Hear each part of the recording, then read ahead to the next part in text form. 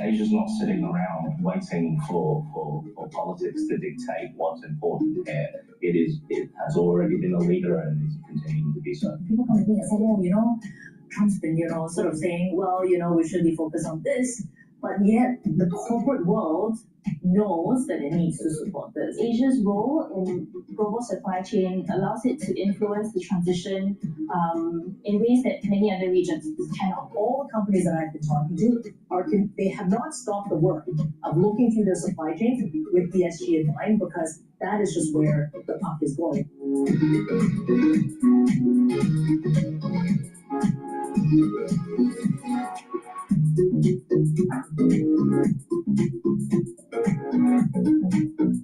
Our focus is really to understand what are the technologies that are part of our portfolio for the future and scaling those technologies so that we can meet our demand with clean energy. Resiliency is just not an operational response to what is happening out there. Resiliency could and will be a strategic advantage that companies will start to look at. There is still hope to actually get back down to something of a livable world if we get our act together. Middle East and Africa, vibrant resources and high-yield investment opportunities abound. Join me on Horizons Middle East and Africa for the stories, newsmakers, and insights from this exciting region. Now weekday, only on Bloomberg. Bringing you up-to-the-minute political news whenever and wherever it happens. I'm Tyler Kendall in Washington, and this is Bloomberg.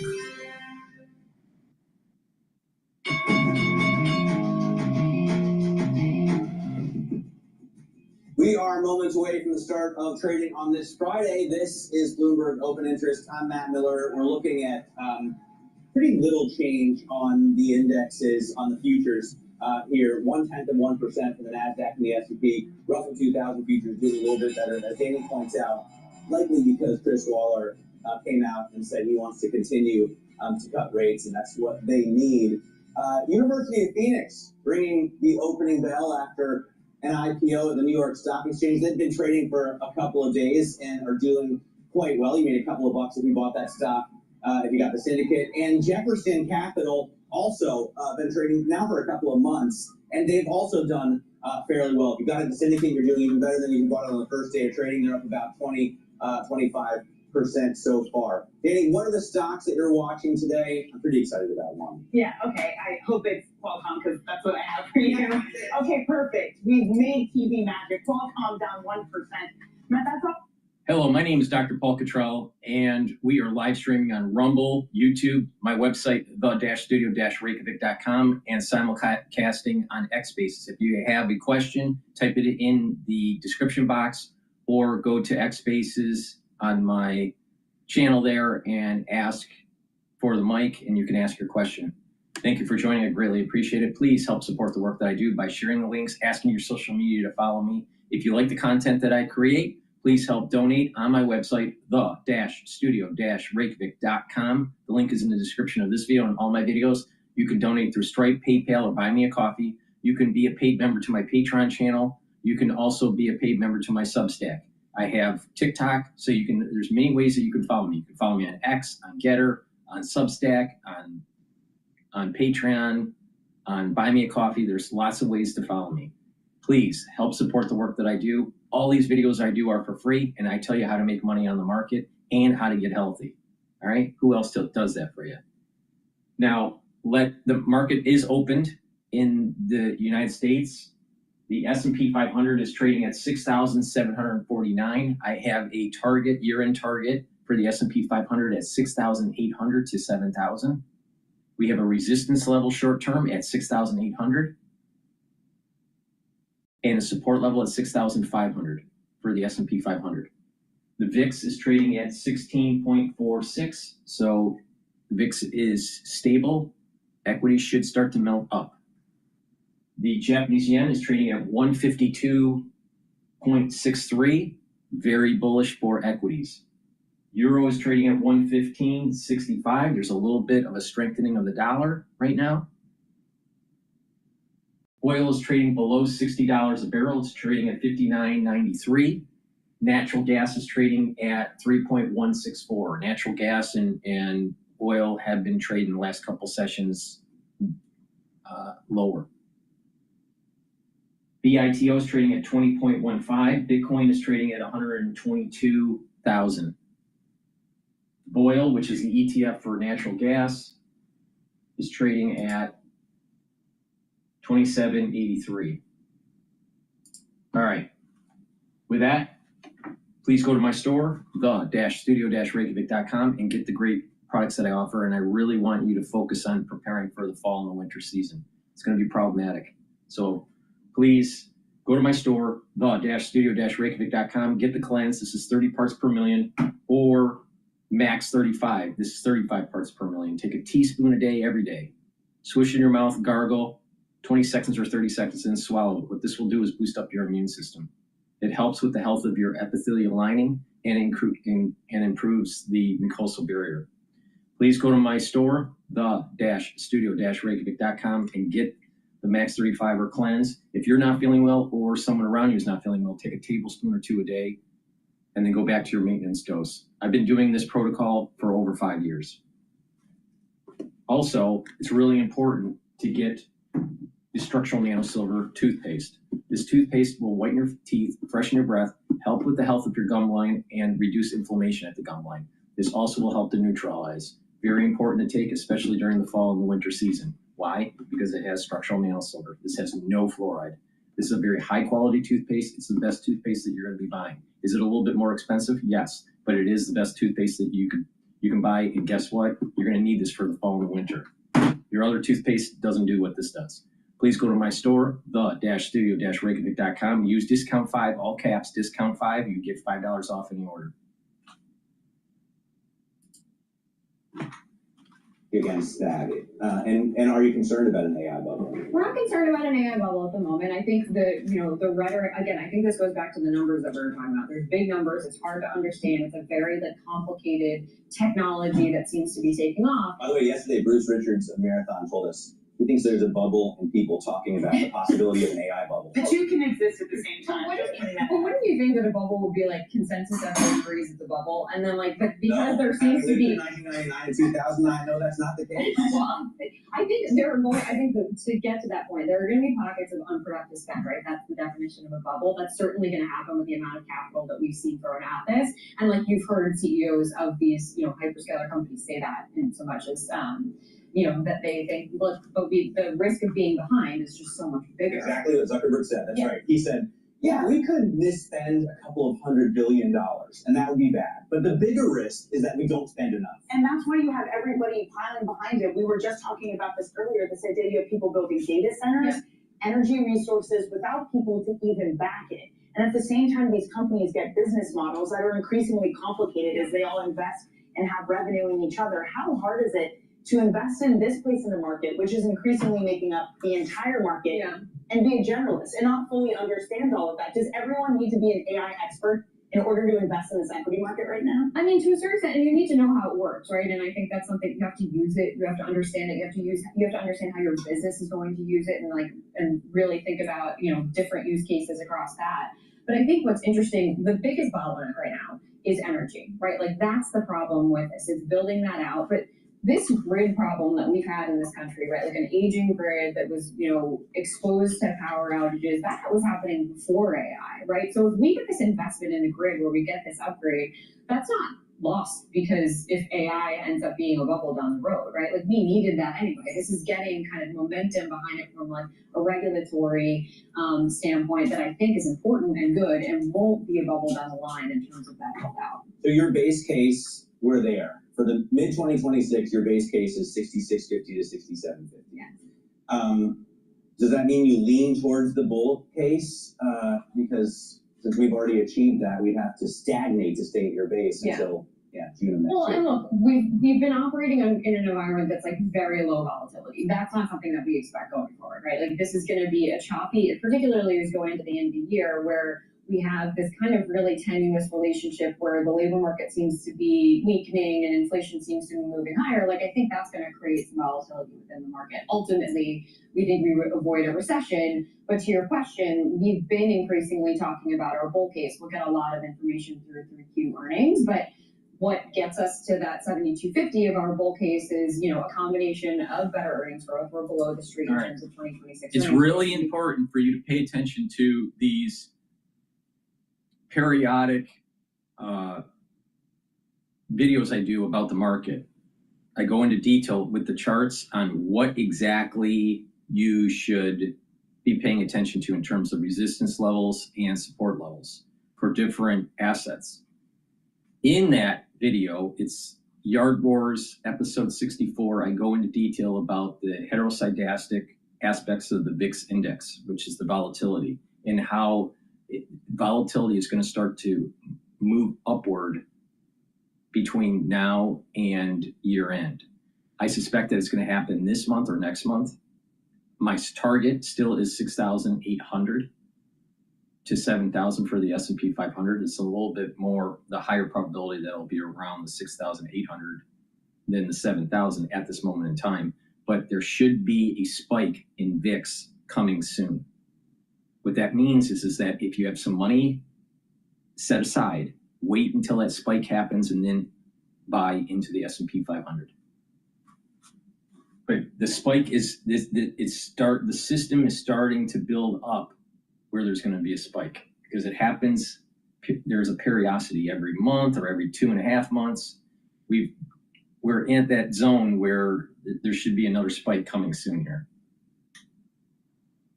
Please go to my store, the-studio-reykjavik.com. Get the structural nano silver soaps. Why? You're going to need them for the fall and winter, but you can use them year round. You can get it in peppermint, in lavender, charcoal tea tree, and lemongrass. Very high quality soaps. I use these every day, but especially for the fall and the winter, this is going to be important for you. Please go to my store, use discount 5, you get $5 off any order. That's at the top of the pile. That's not a safety trade, though. It's so many energy stocks and power providers. Abby Yoder was just talking about this. The desire and the picture that still needs to be figured out for this AI boom is how we power the things. Infotech, that follows close behind. Again, maybe the same story. On the bottom of the pile, you have real estate, energy, materials, industrials. So it's kind of a more cyclical type flavors of the things that have been falling. But overall, we are on track for another week of a gain, up 0.6%. All right, so watching the market climbing, I was going to say towards the close, but we still have, you know, a lot of time, 6 hours. The weekend's not here yet. It'll happen eventually. Coming up, U.S. earnings season kicks into high gear next week when Wall Street banks release earnings. We'll take a look at that next in depth. This is Bloomberg Open Interest.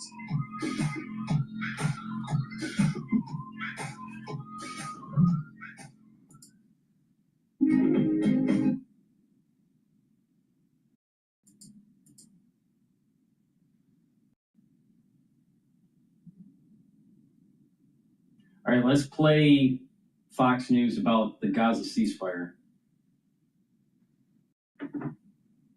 When you travel well, your ticket can take you to more than just your destination. It can make you feel like a local. When you travel well. Let's bring in Steve Harrigan, who is live on the ground in Tel Aviv with the very latest on the ceasefire deal between Israel and Gaza. Hi, Steve. Charlie, the Israeli government gave approval to Trump's peace plan just after 1 o'clock in the morning. That means a ceasefire is going into effect in Gaza, as well as the beginning of the withdrawal of Israeli defense forces. Those forces are already on the move. They are pulling back to a predetermined line. About 53% of the country, of the part of Gaza, will still be under the control of Israeli forces. And then the clock will start. The next 72 hours. That's how much time Hamas will have to release all 48 hostages, dead and alive. President Trump, who's coming to the region, had this to say. Hostages will be coming back Monday or Tuesday. I'll probably be there. I hope to be there, and we're planning on leaving sometime Sunday, and I look forward to it. I think everybody loves the deal, so it's a great honor to have been working on it, and as you know, it's all finalized and done. President Trump has been asked to address the Israeli parliament, the Knesset. In that invitation, the Speaker of the Knesset said, "You have demonstrated that under your leadership, America is not only a military superpower, but a moral superpower as well." Some sad news for one Israeli soldier, Michael Nachmani, 26 years old, a first sergeant. He was killed by a sniper in northern Gaza just hours before that ceasefire went into effect. Guys, back to you.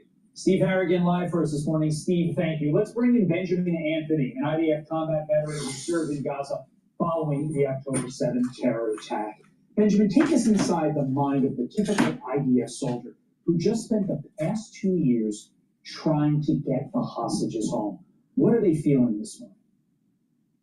Well, first of all, good to be with you. Thank you very much for having me. And with regard to the typical mindset of an Israel Defense Forces soldier, I can tell you as someone who served alongside them in Gaza, had the privilege of looking on as they displayed heroism night after night, day after day, that all that powered them was the obligation that they felt to give all that they could, all that they were, all that they had at their disposal in order to bring these hostages home. It escorted them from the moment they set foot into the Gaza Strip, and it will escort them until the very moment they set themselves around the perimeter and return home, in many cases of the soldiers, once the hostages are returned, assuming that this deal does go through. And I can tell everybody that all soldiers will recognize that the 20-point term sheet put forward under the leadership of President Donald Trump, regardless of how anybody wishes to spin it, is nothing more or less than the total surrender and capitulation of Hamas. They've been decimated,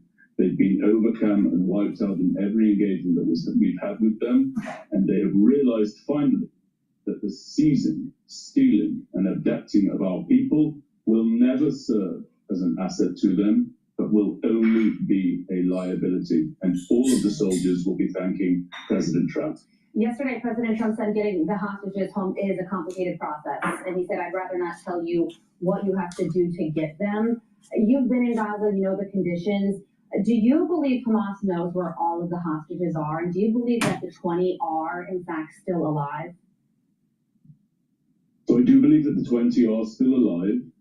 I do escort this entire deal with a sense of very cautious optimism and sustained skepticism as to the word of Hamas. I don't believe that any deal is done until it's done. But of course, if we receive the hostages as scheduled, I will take a backseat to no one in terms of the celebration that I feel in my heart and in my head. Having said all of that, there is a difficulty with the hostage repatriation, those who are deceased, because apart from anything else, some of them are held not just by Hamas, but also by Islamic Jihad, Palestinian Islamic Jihad.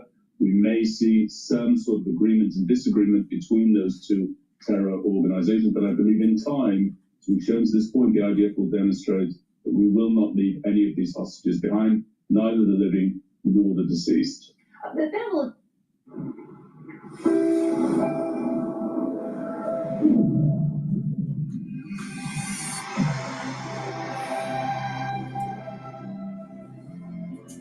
Nor the deceased. There's been a logistical question here, but the plan, the 20-point plan, calls for the rebuilding of Gaza, but it also calls for the 450 miles, and that's an estimate, it could be more, of terror tunnels to be destroyed. Necessary but complicated. How do you view the ability to do something like that in Gaza? Well, I think that the details of what's now started to be discussed as the second part of this ceasefire agreement. So the first part is the return of the hostages and the release of the prison holds inside our jails. Many of them, of course, hardened criminals and terrorists of the worst kind. I want to make a point about that. But there is much talk about the second half of the deal, handling issues such as the one you're asking about. And to be perfectly frank, the details are not yet clear. They will clear in the fullness of time, but become clear rather.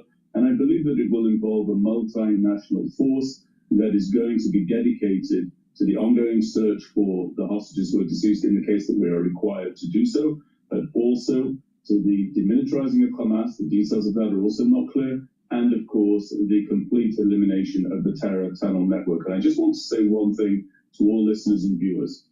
If ever there was a simple gauge for the difference between Israeli society and the society that is there inside the Gaza Strip, it would be this. Look who we want home. Look who we are fighting to bring home.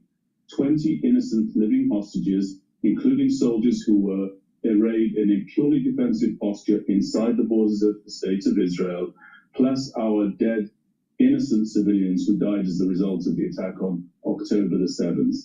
Who does Hamas want home? They want killers, terrorists, murderers of the worst possible kind. And not only do they want them released from Israeli prisons, they want them within their societies, the equivalent of Americans saying that they want, Jeffrey Dahmer to come and live within their neighborhood. It's a dreadful society. It is powered by too much hate, and it's absolutely imperative that the second part of the deal, that which deals with the demilitarization and the complete destruction of Hamas as a governing force and as a threat to the states of Israel, must also be implemented. Nothing short of that must be the end result of this. Hey, Benjamin, we have some breaking news that we want to get to and get your reaction to it, but we're just learning that President Trump has not received the Nobel Peace Prize. It's going to go to a woman named Maria Corina Machado. What is your reaction to that, the president not receiving this award?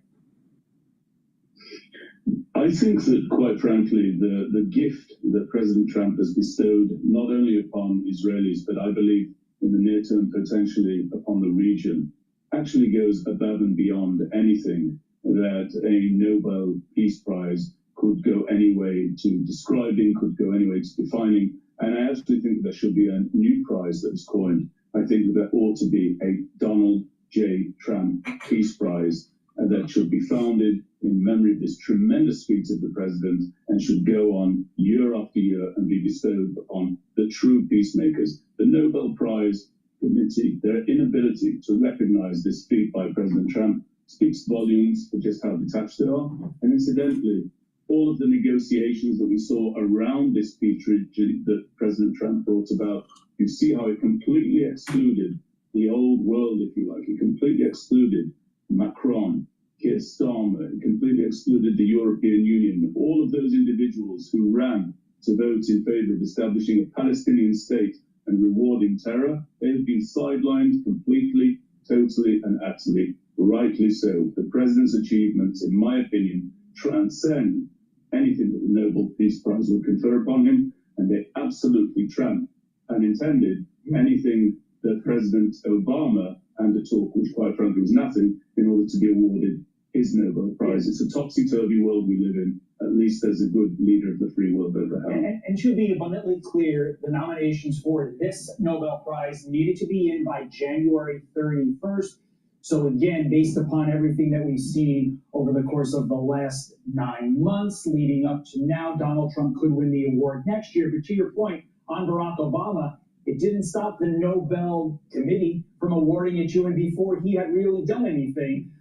If he had to get the nomination by January 31st, that is certain. Always exceptions to be made. Yeah. IDF combat Should have been changed from the Nobel Prize to the No Deeds Prize. Benjamin Anthony, thank you for your insight. Invaluable this morning. Thank you very much. Thank you. I'm Steve Ducey. I'm Brighteon Channel. And I mean, what you're I didn't think that Trump was going to get the Nobel Peace Prize this go around, but it's very possible that he might the next go around, especially if he can de-escalate the war in Ukraine. And this peace agreement holds in Israel. I personally don't think it will. All right, and I gave a very detailed explanation in Yard Wars episode 68. So in short, it's basically, if you don't solve the problem of the Temple Mount, this will only become a false peace. You have to get to the root of the problem here. It's about the Temple Mount. And this peace agreement has nothing to do with the Temple Mount. So what I think will happen is that it's going to be a false peace. How long? Probably it won't last for 6 months. But it's going to rear its head up again. There'll be more conflict, and Israel will do what they did in Gaza to the West Bank. Now, that's what I think is going to happen. Please go to my store, the-studio-reykjavik.com. Be prepared for the fall and the winter season. Super important. All right? Get the drops. The drops are 100 count. The drops you can get in cherry flavor, blueberry, and also honey and lemon. Very high quality structural nano silver drops. If you have a throat irritation, take them right away to mitigate the problem. I also have in stock elderberry zinc. Get a few bags for your household. Make sure that you take them right when you get that throat irritation. You get 21 in each bag. Get a few bags for your household and for work. Be prepared. If you're prepared, you got nothing to worry about. But when something happens in the fall and winter and you're not prepared, and then it festers and then it gets worse, it's kind of too late then. So guess what? Be prepared. Go to my store, get the drops and the lozenges, use discount 5, all caps, discount and the number 5. You get $5 off any order. And that way, you're prepared for the fall and the winter season. All right, let's go to General Keane about this particular topic about Israel and the peace agreement.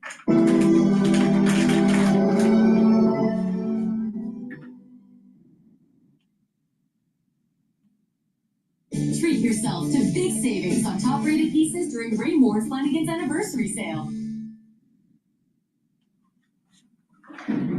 We're starting with a Fox News alert. Israel beginning to withdraw military forces from parts of Gaza after Israel's cabinet approved the Trump-brokered peace deal with Hamas. Yeah, I guess 24 hours to move out, and they were able to do it, but not all the way out of Gaza yet. Israeli troops pulling back to an agreed-upon line within 24 hours, remaining control of 50% of the Gaza Strip. So that's when the clock begins. Hamas will have 72 hours to release all 48 hostages, including both the living and the dead.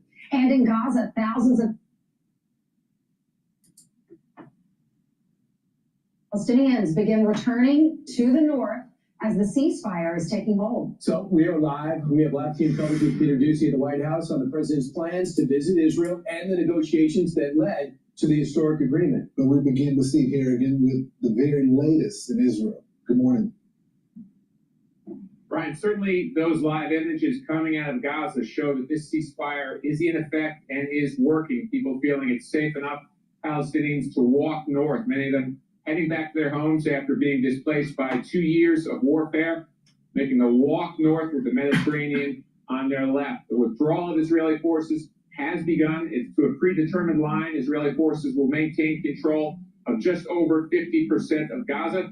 Just a short time ago, we heard from the Prime Minister, Netanyahu. He addressed the nation here. He said, in addition to giving up the hostages, Hamas is going to have to disarm. He said it's going to happen either the easy way or the hard way, implying that Israel will use force if necessary to make sure Hamas disarms. Finally, Israel has published a list of prisoners it's going to release from jail as a result of this deal. Some of those prisoners to be released carried out acts of terror that killed Israelis. Before this list was made public, Israeli officials notified family members, telling them the people who killed their family members may soon be released. Guys, back to you. All right, thanks, Steve. A lot of moving parts, and it seems like everyone's complying. Can I ask a question? Yeah, can we ask Steve a question? Describe in detail, Steve, what we're seeing. There's Gaza. Yeah, in Gaza. They're walking, it looks like, over that bridge. Where are they heading? Are they heading to the larger city in the background? They are walking north. That's the Mediterranean on their left. They're on foot. A lot of families, a lot of these people have been displaced, moved from one place to another over 2 years of warfare. Now the fact that a ceasefire is in place, the guns are quiet, it's safe enough to begin back home. And this is really the clearest testimony that the ceasefire is holding. It's safe enough to go home. So no cars, they have to walk. Their cars have been destroyed, or maybe they don't have cars? I don't have the answer to that. Yeah. Oh, there are some cars in there. Our producers are telling us. It's mixed, but they believe, thanks so much, Steve. Thanks, Steve. So it's really hard to be skeptical right now because you have a situation where this thing is in full stride. Remember, the Saudis, and their Saudi local broadcaster in Saudi Arabia on the Cairo Bureau has said the mission to collect all the hostages is already underway and put them into one area. Islamic Jihad, one of the terror groups that was not addressed, they seem to be for it. Even Iran has said positive things about it. So the pressure on Hamas and the belief among the Palestinian people that it's safe to go back. That means that they believe this is going to happen, number one. And number two, and they believe that they're not going to be attacked by Hamas, who's been taking their aid for the last few years. Right, I'm shocked by that last point that you made about when it comes to Iran. Because as many people know, it was Iran's goal to unite the Arab world and the Muslim world. And now the president has been able to do that in support of peace. Yeah, it's economics first. So Brian had an interview a little bit ago. He interviewed the brother-in-law of one of the hostages, and their story is just really sad. He was in the house with his wife and their two young daughters, 2.5 years old and 4 years old. They heard the siren sound in the middle of the night, woke them up. The terrorists entered their house, captured them. Then they fortunately left the mom and the kids at a neighbor's house, but they took the dad, they took the husband. And there have been some signs of life, 2 different signs of life, a video released by Hamas in April of last year, and then also some information from a released hostage saying he's still alive. Look at this beautiful family, and just separated because of these terrible individuals. Here is an interview, Brian's interview with the brother-in-law who's speaking on behalf of the family. We're so grateful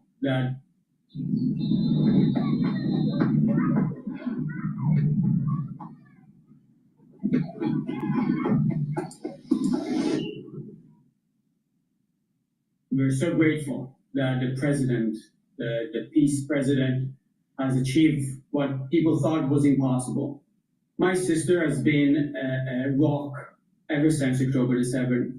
After she was rescued on that terrible day alongside the rest of my family, and processed the fact that Omri was taken in front of her eyes, brutally taken after they were all held captive, was live streamed on Facebook by the terrorists. I've been following her footsteps to ensure that Omri's story and the story of all the hostages is being heard, and the president heard us.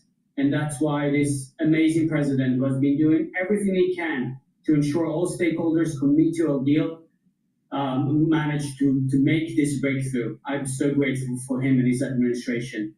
And you might have seen him in that video. Remember when they found out that the president had done this deal? There it is right there. And the president was on the phone talking to the family members. You can see the man that you interviewed, right? The gray suit. I just find myself still being impressed that the president has maintained a relationship with those families throughout the entire conflict. He's had that one-on-one time with them. President Trump is expected to return to the Middle East on Sunday as we learn more about the negotiations that led to this historic peace deal. Peter Ducey is live at the White House with the details. Good morning, Peter. Good morning. And now that the first part of this peace deal is in effect, President Trump is no longer just outright dismissing the idea of some point recognizing a Palestinian state. That is something that he did as recently as last month at the UN, saying that it would be a reward for Hamas. Listen here to how he is answering that question now. We're going to see how it all goes. And, there's a point at which we may do something that would be a little bit different and maybe very positive for everybody. But we'll be looking at that at the time. I think we'll get to that period too. President Trump spent a lot of time on the phone this week with his 2 negotiators on the ground, Steve Witkoff and Jared Kushner. Mr. Kushner has kept a very low profile during the second Trump administration compared to the first time, but used contacts and experience from negotiating the Abraham Accords to help the president get the deal across the finish line. I really want to say that this all would not have been possible without the bravery of the IDF and the soldiers, what they've accomplished not just in Gaza, but also what they've done in the theater over the last couple of years to eliminate Hezbollah in the north and really degrade them. This morning, President Trump is going to be off to Walter Reed for a planned physical, and then the plan is at some point this weekend for him to visit the Middle East. Back to you. Do we know where he's going, Peter? I mean, originally I saw in Egypt, right? And then Israel. Have you heard anything? We know that Egypt is a possible stop because that's where they were having these peace talks, and then he is invited to speak to the Israeli Knesset at some point this weekend. We don't know exactly which day, but they are finalizing those plans here today. And meanwhile, you got the shutdown. So when the president leaves, you got to think the shutdown's not going to end. So does he leave, and where does he go? So basically, from a practical perspective, that just means that everybody that is going with them, for the most part, is not getting paid. So they can do things like travel the world and find money that was not appropriated or that had already been appropriated. But it's just everybody else on the plane is not getting paid. And then when they get back, they will address that because we don't think it's going to end before Tuesday when the Senate comes back. Okay. Can you imagine the reaction he's going to get when he's in Israel? I also think it's embarrassing for us as a country when you have the president that just settled a decades problem, got two sides that totally don't agree with each other to find peace, yet our representatives can't get a budget done. So, with the first phase being implemented, the most important phase you could argue, but the second phase is really going to be getting people in there to set up a provisional government, a peace council. A lot of them would be Westerners. I know that was a problem with Iraq on the transition. Number two is getting Hamas to actually decommission their weapons. So how do you do that? And who is Hamas? They haven't been dressed in uniforms in quite some time. So that's going to be the tough part. I'm not saying it's hard, it's impossible, but that's why we got to watch this. The key part, though, is the prisoners, the fighting stops, the prisoners out. Also, how do you de-radicalize people? I mean, that's going to be a genuine conversation. When they've been trained as little children to think a certain way, right? All right, you are looking live as thousands of Palestinians are making their return to Gaza City, it looks like in the foreground, as the ceasefire between Israel and Hamas has begun, because the IDF has backed out, as they were supposed to. Thanks to this historic peace plan, it's been brokered and led by Donald Trump. Special Envoy Witkoff confirming this moments ago. The IDF has completed phase one of the withdrawal from Gaza, which means the clock has begun ticking on the 72-hour countdown to release all 48 of the remaining hostages, 20 plus considered to be alive. This is the U.S. sends 200 troops to Israel to help oversee the process. Retired four-star General, Fox News senior strategic analyst Jack Keane joins us now to react. General, your thoughts about the events that are taking place in real time? Well, certainly, Faith. Imagine your team only bigger, much bigger. Imagine a dedicated solution center, expanding your technical expertise. Imagine skill.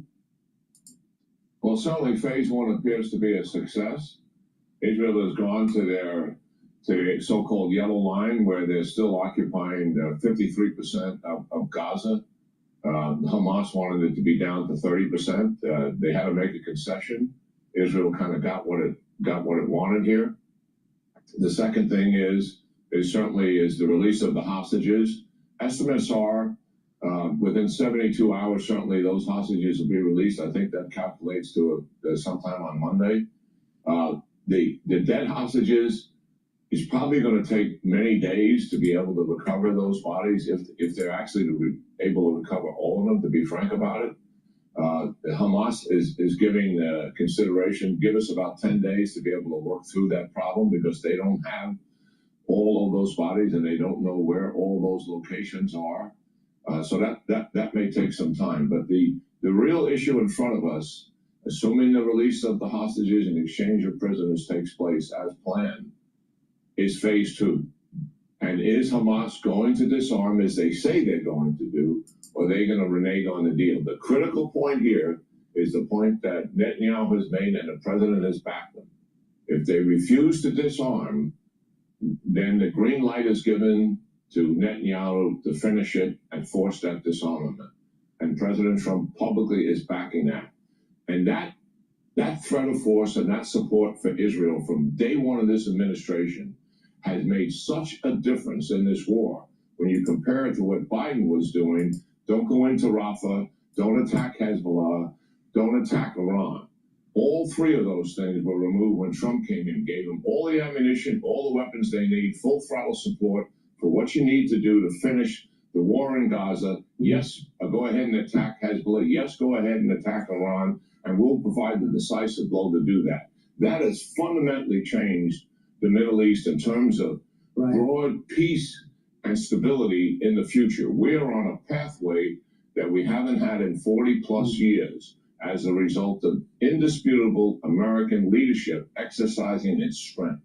And what a difference that makes when it's on display like this. And you've always said that. You got to show you're pulling back Israel without alienating the Arab world. Many thought that would be impossible. Trump has done that because the people in the Gulf states especially seem to really respect the president. So therefore, he's got some cred on the street. So, General, the next phase is interesting. You mentioned disarming. What about an international peace force in there to provide security? Do you have a sense of what countries will be represented in there? And number two, does everyone agree those terror tunnels have to be destroyed? Oh yeah, there's no... Water heaters are the second largest consumer of energy in the home. A.O. Smith heat pump water heaters are 4 times more efficient and save more than $600 per year in energy costs. Purchase... Oh yeah, there's no doubt about disarming rockets and missiles, the factories that assemble them, the factories that do the manufacturing, particularly of the small-range rockets, the tunnel complexes themselves. All of this has to be done before anybody talks about restoring Gaza. And if Hamas doesn't disarm, there's no restoring Gaza until that fact takes place. And that is what is on the table in phase 2. And it remains to be seen. Is Hamas lying to us when they say, yes, we'll disarm? Likely. I think the opportunity for them to surrender and get their own personal freedom is on the line here. We'll see if they're going to take Israel up and the United States on that. So that's a huge question mark.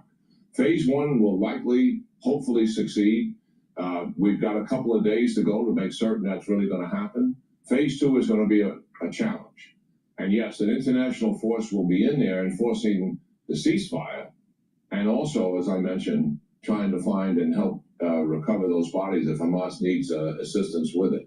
But phase 2 is a critical thing, because phase 2 brings us to the end of the war. And that's what makes this deal so attractive. It is not just about the hostage release in exchange for prisoners. It is an important issue that is to the Israeli people, and we all understand the emotions and passions involved in here. But it's the first step to ending the war. And that's why this deal is so different than all the other ones that have been on the table. The opportunity is there. Whether we're going to be able to get there or not surely depends on one factor here, and that's Hamas. Are they going to surrender or not? Or do we have to force their surrender? All right, General, thanks so much. I know you're going to be on over the weekend, and if Hamas doesn't surrender, The next video I'm going to be playing is talking about the AI bubble. Now, in terms of the ceasefire, the peace agreement between Israel and the Gazans, I don't think it's going to hold. And there's some rumors stating that perhaps not all of the hostages will be released. So we'll see what happens. But we're gonna start discussing about, is an AI bubble starting to emerge? Now, my perspective on this is we have a data point of the dot-com days where there was the dot-com bubble, which, because it was tech, could be a indicator of what potentially could happen in the near term with the AI investment. But I think the AI investment is more like the railroads, because there's deregulation under the Trump administration in terms of finance. There's these new vehicles for derivatives and financial engineering that are starting to be created, especially in private equity and private credit. The barriers between investment banking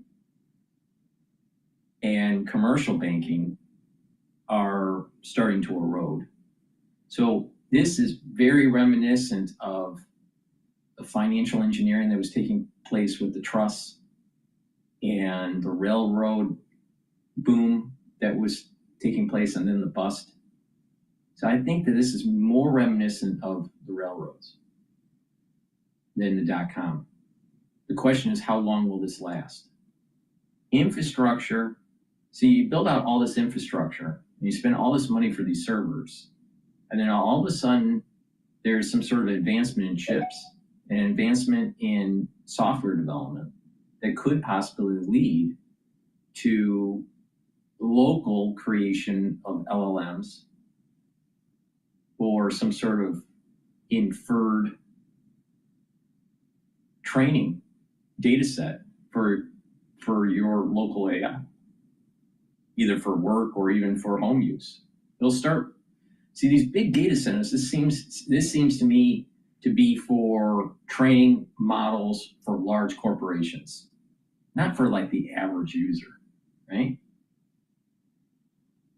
But once you have a device that could train a model and run a model, maybe through inference, on a device like an iPad or an iPhone, and you don't really need to access a large server, and it's just doing its computation locally, it's going to change the game totally, and you won't need all this super investment in these hyperscalers.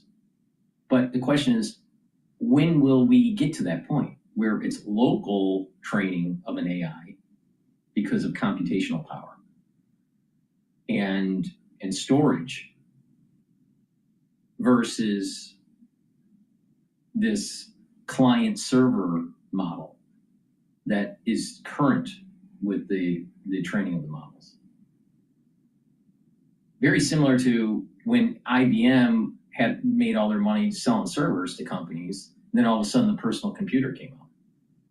This transition from personal AI that hasn't happened yet will be very similar to that transition from the server back in the 70s and 60s to the creation of the personal computer, the IBM clones, the Apple. How long does it take to get there? Maybe it takes 5 years.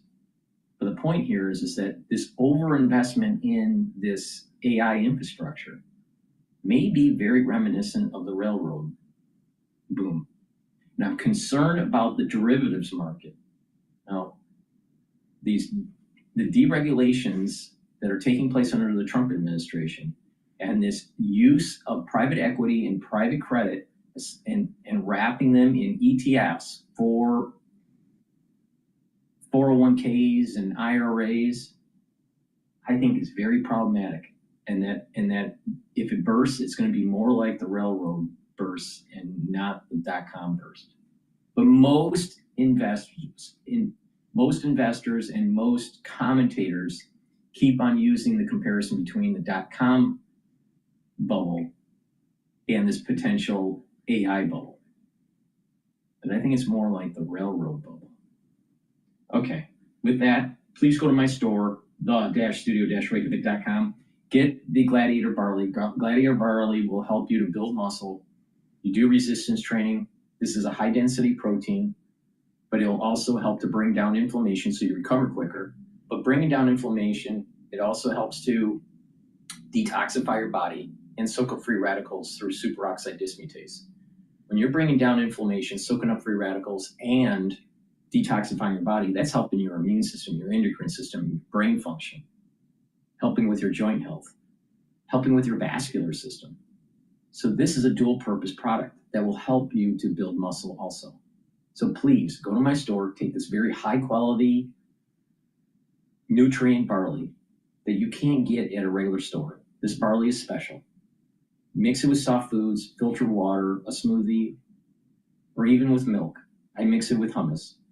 But take it every day and do some resistance training. And you're going to gain muscle, and you're going to get healthier, and bring down inflammation, and you're going to be detoxifying your body daily. Super important. It's a great supplement to take. And also, go to my store, the-studio-reykjavik.com. I've partnered up with Rainbow Herbals, and we've developed these deodorant bars where you use it as a deodorant daily, but it'll also help to detoxify your body. And when you detoxify your body, you're helping your endocrine system and your immune system. This has no aluminum, no baking soda, and you can get it in peppermint, lavender, and tea tree, or in citrus. It's made from essential oils from the Himalayas, very high quality ingredients, special deodorant bars that will help you to detoxify your body, and you're using it as a daily deodorant. It's for males and females. Get a few bars for your household to help support the work that I do and help support your health and wellness. Use discount 5 and you get $5 off any order. It's all caps, discount 5, and you get $5 off. All right, let's play the CNBC News discussion about an AI build-out-burst.com bubble. Steps up with a $2 billion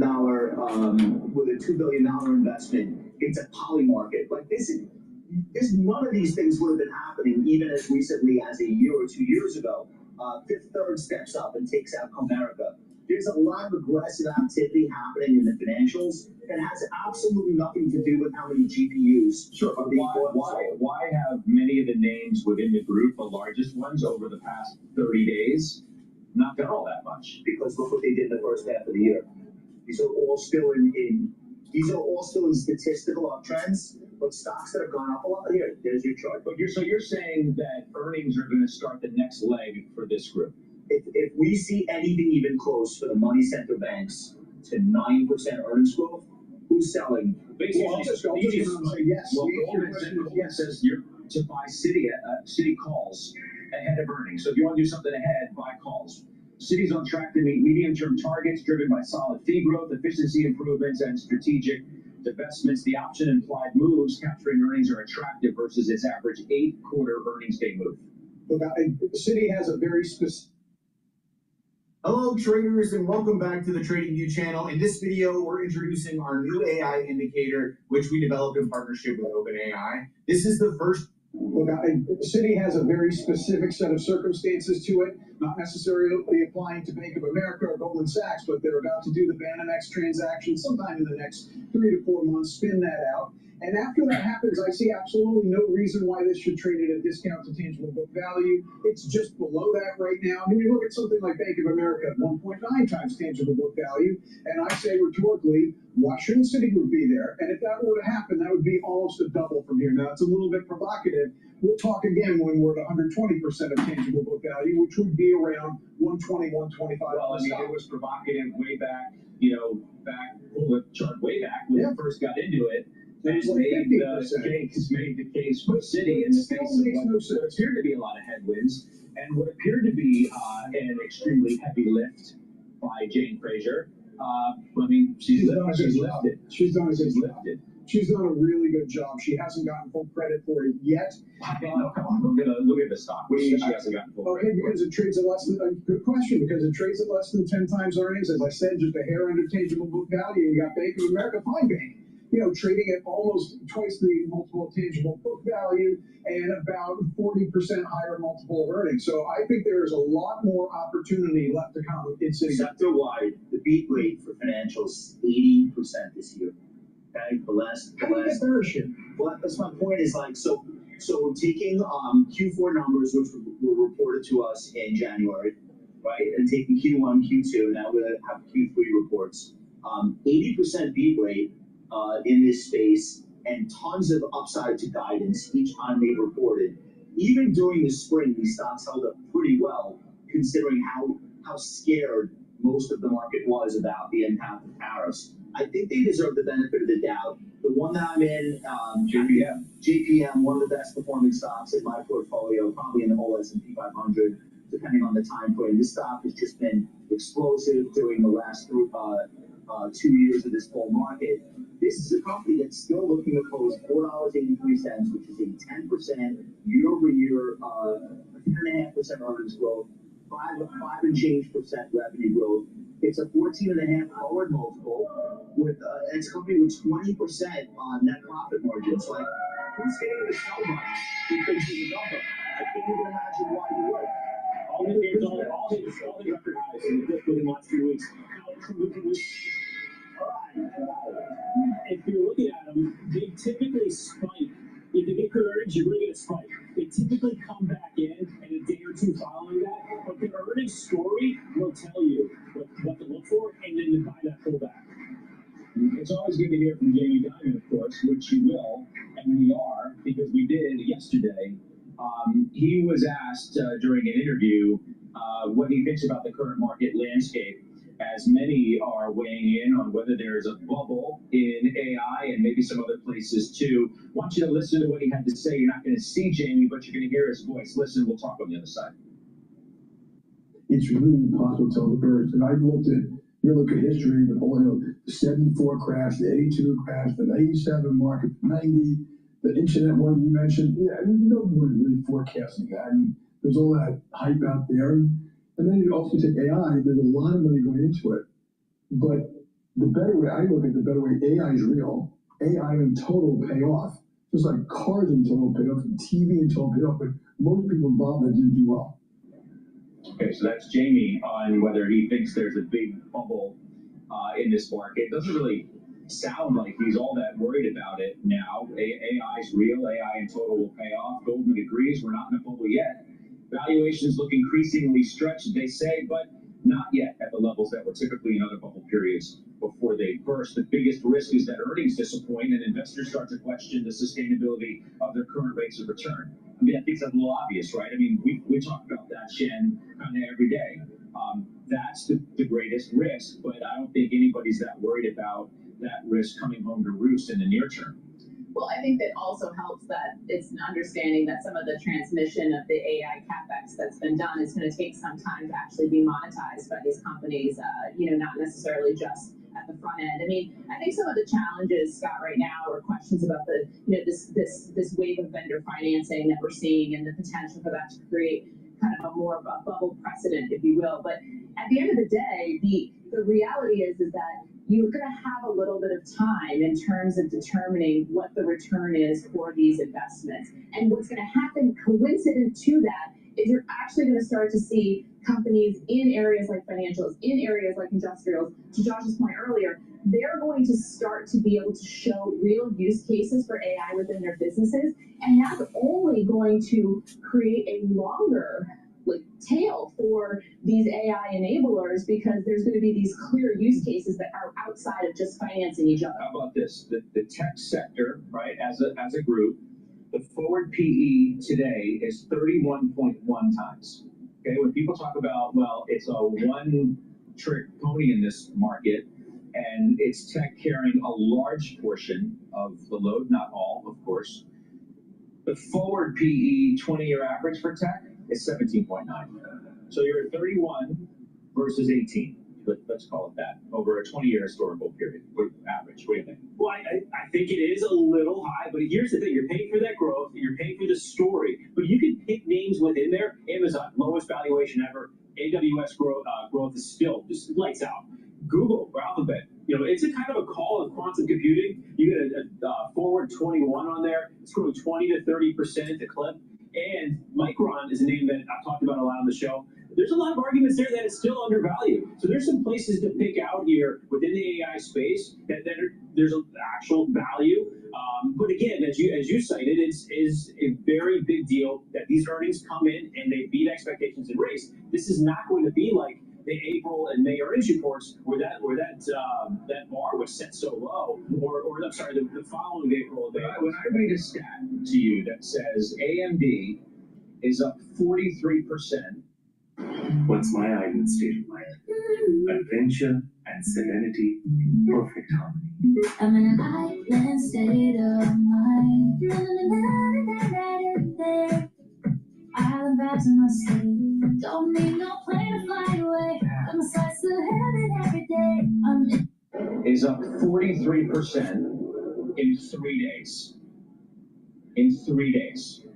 You sold the stock before. It's a repricing. Yeah. Does that sound like it's okay? It sounds. I'm not saying it's not. I don't need to ask it in a way that suggests it's not. But 43% in 3 days. It's absolute repricing, and there was zero flows, zero interest in it. It was almost, in some argument, left for dead. The technical picture was ugly, but if you back it out a month, Then you look at a name like Micron, up 40, 50% over the last month. AMD is up about the same amount over the last month. Like a Lam Research, you go into the equipment names. A lot of those names are up 40 to 50% over the last month. AMD was, before that moment, was up 0. We took the 1-year chart of the AMD up.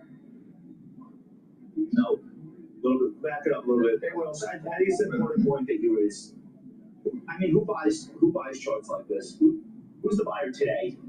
I can't even imagine who that, like the last Muppet that must own this stock no matter what. I can't even imagine what the thought process is.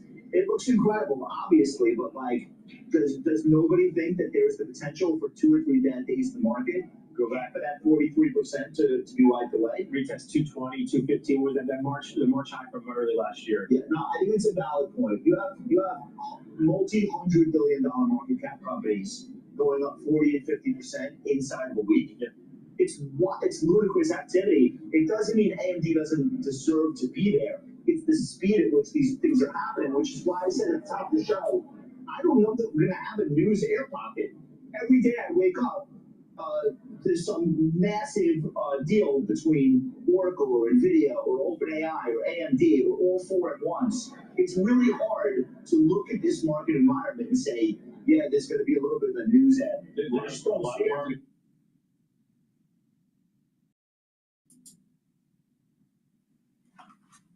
Please go to my store, the-studio-reykjavik.com, and get the zeolite. Zeolite will help to detoxify your body.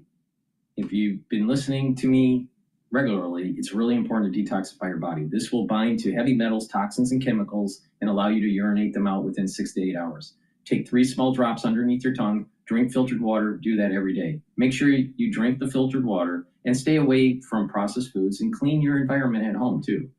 Now, do this every day and it will help to detoxify your body. That will improve your endocrine system, your immune system, and your other bodily systems, including brain function. Heirloom barley. Heirloom barley is a high-density protein that's special. It's a special barley that you can't get at regular stores. You mix it with soft foods, filtered water, a smoothie, or with milk. This is a month's supply, and this will help to bring down inflammation, detoxify your body, and soak up free radicals through superoxide dismutase. This is going to slow down the aging process. And when you're detoxifying your body regularly and bringing down inflammation, you're helping your immune system, your endocrine system, your cardiovascular system, your brain function. Super important. So please go to my store, the-studio-reykjavik.com, and get the heirloom barley and detoxify your body and bring down that inflammation, slow down the aging process. Very powerful supplement, and you can stack it with the zeolite. Another great supplement that I offer, its dual purpose, is the collagen. Collagen is a powder. It's a month's supply. You mix it with soft foods, filtered water, or a smoothie, or even with just milk. But take it every day. Do some resistance training that's going to help you build muscle. It's going to help the health of your joints and your cartilage. It's going to help with bone density and help with your skin, hair, and nails. Take it every day. Please go to my store. Use discount 5. It's all caps, discount 5, and you get $5 off any order. Now we're going to go to a clip from Fox News talking about the exodus from New York City because of Mondani.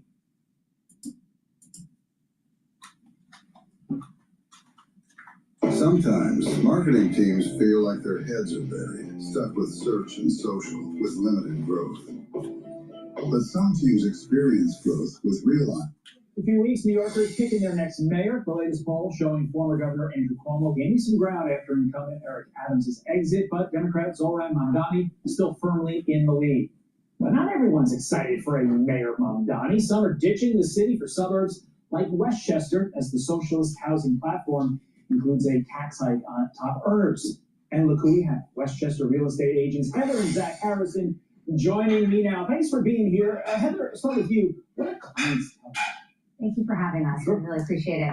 Well, clients, since July, I would say we've had a very busy summer and early fall, are a little bit concerned about the outcome of the primary and trying to get ahead of it. We started getting calls back in July and asking us, hey, can you give us some tours of the suburbs in Westchester? We're about 30 minutes north of the city. What's that like? What's that look like for us? And so our team is the #1 team in Westchester. So our agents have been helping buyers from Manhattan kind of get the lay of the land, learn about the different suburbs, helping them figure out which town is right for them, in anticipation of what looks like the polls are showing could be an interesting race. So is it all about the money, or is it about safety? Are people worried that if a Democrat socialist runs the city, crime is going to get even worse here? We're hearing just a lot of concerns about the mayoral election, a lot of concerns about taxes, and a lot of concerns about security. One of the great things about Westchester County is we have no resident income tax in most of the towns in the county, so that's really exciting and special for a lot of people. And they can be in our area the great scenic beauty and only be a half hour from the city with no resident income tax, so that's very attractive. Would you put this on the level of people fleeing the city during COVID? Actually, literally what it feels exactly like that. So during COVID, we saw people panic a little bit and calling us, and that really happened literally right after the primary back in July, like I mentioned. And it does feel a little bit reminiscent of that. I'll give you a great example. We are already seeing bidding wars in anticipation of the election. And in Westchester County, to give you an example, we've had a crazy amount of showings, over 75 showings on a listing we had last week, 75 showings from Wednesday to Sunday. And guess how many offers? How many? 24. How much above asking? $700,000. Above asking? Above asking. The contract's going to be signed today. Yes. Oh my. It's highly competitive. I think people are really nervous. Very reminiscent of the COVID era. Yeah. Absolutely. Describe to me, Zach, the typical client. Is it a single guy, or is it families that are saying, hey, we got to get out of this? We represent all clients, and we love doing that, single people, married folks. But a lot of our clients that we work with are living in the city, they have young children, or they're expecting children, they're looking for more space, they're looking for great schools, and they reach out to us. And we've been very blessed to work with a number of really amazing clients over the years. And most recently, the team has just been extraordinarily busy. Heather, bring us inside the mindset of some of the people that may be moving. Because the rest of the folks out there may not. If you're a New Yorker, if you're a city person, like you've decided you're going to spend your life here, you are never moving. This is going to be where you live and die. Some people, though, are saying, I can't do it anymore. I'm a city person, but I need to leave. Describe that person. So it's interesting because typically we're helping people with like a 2-year-old or 3-year-old, moving out of the city, right before kindergarten. And now we're seeing people leave the city who already have kids in middle and high school, which is an unusual situation. So that has been a change. And I do think that has a lot to do with, safety concerns and tax concerns. So that's been an interesting change. And I think, that's helping our luxury market in Westchester also, because those people are a little bit later in their career. So, it's going to be an interesting market. Before we let you go, yeah. This is before the election. We're about a month out. What happens if Mamdani wins? What happens to $700,000 above asking? Does that go to $1 million above It's asking? going to keep going up. I mean, this is a great time to be a seller. That's my pitch today. But there's not a lot of There's no inventory. inventory. The inventory is down over 70% in Westchester since pre-COVID levels. It's pretty incredible. And deals are up in contract over 15% from this time last year. I know you're pitching Westchester, but I know there are a lot of folks in Florida, South Carolina right now are thinking to themselves, hey, I'm a real estate agent. Let me make some calls over there, cold calling to see who wants to move. Heather and Zach, thanks so much. Obviously, you're busy. We appreciate you coming in. Thank you so much, and good luck with the onslaught. I'm Steve Ducey. I'm Brian Kilmeade. And I'm Ainsley Earhart. And click here to subscribe. This is very reminiscent of the white flight that was coming out of cities during the 1950s and the 1960s. Where there was social unrest. Back then, it was social unrest, and people that had good jobs were leaving the urban environment, going to suburbs. So I see that this is very similar. Now, what happened to the inner cities, like Chicago, Detroit, New York, when this did happen in the 50s and the 60s, is that there was a major decline in quality of life in the cities. So it's very possible that we're going to see a major decline in the city, in New York City, where services will be poor, the streets will be unsafe and filthy, and the quality of life will go down. if it's similar to that major shift. Now, what's interesting here is that a lot of people are shifting out of the city because it's too costly, or it's not safe, or there's too much tax. But they're moving to environments where they're still working in the city, but they're living outside of New York City, and they have to transit in. And because these homes need to be by the transit system, because it's impossible to drive into the city, you'd be spending hours driving into the city and back home. So you're going to be using the mass transit, so you have to live by mass transit, and therefore there is a low supply and high demand. So there's going to be individuals moving farther and farther and farther out along the Metro North, or NJ Transit, or LIRR. Well, when you do that, these stations over time are going to be more and more, these homes that are around these stations will become more and more expensive. Now, if you looked at a chart and you go, okay, in the suburbs, in Connecticut or upstate New York, New Jersey, Long Island, if you are close to New York City, but you're outside of the city, these stations are extremely expensive to live around. But the farther out you go, it becomes more affordable. But you might have to be on the train for an hour or an hour and a half versus 20 minutes. So that's the big difference, a 20-minute or 30-minute ride versus an hour or an hour and a half. You go to the hour and a half ride one way, then you're talking about homes that are more affordable, more reasonable, because most people won't spend on the mass transit 2 hours or maybe even 3 hours a day to go. An hour and a half each way, it's do that 5 days a week, that's going to be problematic. Now, some people may be able to remote, maybe once a week, one day out of the week, so they have to do that 4 days out of the week to ride the mass transit. So this is that unique dynamic where even if you have a car in suburbia outside of New York City, you can't really use it to get into the city because the traffic's too congested, plus the congestion pricing and all this stuff. So there's a unique dynamic that's going on here. There's going to be a point where you have you have higher income and white flight going out of the city towards the suburbs, jacking up the prices. But then there's going to be a point where these individuals won't be willing to go farther down the train station line because they don't want to be on the train for an hour, hour and a half per direction. Okay, with that, let's take a look at what else is going on. All right, let's listen to MSNBC about the Letitia James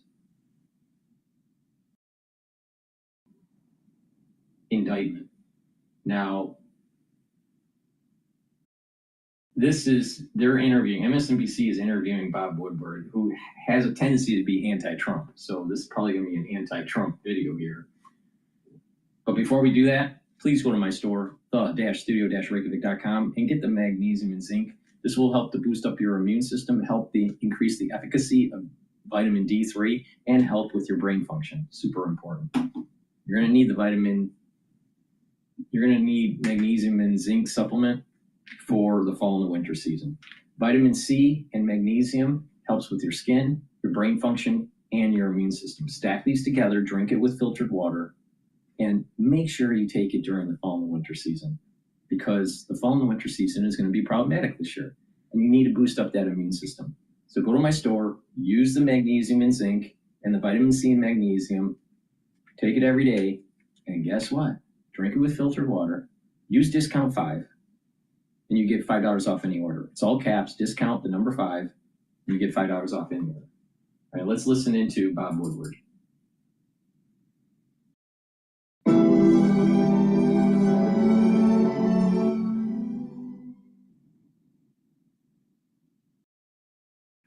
When people people ask me what I do, I can never choose just one thing to describe myself. I'm a YouTube creator, obviously, but I'm an engineer too. I'm also an entrepreneur and a pilot and a bio. Who is the next person on your list in this retribution? It's not a list, but I think there'll be others. I mean, there'll be others. Look, that's my opinion. They weaponize the Justice Department like nobody in history. What they've done is terrible. And so I hope there are others.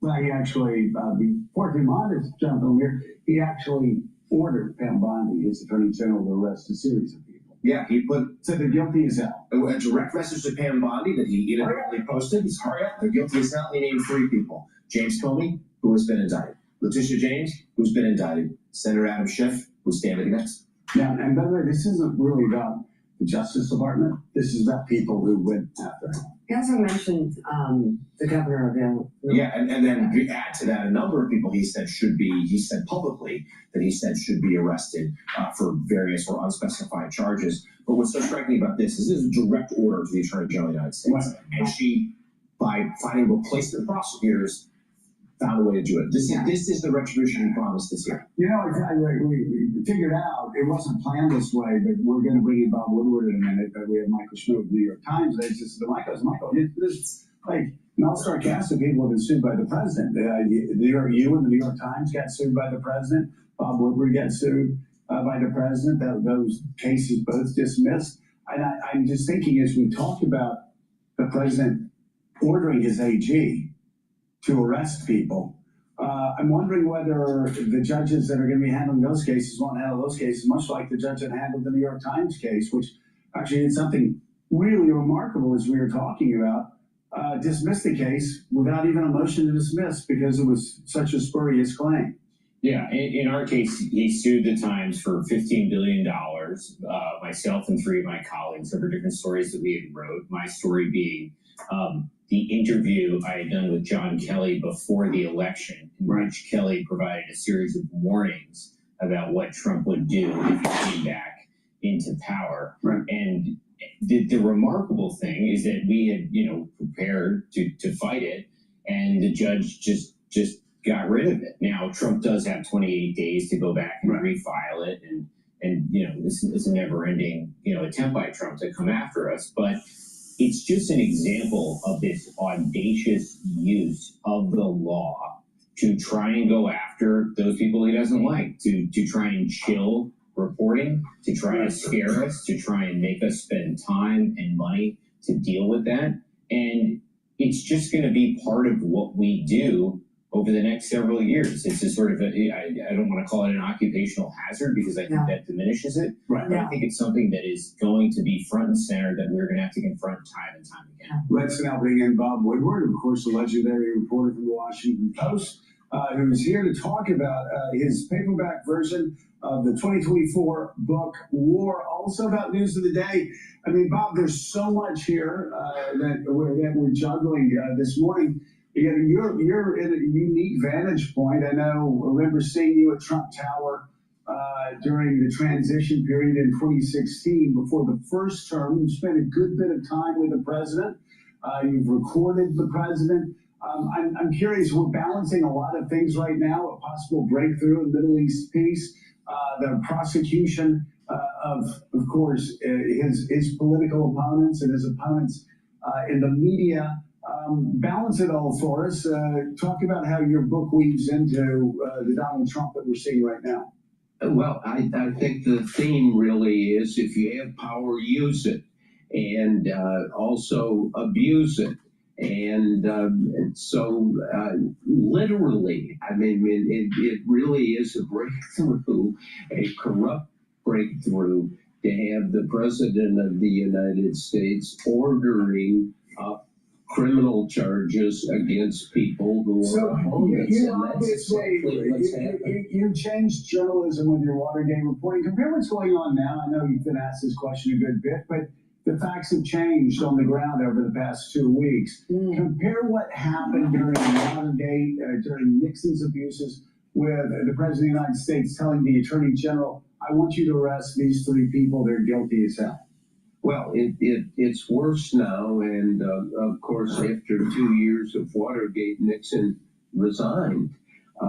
We are now at a deadlock period, and it's even worse than that. I mean, I think we have really reached the point where Trump has destabilized the government so it can't function normally. And in this period of destabilization, it's everyone is going to, as I say, use the power they have and also stick to their talking points. If they can stick to their talking points, they satisfy the base. Yeah, your colleague, Maggie Haberman, at one point was asked, why does Trump do the things Trump does? And her answer, very simple, but goes to what Bob had said there. She said, because he can. He will do what he can do. It's that simple. If the Republican Party's not checking him in the House, he will do what he can do. He will do what he can do if the Senate Republicans aren't doing their job. If the Supreme Court is sitting back like they're doing right now and allowing him to declare everything an emergency, he will do what he can do. He will push the boundaries. He will abuse the boundaries if the Supreme Court actually won't do their job. Yes, but the thing that I find most interesting is that in the first term, he wasn't able to do that because there were those containers there. There were those people who were trying to stop him from hurting himself, from attacking the rule of law, and from pushing the country further in decay. So what changed? They're not there anymore. Why? Because he didn't want them there. Right. They didn't want the John Kellys coming back. And why didn't he want, I'm getting to a point here, why didn't he want them there? Because they were successful.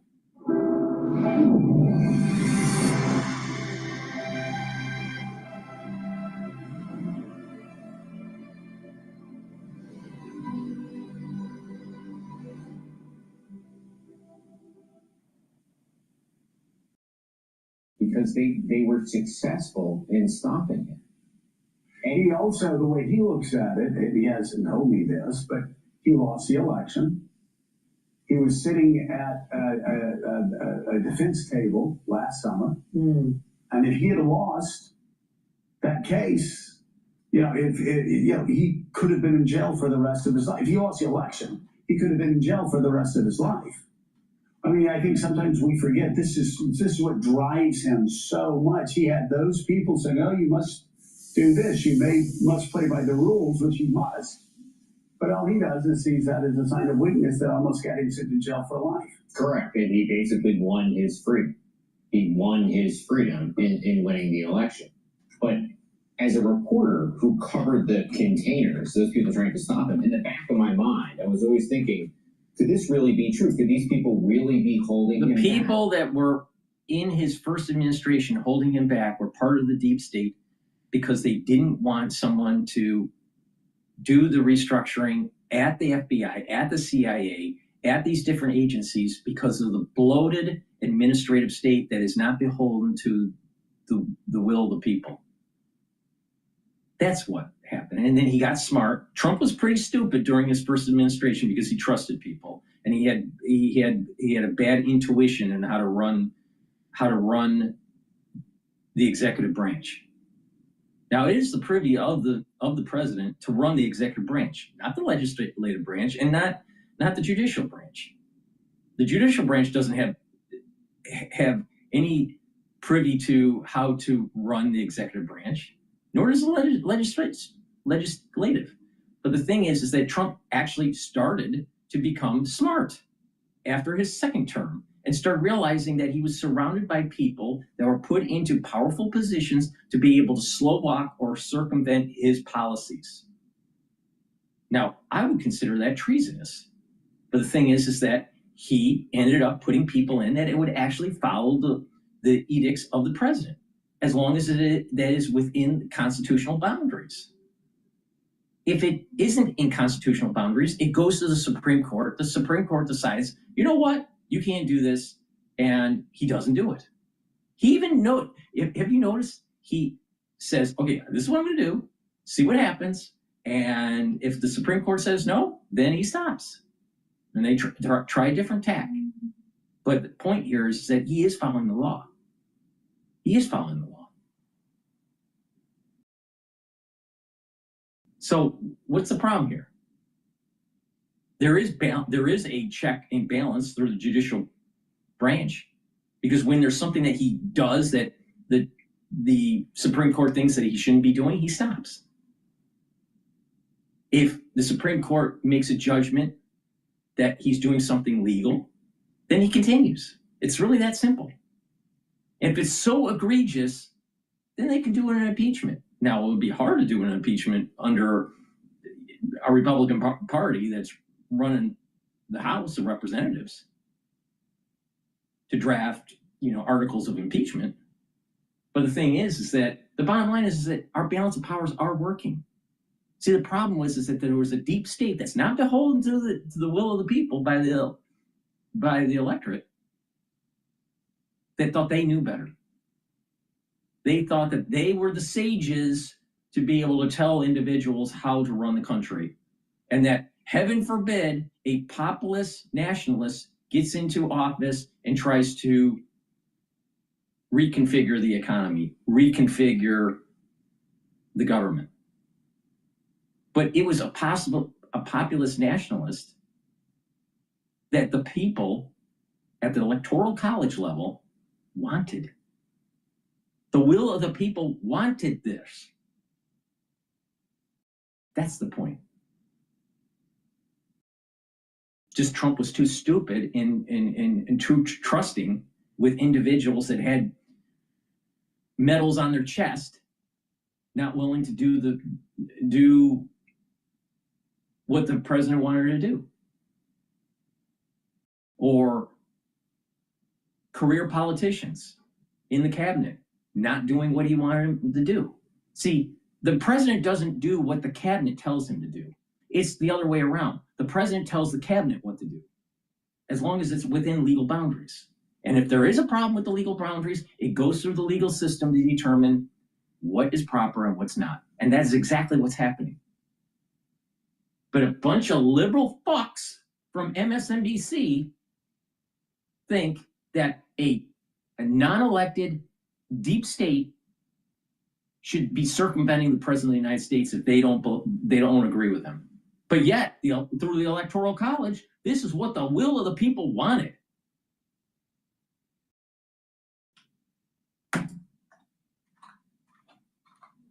And what we have seen now is that indeed the counterfactual, when they're not there, he is different. The things they're doing, the second term is much different than the first term. And one of the reasons is because those people are no longer there. Well, as I will argue, as I have argued, it's another reason why it's different this time around is to say you had this lawfare that was taking place during the second term re-election in 2020, for the general election. There was this lawfare that was taking place and all those impeachments that were all hoaxes. And then I still think that there was impropriety with the election results in 2020. Just look at the statistics. It's impossible to have a jump diffusion at 4 a.m. in the morning that all goes to Biden. Happens to be mail-in ballots. No one audited the actual code of the machines. And then, well, wait a minute here. You have all this lawfare that was going on between 2020 to the election of 2024 against Trump. And he won one case after another, after another, after another. So they weaponized the judicial system to try to prevent Trump from coming back in. So he gets in and he's saying, this bullshit's never going to happen to another president, ever. And he's cleaning house. Because if you don't destroy the deep state, if you don't destroy this administrative horseshit that keeps on pushing this liberal policy, then we're going to lose our constitutional freedoms. But they want to spin it as, oh, Trump's a bad guy and he's going to take away your constitutional freedoms. It's quite the other way around. Pay attention to what's going on here. The liberals want to destroy the Constitution.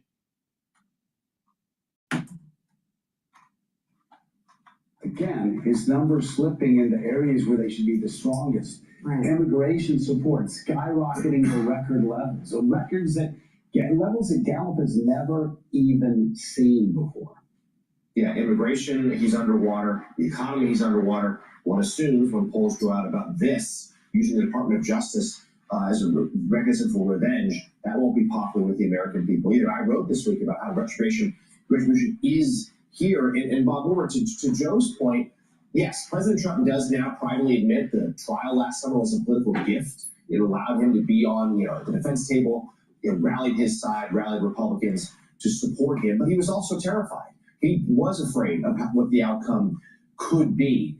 And combining what we just talked about with Michael, he is taking such extreme steps right now to wield his power and also to stay in power. And that includes the midterms, because so much of this is important about how Republicans right now have the House and the Senate. And we're seeing such extreme actions from the National Guard to redistricting, Trump trying to ensure Republicans can stay in power so he doesn't face investigations again.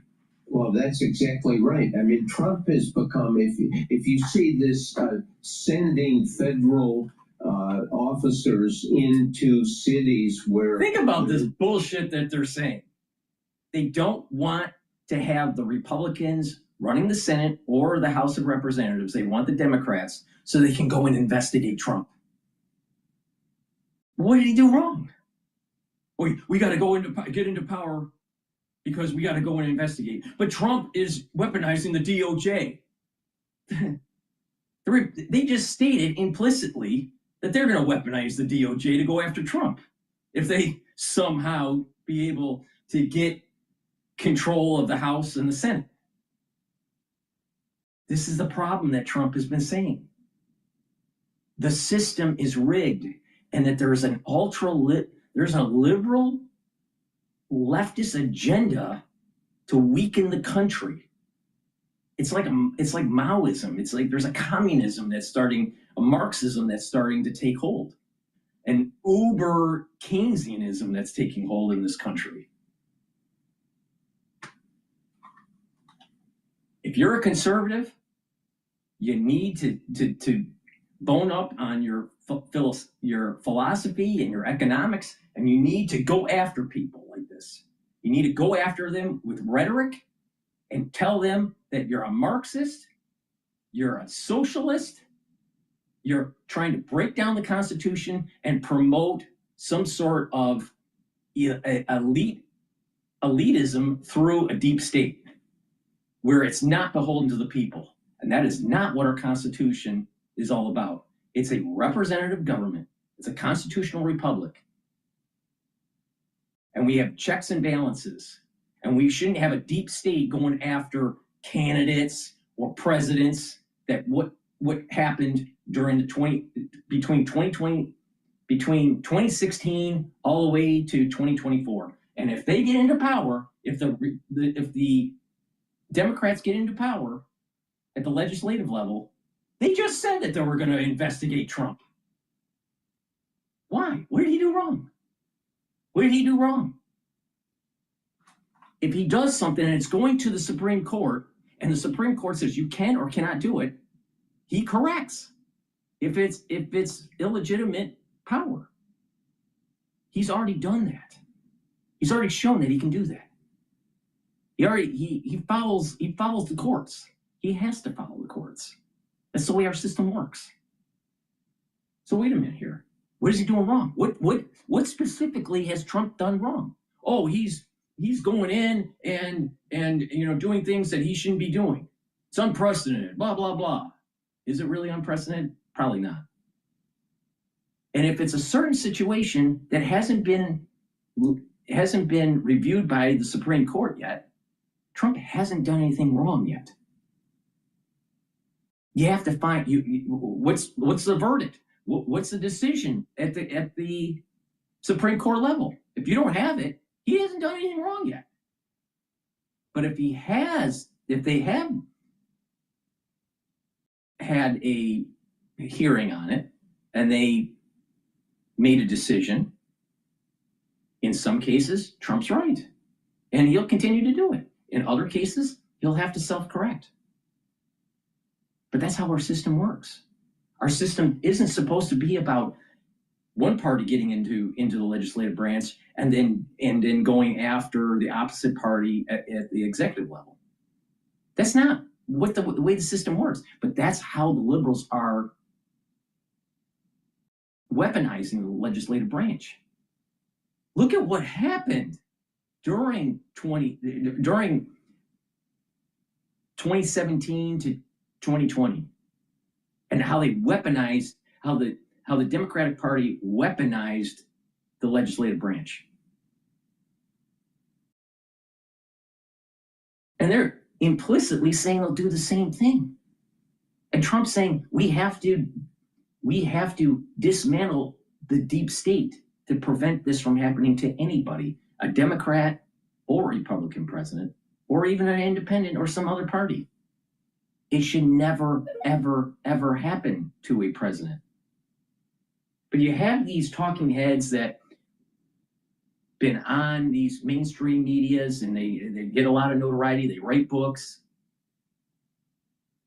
right? And if they say something, then the masses think that they're a sage, that they're so intellectual, and that what their perspective is right. But every single one of these panelists have basically stated so far that if the Democratic Party gets into the power on the legislative level, especially in the House of Representatives, they're going to investigate Trump. But yet, if there's anything that he does wrong, it automatically is sued by some group that's an ultra-liberal, and it goes to the Supreme Court, and the Supreme Court decides, you know what, Trump, you can do this, but you can't do that. And then his administration goes, okay, thank you, Supreme Court. And then he does what the Supreme Court allows him to do. What's wrong with that? That is the system of government that we have. If it's against the Democratic Party's ideals, then that must be a rigged system. They have mentioned implicitly they will go after Trump if they gain power in the legislative branch. So they want to demonize. Mainstream media is demonizing Trump and his administration to convince stupid voters to vote Democrat for the House. That's what the fuck is going on. There's no necessity. Trump has really become kind of the cop in chief. I mean, people like that, people who are authoritarian leaders, lean on the police force. And now he's using it specifically for occasions where he feels thwarted. And yeah, but what's the reason why he's doing this? Why is he telling the DOJ start prosecuting people? Why is he going in and trying to help inner cities solve their crime issue? Because these cities are run by liberals, and they aren't using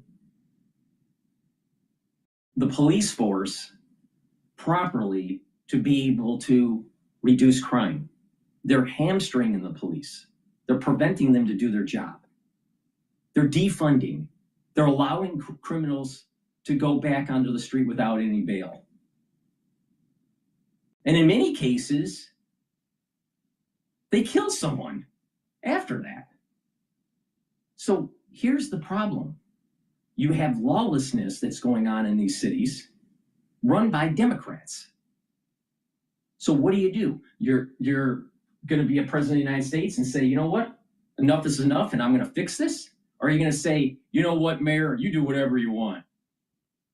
You do whatever you want. If you want to turn your city into a shithole, go right ahead.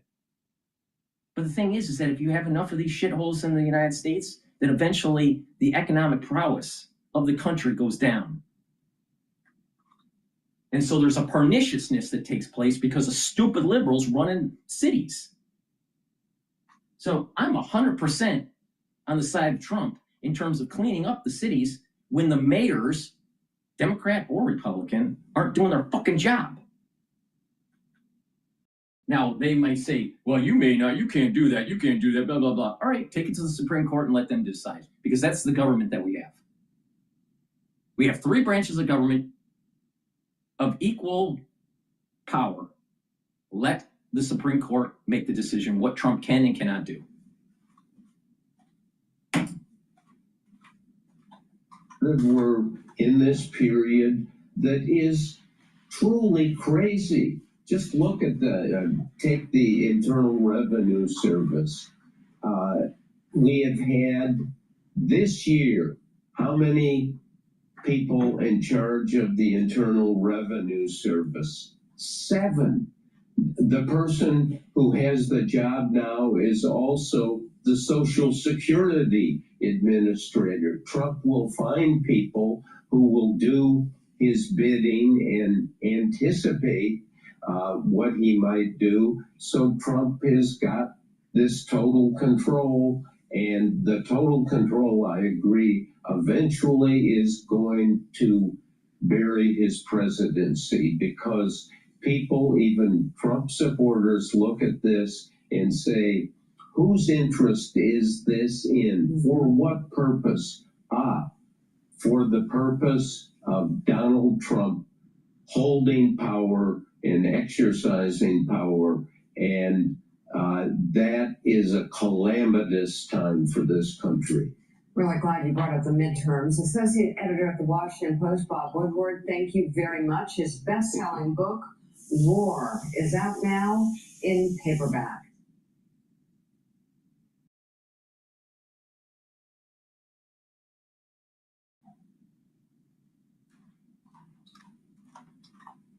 All right, so let's get this straight. Woodward cut his teeth as a journalist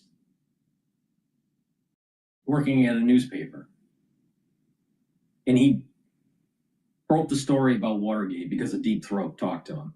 All right.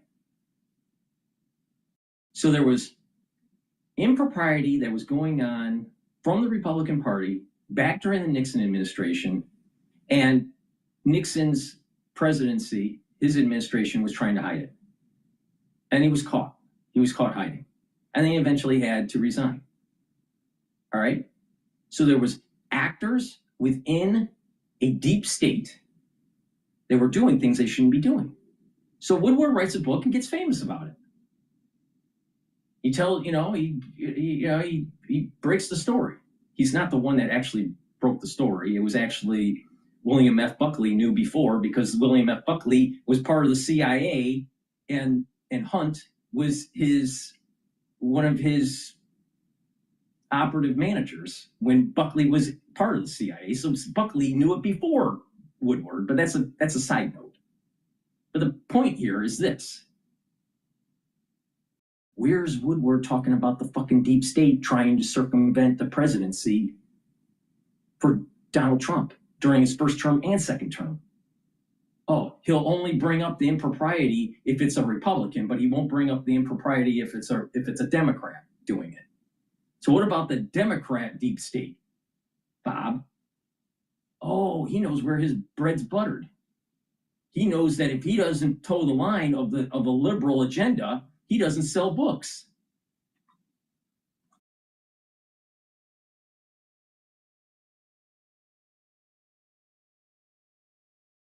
All right. Let's listen in to CNN about the Gaza ceasefire. Build a website you love with Wix. For your words, create your brand. Israeli police confirm the president is expected to visit Israel on Monday. The Israeli military says the U.S. brokered ceasefire in Gaza is now in effect. Thousands of displaced Palestinians are now making the trek north to Gaza City as the Israeli military pulls out from agreed-upon areas.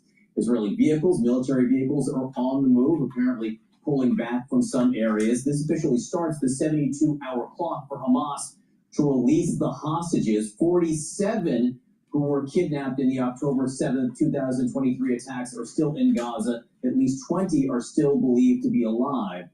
In an address to the nation today, to Israel today, the Prime Minister Benjamin Netanyahu implied for the first time that not all the remains of the deceased hostages will return. Let's get right to CNN's Jeremy Diamond with the latest from Tel Aviv, where I know this nation, the entire nation, watching all these events so closely, Jeremy.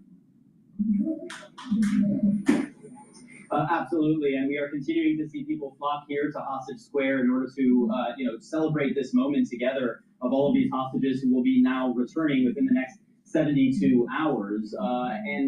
We know that timeline has now started because the Israeli military confirmed at noon today that they had completed their withdrawal from parts of Gaza. And once they completed that, that means that a ceasefire, according to them, is officially in effect. And also that Hamas now has 72 hours to return the hostages, which could put the return of the hostages as late as, but perhaps sooner than, Monday at noon. And that also suggests that President Trump's visit on Monday will coincide quite shortly thereafter or right before the release of those hostages. And perhaps we will see President Trump actually being able to greet some of those hostages. We know, of course, that here in Hostage Square yesterday, we saw a lot of American flags in the air, a lot of people thanking and crediting President Trump directly for his role in securing this agreement that is not only going to secure the release of all of the hostages, but according to the president and the mediators, is also ending the war in Gaza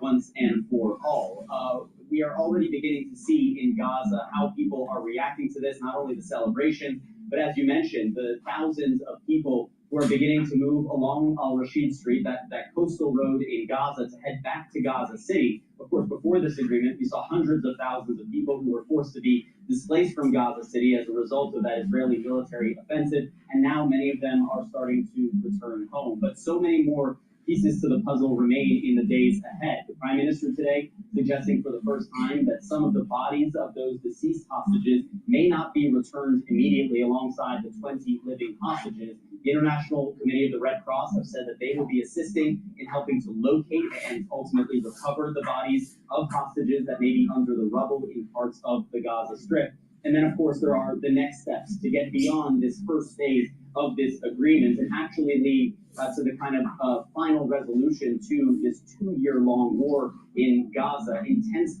negotiations still happening with Jared Kushner, President Trump's son-in-law, and Steve Witkoff, President Trump's special envoy, continuing to meet with the Israeli Prime Minister, with the Israeli government in order to queue up those next steps. Trump. Yeah, every day, almost a new milestone here. Jeremy Diamond for us in Tel Aviv this morning. Jeremy, thank you very much. Reactions, the ceasefire deal is pouring in from all around the world.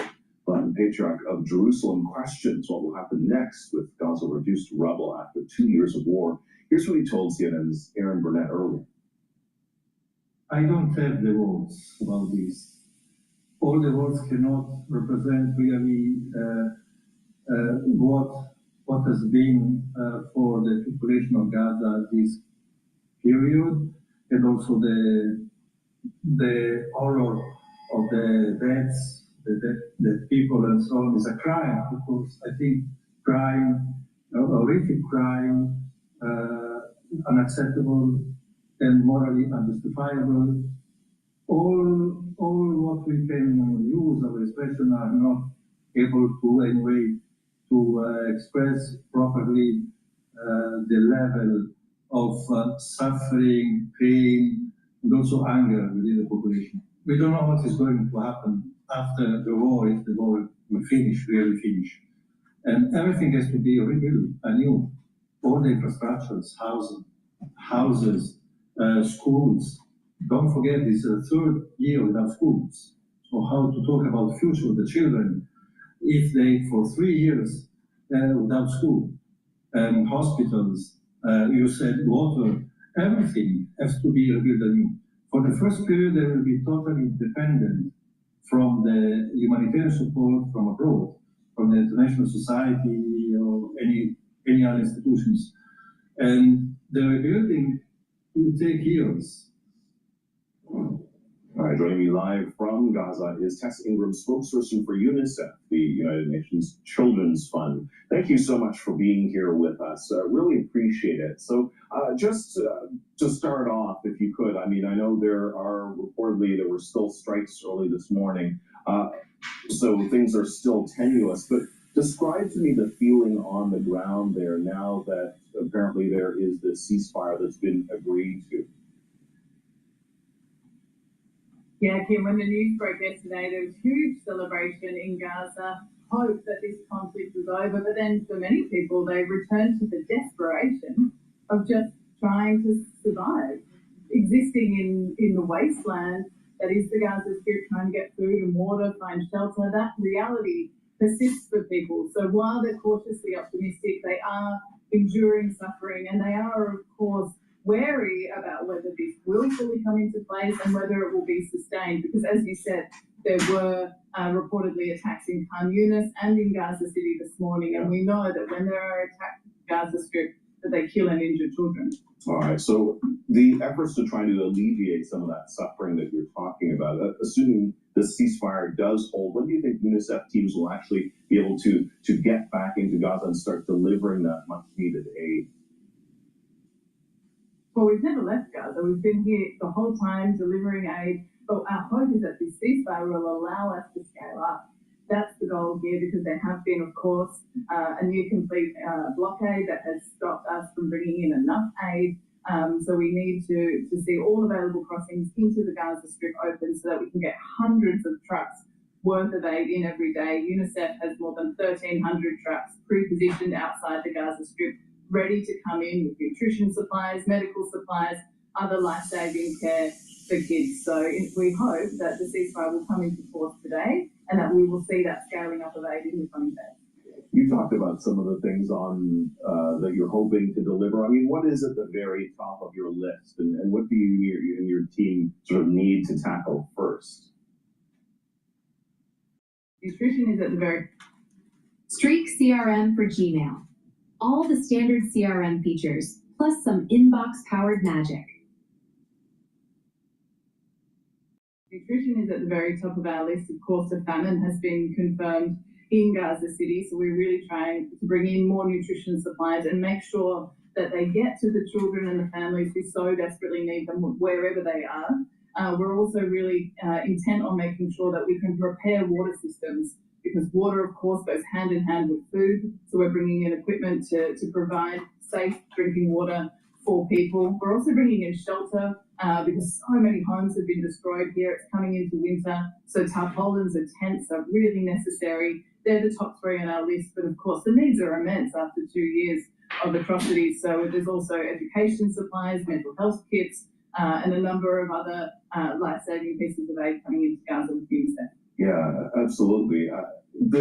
We've been hearing that sort of aid trucks that you were talking about that are needed to surge aid are waiting just miles from Gaza for months. I mean, if things do open up, how quickly can that be sort of mobilized and get those supplies to the families who need them the most? That's the million-dollar question, Kim, because as you say, we've been waiting months to do this. The trucks are pre-positioned in various points around the Gaza Strip, ready to come in. The question on how fast this can surge really depends on when and if crossings into the Gaza Strip open, and then how those crossings operate. We need the bureaucratic impediments that have prevented us from bringing in large volumes of aid to be lifted so that we can really scale up 5 times more to bring in the aid that people need now. There's 2 million people, half of whom are children. So this has to happen fast, and we saw that it's possible in the last ceasefire in February. So our hope is that that can be repeated again starting tomorrow. Yeah. So there's one thing getting the aid into Gaza, and another sort of getting it to the people who need it most, because we have to obviously make sure it doesn't get stolen or siphoned away. I mean, there's been a lot of back and forth about who's responsible for some of those problems once the aid does get into Gaza. From your perspective, working with UNICEF, so what needs to happen differently this time to make sure all of that food, medicine, supplies actually reach children and their families? We know that when the volume of aid increases, the the desperation decreases. Basic economics. So if we see the volume of trucks go up, we'll see the looting go down. And we are already seeing that this week with a slight improvement in the aid coming in. So that's critical. We've got to get the volume up. And then we need to make sure that community distributions happen and household distributions. That's what UNICEF does. We bring aid to women and children in their places of refuge. We take it from our trucks and put it directly into their hands. And that's how we know that it's getting to the people who need it. Winter clothes, nutrition supplies, and other materials that they need. All right, I'm going to play the White House AI czar sounds alarm over Democrats reviving woke. Please go to my store, the-studio-reykjavik.com, and get the olive leaf extract. Olive leaf extract is going to help boost up your immune system and help with your cardiovascular health. How? It brings down inflammation and helps to control your lipid profile. Super important to take every day. I take this every day. It's dual purpose. It's going to help with your immune system and your cardiovascular system. Ubiquinol. Ubiquinol is the most bioavailable form of CoQ10 that you can get. It will help soak up free radicals, help with the health of your mitochondria, your energy levels will increase, and it will help to protect your neurons. If you're age 40 or older, you should be taking ubiquinol every day. A great stack to help with your brain function and your energy levels, and to boost up that immune system and help with your cardiovascular health. Take ubiquinol and olive leaf extract. Use discount 5, you get $5 off.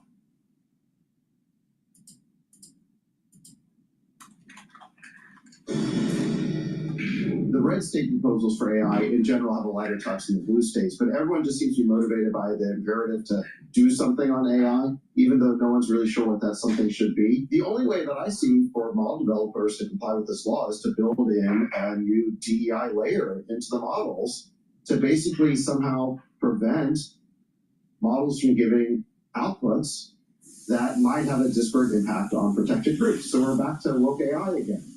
White House AI czar David Sachs is warning artificial intelligence laws in blue states could inject progressive ideology into the rapidly evolving technology. A handful of states have signed AI bills into law this year, but Sachs says that new regulations in California and Colorado are especially concerning. And what I see happening here with AI is just a part of another disturbing trend that we're seeing in blue states, what I like to call these blue fiefdoms, whether it's policing, whether it's immigration, where they have sanctuary cities, whether it's education, where they just want to rely on the unions and poison our kids, whether it's energy policy. President Trump is doing all these things to bring costs down, but blue states aren't because they're doubling down on the green stuff. I see this just as another, I don't like what you're doing, so I'm going to enact laws and we're going to do it our way. But the more this happens, Brianna, you create a polarization between states, and people are really going to have to make some serious choices about whether they want to live in these fiefdoms or they want to move somewhere else. Yeah, the control over AI is not merely a technological problem. It is whoever controls AI controls the narrative, and they control what the truth is. And Colorado has that, algorithmic discrimination, where basically if there are disparate outcomes, they will look at these AI companies, even if they use neutral data. That becomes a problem because what they're trying to do, to your point, Jackie, is control what the narrative is for the rest of the country. And using AI, which has been extremely deceptive, is only going to get worse. It's going to get more sophisticated. That being said, we should also foster an environment where AI is, able to be used. So it's going to be a tight balancing act. And I think this should be something that Congress works on rather than individual states, because we need some framework. And this is something that we sort of got away from talking about.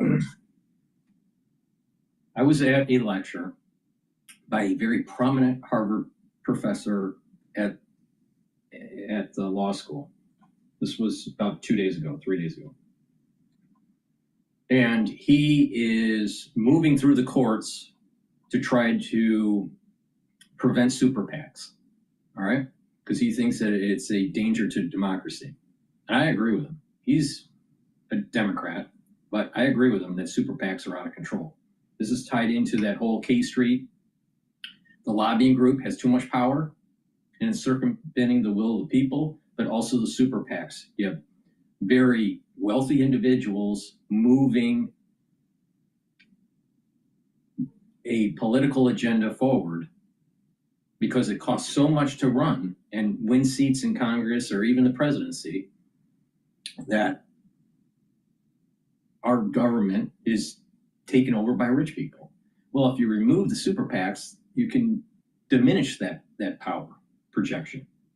All right, so I agree with him on that, even though I don't agree with his stance with other policies. But super PACs, getting rid of super PACs seems to be, for the average citizen, Democrat or Republican, everyone could agree on that.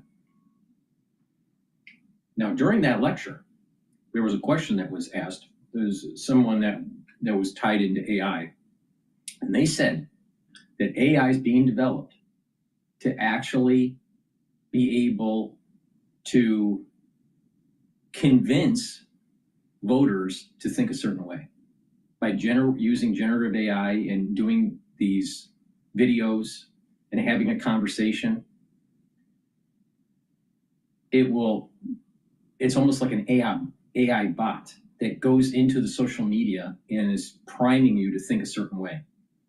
They also are using AI now in these kind of chats where individuals start to chat with an individual. The other individual may not know that on the other side is an AI, and the AI is going to try to convince you to vote a certain way, to vote for a woke agenda. So, like, for example, let's say you're in social media and there is a guy that's talking to a female. He thinks it's a female, but it's really an AI.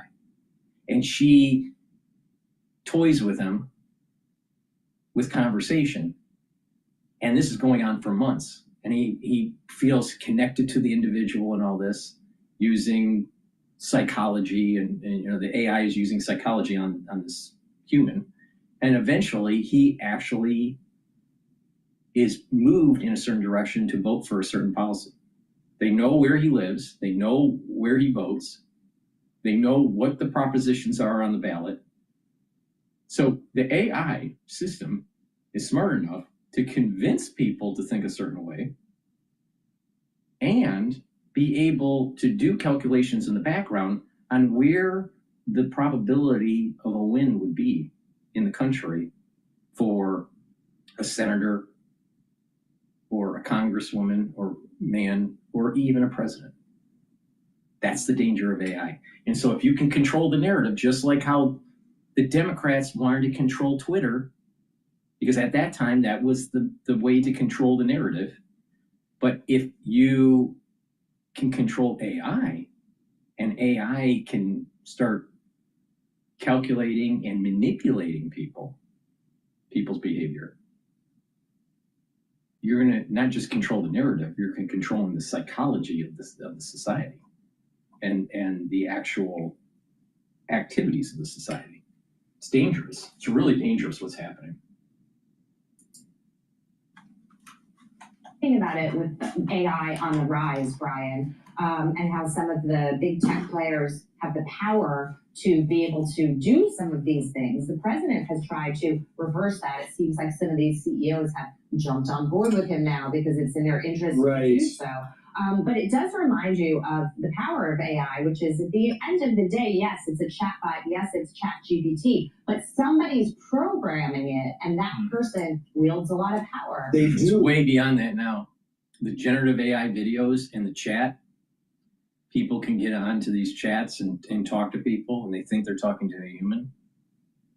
It's way more advanced than just ChatGPT now. Way more advanced. People are gonna. They need to outlaw the use of AI for campaign ads and manipulation. Why I like a lot of competition. I like algorithms. I like AI products where you can say, I feel like I'm getting biased results from this one. This one doesn't seem to give me that. But if all these states get into this algorithmic discrimination game and they start putting these blanket regulations on it, then I think you actually lose the competition. You end up with the one or two preferred guys in the state with the political connections, and they become the dominant one, and they've got to make sure that they don't create any disparate. Breaking news: Trump threatens massive increase of tariffs on Chinese goods. The stock market just went down. It's at 6,631. It went down. The S&P 500 went down 105 points so far. Welcome to America. Impacts, right? So we lose this whole idea of justice in the process. Forget about the outcome. Make sure the process is just. That's how America works. The left always, they define justice as equal outcomes, right? That's their whole equity thing. So they want equity in AI models, which I think David Sachs is right. And all these guys are going to build DEI into this. So Sachs called the blue state approach regulatory overreach on steroids, saying it forces companies to navigate 50 different state regimes. It's worse than the EU, David. They will just bypass the states. If you make it that difficult for a tech company to operate and put out, say, a new large language model, they will just wall it off from Colorado. So enjoy your Luddite existence. I hope that's actually what happens. However, a lot of these, and I laugh, but a lot of these tech companies are so progressive just innately that they do this on their own. And I point back to Google.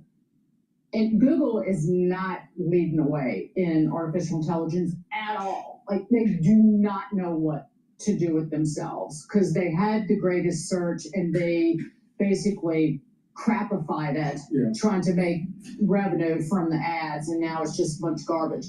But remember when the Gemini chatbot came out and it had the image tool? Oh, yeah. And you could make, create images, and you had presidents? Yes, the presidents were Asian. It was like, please create the founding fathers, and they seemed to be from Southeast Asia, and it was a coat of many colors, so to speak.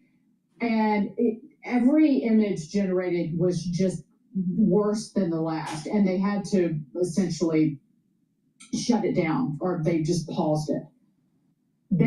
That was happening on purpose.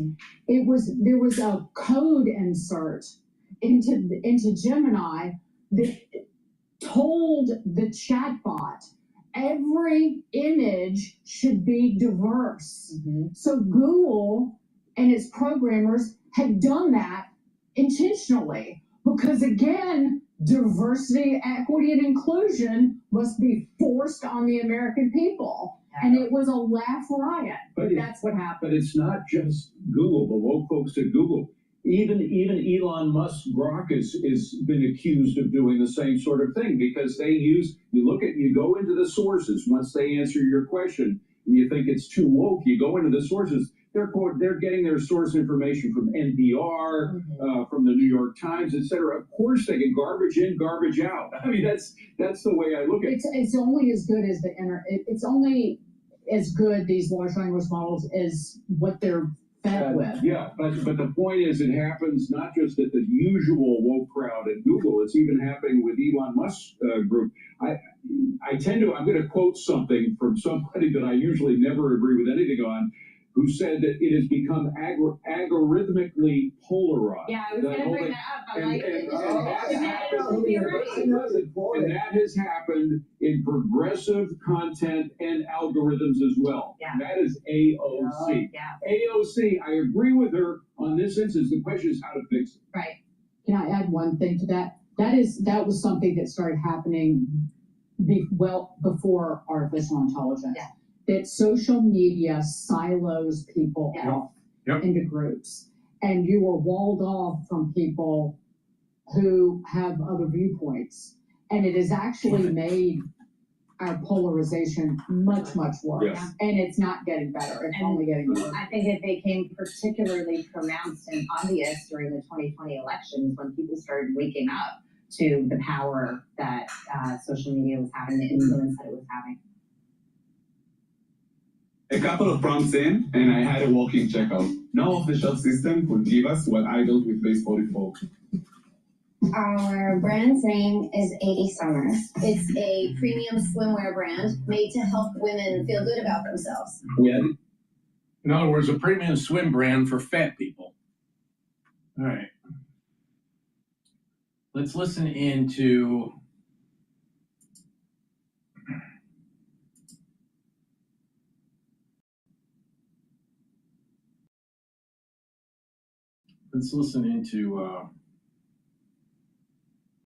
MSNBC and Mandami.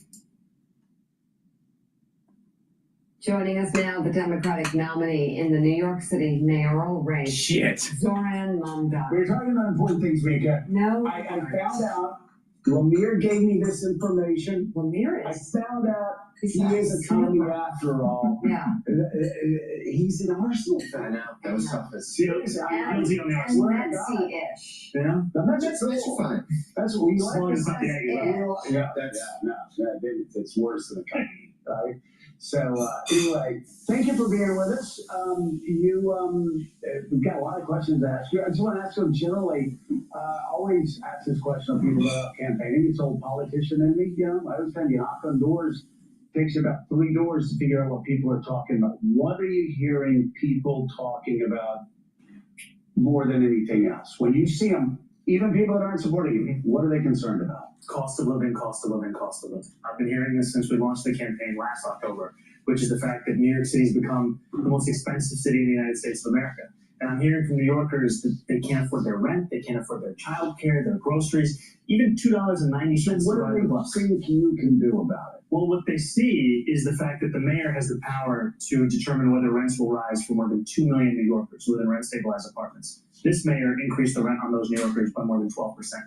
I've said I would freeze it for 4 years. They also know that childcare after housing is the highest cost for a family in the city. And the previous administration, Bill de Blasio, delivered universal pre-K. This admin has just sat and watched as it's pricing people out. We are going to actually deliver universal childcare. And how much childcare through what age? 6 weeks to 5 years. Okay. And how much do you estimate that'll cost? We've seen estimates of around $6 billion or so. $6 billion. Okay, so here's the question. I'm a small C conservative, a small government conservative. I believe billionaires should pay their fair share. I also understand. I would reach across and shake your hand, but it's a big table. It's a big table, but I also understand there's a delicate balance there. You can't tax billionaires here so much, and you can't tax companies here so much that decide they're going to go to Connecticut or Texas or Florida. So how do you, while people are shouting and screaming that you're a socialist, how do you balance those two competing interests? You got to keep the businesses here. At the same time, you got to fund these programs. I think one of the first ways is that you think about your fiscal policy and how it'll actually impact these kinds of corporations. So the proposal we put forward is to raise the state's top corporate tax rate to match that of New Jersey. And now what you're bringing up is, what if that company leaves? Now what we see is with corporate taxes here in New York State, they apply to any business that's doing business here. You could be headquartered in Orlando. Right. As long as you're doing business here, you're subject to that tax. And companies are going to keep doing business here because of the fact that what about the individual taxpayer? So what we're talking about is raising taxes on the top 1% of New Yorkers. They make $1 million or more a year by 2%. And what we've seen is that actually the top 1%, they leave at 1/4 the rate of other tax brackets in New York City. And one of the actual determining factors is quality of life. And this is at the heart of our vision for government, is to deliver the best quality of life in this country. That every New Yorker knows that for any dollar they're taxed, it's getting an ROI that they have not yet seen in the city. One that is going to transform what it means to be safe, what it means to live in a city that's clean, and also what it means to live in a city that takes care of your basic needs. So here's what I found about New Yorkers, and even the liberal New Yorkers. I found this through the years. They like to talk about how liberal and how progressive they are, but if quality of life issues start slipping, they suddenly become very Republican, and they become very conservative. So I think this is something build a block. Grip, stability, precision. That's the essence of driving. Lawfin. Download the Kayak app to search and compare prices on flights, cars, and hotels from hundreds of travel sites. Then do what people do. Check sites Kayak already checked. Play word game, play different word games. Chortle. I think this is something Bill de Blasio, progressive, even understood. Crime fell to the lowest number. It's been, New York Times said, my God, we have to go back to the 1950s to even guess when it's been this safe in New York City. A lot of people are afraid if they elect you, you're going to take your eye off the ball on making New York a safer place. You're going to be hostile towards the police. You're going to change the police commissioner. What do you tell those people who are concerned about safety, quality of life issues, homelessness, people that don't think liberals, don't think it's progressive for somebody who's mentally ill to be sleeping on a grate when it's 4 degrees below zero? Let's be clear, it's not progressive for that. And quality of life actually has to be at the heart of any progressive politics. And public safety will be the cornerstone for delivering our affordability agenda. And this, what we've seen right now, is so you're saying you're putting public safety as job number one. It is a critical Keeping focus. New Yorkers safe, Absolutely. making sure that when kids walk to school, they can walk there safely when they're in schooling. So Absolutely. you like cops. Look, yes, You like our police officers are going to be the ones we partner with to deliver public safety. And I just want to say a few things, which is that when you ask New Yorkers, where do they feel least safe? They'll often tell you when they're using public transit. They'll say, when I'm on the subway, when I'm in the train, I'll see a homelessness crisis, a mental health crisis, and we've asked cops to be responsible for these crises, whereas their job should really be focusing on serious crimes. And so our vision is allow officers to focus on shootings and murders and the serious crimes that we know New Yorkers are concerned about, and have a Department of Community Safety that deals with the mental health crisis, that deals with homelessness, that actually deploys dedicated teams of mental health outreach workers to the 100 subway stations with the highest rates of these incidents to take those New Yorkers out of the system of the subway and connect them with the services that they need. That's how we're going to deliver. And if they stay in that subway, if it's the same person day in, day out in that subway, you will give them the authority to make sure they're taken out of the subway. This is the focus of the Department of Community Safety, is to connect them with services. And if, after we exhaust each and every issue, involuntary confinement is there, but it should be a last resort of what we do. So the defining theme for the next mayor will be the relationship with the White House and President Trump. And Trump and White House officials seem to be salivating at the idea of you winning. We've heard from the president saying, we can't have a... So you've got that in common with President Trump. There you go. So what would there's threats to cut funding, there are threats to send in the National Guard, a la what we've seen in Chicago. If the White House tries to do those things and you're mayor, what's the response? What we're already seeing is a White House that is engaging in the political persecution of its perceived enemies, right? We're seeing that whether we're talking about Attorney General Tish James, whether we're talking about others across this country. And what is so enraging for so many in this city is that Donald Trump ran on 3 promises. He ran on the punishment of his political enemies, he ran on easing the cost of living crisis, and he ran on engaging in a program of mass deportation. It's that second promise of the cost of living crisis that brought so many to his campaign, and yet he's unable and unwilling to deliver on that because he's beholden to the very billionaires that are profiting off of that crisis. So what he's doing is focusing entirely on this agenda of punishment and cruelty. What I would do is to actually stand up for New Yorkers. And what I mean by that is you can see in this race right now, the other candidate that is running for mayor is Andrew Cuomo. He released a statement yesterday speaking about this indictment of Attorney General James. He couldn't even name her. He couldn't even name Donald Trump. And he couldn't do those things because he knows that his narrow path to City Hall is paved by the very billionaires who put Donald Trump back in the White House. And Donald Trump's getting a good return on his investment right now because he's seeing a mayoral candidate, a former governor, unwilling to lift a finger when we see this unprecedented attack, not just on our democracy, but on an attorney general whose only crime is standing up for the people of New York. So the mayor of Chicago and the governor there has said they would not be supportive of sending the National Guard to help ICE agents with their actions in their city. And that what they got was the President Trump calling for their jailing. If he calls for the same thing here, using the Guard for ICE agents, what would you do from City Hall? Yeah, I would first of all agree with Police Commissioner Jessica Tisch, who has made clear that there's no need to deploy the National Guard here in New York City, not for safety, not for security. We trust the NYPD to be in charge of delivering that very thing. And I don't even have to think about the hypothetical of what Donald Trump will call for me, because he's already called for me to be deported. He's already called for me to be denaturalized. He's already called for me to be arrested. And these are the kinds of threats that we know we will have to walk through to defend the people of this city, and I'm prepared to do that. Commissioner Tisch? I've said that I'm actively considering it, and the reason that I am is that I appreciate her swift and decisive action of uprooting corruption from the upper echelons of the PD, and also presiding over a historic drop in crime across the city. I'm curious. So are you 33? About to be 34. About to be 34. Okay, so I'm not only years older than you. Okay, so I'm curious who you'd surround yourself with, and also past 5 or 10 governors, mayors of this city. Whose administration, whose leadership would you model yourself most after? Marxism, Or just who do you Marx, think was Karl the Marx, mayors Lenin. in the past 5 to 10?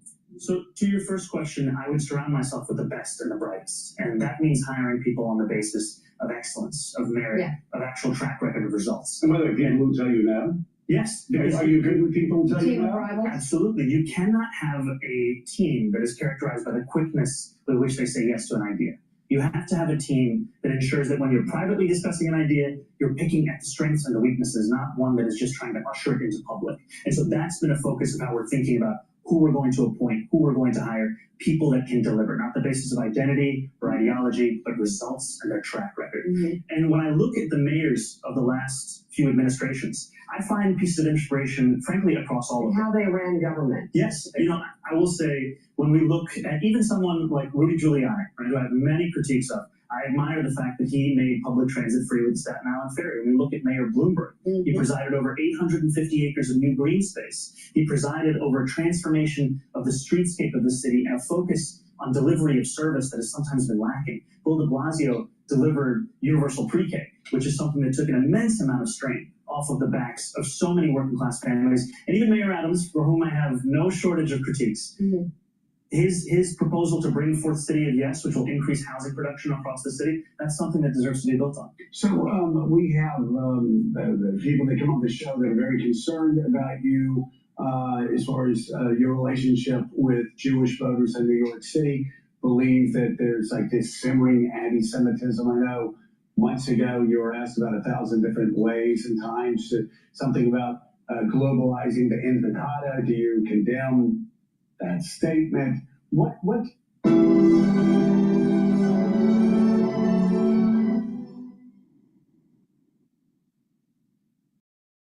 This print prints everything to get your brand in front of your fans, like t-shirts, water bottles, and totes, so everyone can gift it, work in it, and take that statement. What do you say to those who believe that you're going to be, if you're mayor, you will, if not be openly hostile to Jews in New York City, at least you will not be as sensitive to their concerns about that. And you see this. I mean, you go around New York City, and if the kids in a Jewish school, there have to be armed guards outside all the time. There's constant threats. What do you say to them that say we can't have him in there? He's anti-Semitic. First of all, to be clear, not only am I not anti-Semitic, but there's no place for anti-Semitism in this city, this state, this country, or this world. And just yesterday, I was with a number of rabbis in Williamsburg who were celebrating Sukkot. And as I was there, one of the rabbis who was sitting alongside me was the same man who had told me months ago of how for decades he had left his door open in New York City. And in these last few years, he started to lock it out of a fear of rising anti-Semitism. And my job is not only to protect Jewish New Yorkers across the city, but it's also to cherish those same New Yorkers. So it doesn't just mean increasing funding for anti-hate crime prevention programming by 800%. It doesn't just mean sustaining and increasing police presence outside of synagogues on high holy days so that Jewish New Yorkers can worship without fear. It also means ensuring that we're embracing a curriculum. We have a curriculum here in New York City called Hidden Voices that celebrates the breadth and the beauty of Jewish life. It has to be implemented across our entire system. And what I've found is that too often we're allowing these moments of support, these moments of protection to be based on who you know. A rabbi calls me on Yom Kippur, says, can you send more police to the synagogue? I make the call. That rabbi shouldn't have to make that call to me. It should be something that he knows is there. Let me ask you also, in this age of growing anti-Muslim rhetoric, same question for Muslims in this city. What do you do to protect them again and the quote others against growing stem of hate crimes? I think the first thing is a recognition that this is a city for all of us. This is a city where all of us belong. I would be the first Muslim mayor in New York City's history. And it would be an illustration of the fact that anyone, no matter where they're from, no matter their faith, no matter which borough, that they too could lead this city. And what I've heard from Muslim New Yorkers is a fear about what it means to be Muslim in public. And I can relate to that because I've faced that myself over the course of this campaign, where There was a man from Texas that was recently arraigned in Queens for making death threats on myself and my family. He said he wanted an IDF bullet to go through my skull. There have been threats of the kind that I now have to walk around with a security detail. But none of it will dissuade me from moving to the city that I love, because that's what it means to stand up to the kind of rhetoric and the politics we've seen across this country. It's believing in people across the city. Democratic nominee in the New York City mayoral race, Zoran Mamdani. Thank you very much for coming in. Thank you. Thank you. Good to see you. Appreciate it. See you soon. And by the way, Mika, for those who say he's too young, Yeah. he's going to turn 34, so. Yeah. Come on. We got 8 days. Exactly. I made sure to do it before the election. There you go. Okay, we'll buy you a walker. Okay, still at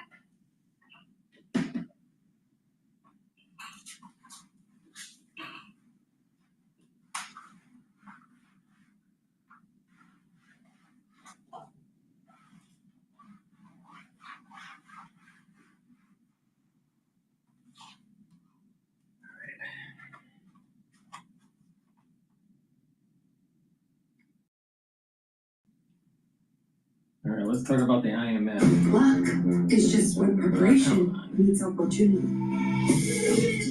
The IMF and the Bank of England have joined the course of institutions warning we're in an AI bubble that could be set to burst.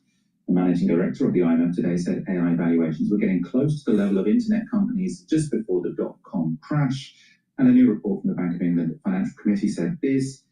Equity market valuations appear stretched, particularly for technology companies focused on artificial intelligence. This, when combined with increasing concentration within market indices, leaves equity markets particularly exposed should expectations around the impact of AI become less optimistic. They're not known, these Bank of England reports, for sort of a thrilling style of writing, and translated into language you or I might understand that basically means tech companies might be overvalued, and that given tech companies make up such a big proportion of the value of the stock market at the moment, we could be due a stock market crash. To discuss how much this should concern us, I caught up with economist and host of the Macro Dose podcast, James Meadway. Yes, we should. We should always have been concerned about this. I mean, look, this is technology that doesn't do a really crucial thing for capitalism, at least, which is turn a profit. You know, a report from the Massachusetts Institute of Technology about months ago saying that 95% of firms that have installed AI were failing to see much return in productivity out of this. The sort of macroeconomic impact they've been warning for a while is not matching up to the hype. The fact that the industry itself, you've got someone like Sam Altman desperately talking up every new release of ChatGPT. People may have seen ChatGPT 5 out actually about a month ago. Really not doing that much more improvement in the usual benchmarking of these things on previous releases. So the rate of progress as the industry measures it seems to be slowing down. The demands for investment are getting bigger and bigger and more sort of the same. And we finally seen last week these circular deals where you get OpenAI going off to NVIDIA, who make the chips OpenAI use, investing in OpenAI in return for OpenAI buying more chips. In other words, the money's going round and round and round. This starts to look very much like the sort of thing you get right at the top end of the bubble when you're just kind of passing money around yourself to talk up valuations without actually delivering the thing you promised down the bottom end. So yes, you should be concerned. It's no great surprise the IMF and now the Bank of England are saying that this is a significant risk. I mean, how would it impact ordinary people? Because there's, you know, people are comparing it to the dot-com crash, and you know, I was 10 or 11 at the time, but I don't think that particularly damaged the economy, right? Because you just had some investors lose money. So the crash that I do remember was the 2008 one, and the problem there was that you had lots of high street banks who had lent a lot of money to buy houses, which didn't end up sort of having the value that people believed they would have. People couldn't pay their mortgages, and then the whole system unwound. The issue there was that there was lots of bad debt held by the same banks that we use, and so massive government bailouts were needed. This, as far as I understand, when it comes to sort of Meta and Google, they're directly reinvesting their profits, so this isn't even necessarily debt at all. And then when it comes to OpenAI and the newer companies, they're getting the money from venture capital or private credit or whatever. So why would it matter to people who haven't invested in these companies if there were to be an AI crash? A couple of things to that. I mean, look, the place where this looks like it lands is close to the dot-com bubble. And actually, you sometimes find it's Sam Altman and various people in the industry have even used this as an example. No, it was Jeff Bezos the other week talking about the dot-com bubble, how you can have this big expansion investment, everybody overinvests, and then the thing kind of collapses, but you're still left behind with a load of useful infrastructure. The dot-com bubble, out of the back end of that, we've got Google and Amazon and all these big companies that we see now. The infrastructure, the modern internet was put together because there was this wild speculative overinvestment, loads of crazy ideas, online pet shopping, whatever it might be. And they wiped out a load of stuff that doesn't work and left behind loads of things that does work, right? That's the theory of why bubbles are good in capitalism. If you get something like that, you can sort of go, okay, it's not too serious. I mean, there's a bit of a recession in the US. The Federal Reserve moves very quickly to cut interest rates at the time, and you sort of power on through. September 11th happens just afterwards, and the US economy, kind of after a wobble, keeps on growing in the world economy with it. 2008, exactly as you say, because it's right in the banks at the centre of the system, there's really massive financial institutions that are tied into everything. It's a really serious crash. So it doesn't look so much like 2008, more like 2001, to the extent that you have AI companies that are not in the same way systemically important. And as you point out, a load of the really big ones, the ones that are well established and just incredibly large reserves of their own cash are going to be protected from this sort of thing. The bit where it matters is that it arrives with absolutely everything else going a bit crazy, and stocks or shares across the world, US, UK, everywhere. There's lots and lots of things happening that look like a bubble. An everything bubble, people sometimes call it. Absolutely everything seems to be going a bit mad. And that's where you start thinking, okay, a collapse in one part can start to lead to a cascade across other bits of the financial system. And that's where people can start to get hurt, because obviously if the financial valuations collapse, then what growth that we've had out of the back end of what's been taking place over the last year, but particularly in the US, I mean, about 40% of US GDP growth in the last 12 months is basically due to AI investments. So that shrinks, the whole economy is getting pushed into recession. That's where it starts to look more serious, right? So you have this sort of knock-on effect on demand of what companies are doing, and then it can start to turn into something like a more serious recession. So that's the kind of risk that we're looking at here. Not so much 2008, like the global economy is going to collapse sort of thing, but certainly something that threatens a more sort of classic bubble and recession thereafterwards.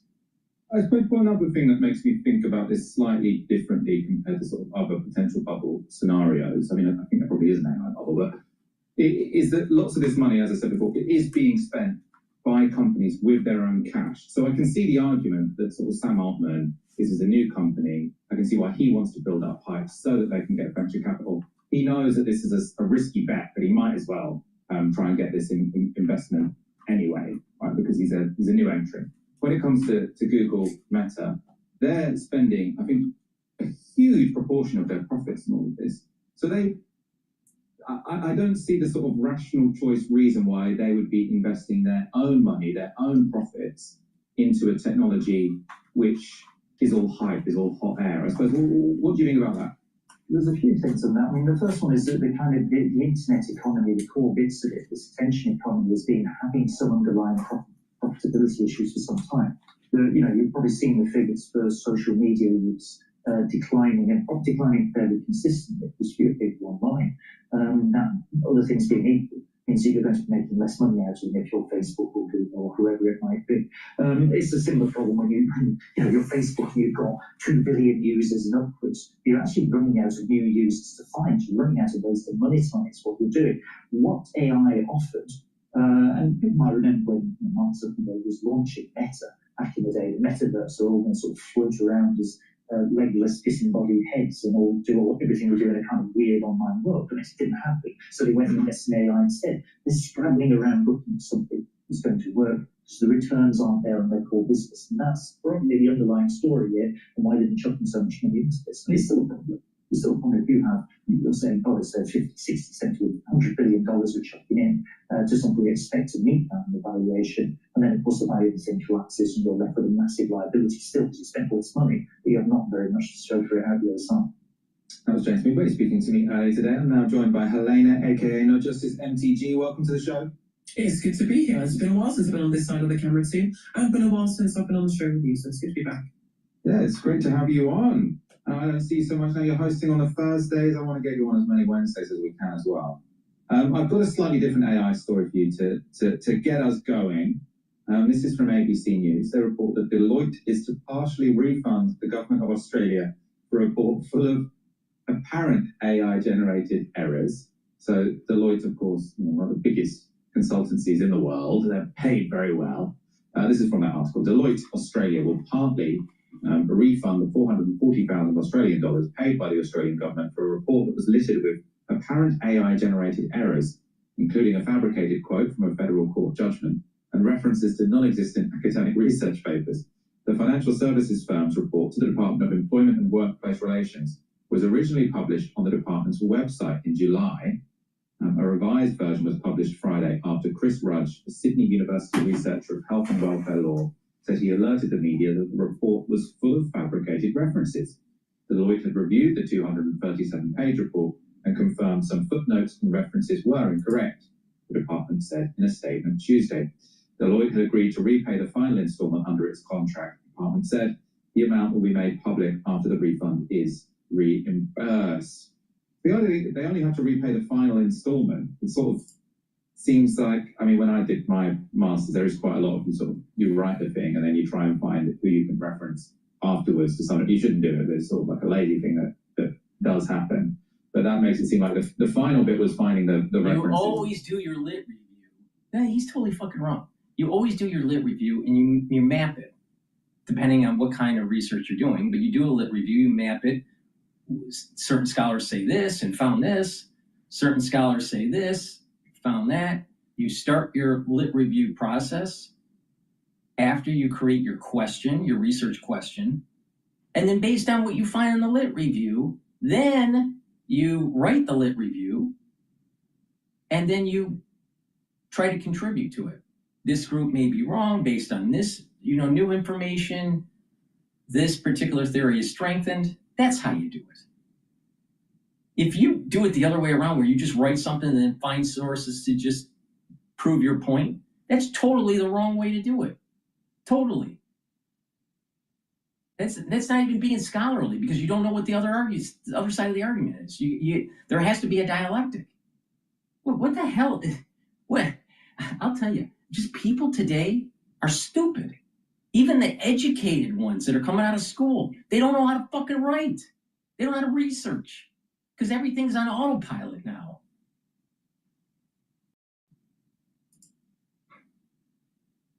That got done wrong because it was made up. That's the only bit the Australian government is going to have to pay for. Helena, I would probably demand a full refund if it turned out that, I paid a couple $100,000 for a report which had very clearly been made by AI, because the fact that you have these fake references, it's not just that the references are wrong, that proves that the whole thing was just fabricated.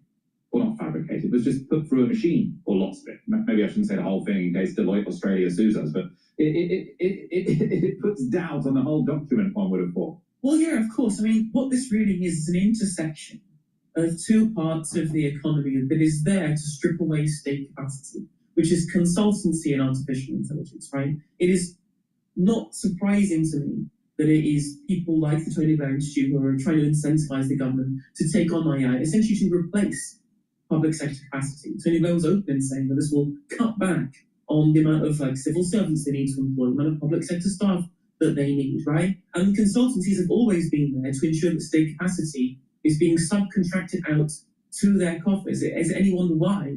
That given the fact that we don't want any of this capacity to go to actual public sector employees, but we do subcontract it out, they are also then delegating it further to an artificial intelligence or to a large language model. And this is the problem really that we have here, is that they've always had this incentive to want to cream money from the state for what is, in my mind, very little actual productive value, that they would then input such less productive value because they... My observation working in corporate back in the day, right? My observation was consultants like Deloitte or McKinsey or Boston Consulting, they're all garbage. It's all garbage. A good financial planning and an analysis team and a business unit team can do far better because they know the institution well. They have institutional knowledge, institutional history, and they can create a better product. All right. What happens is in a large organization, to give them plausible deniability for the board or the subcommittee, they go, well, we had an outside consultant come in and this is what their findings were, and we agree or disagree.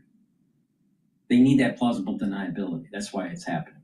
But the thing is the product, if you're a consultant, working for these, like McKinsey, you're a fucking idiot. You're a fucking idiot. Now, take it one step further. Goldman Sachs think that they're the smartest people in the room, right? No, they're actually the dumbest. I saw it firsthand in these board meetings. They're not that bright, and it's all fluff and no substance. So McKinsey and these institutes for wealth management, like Goldman Sachs, garbage.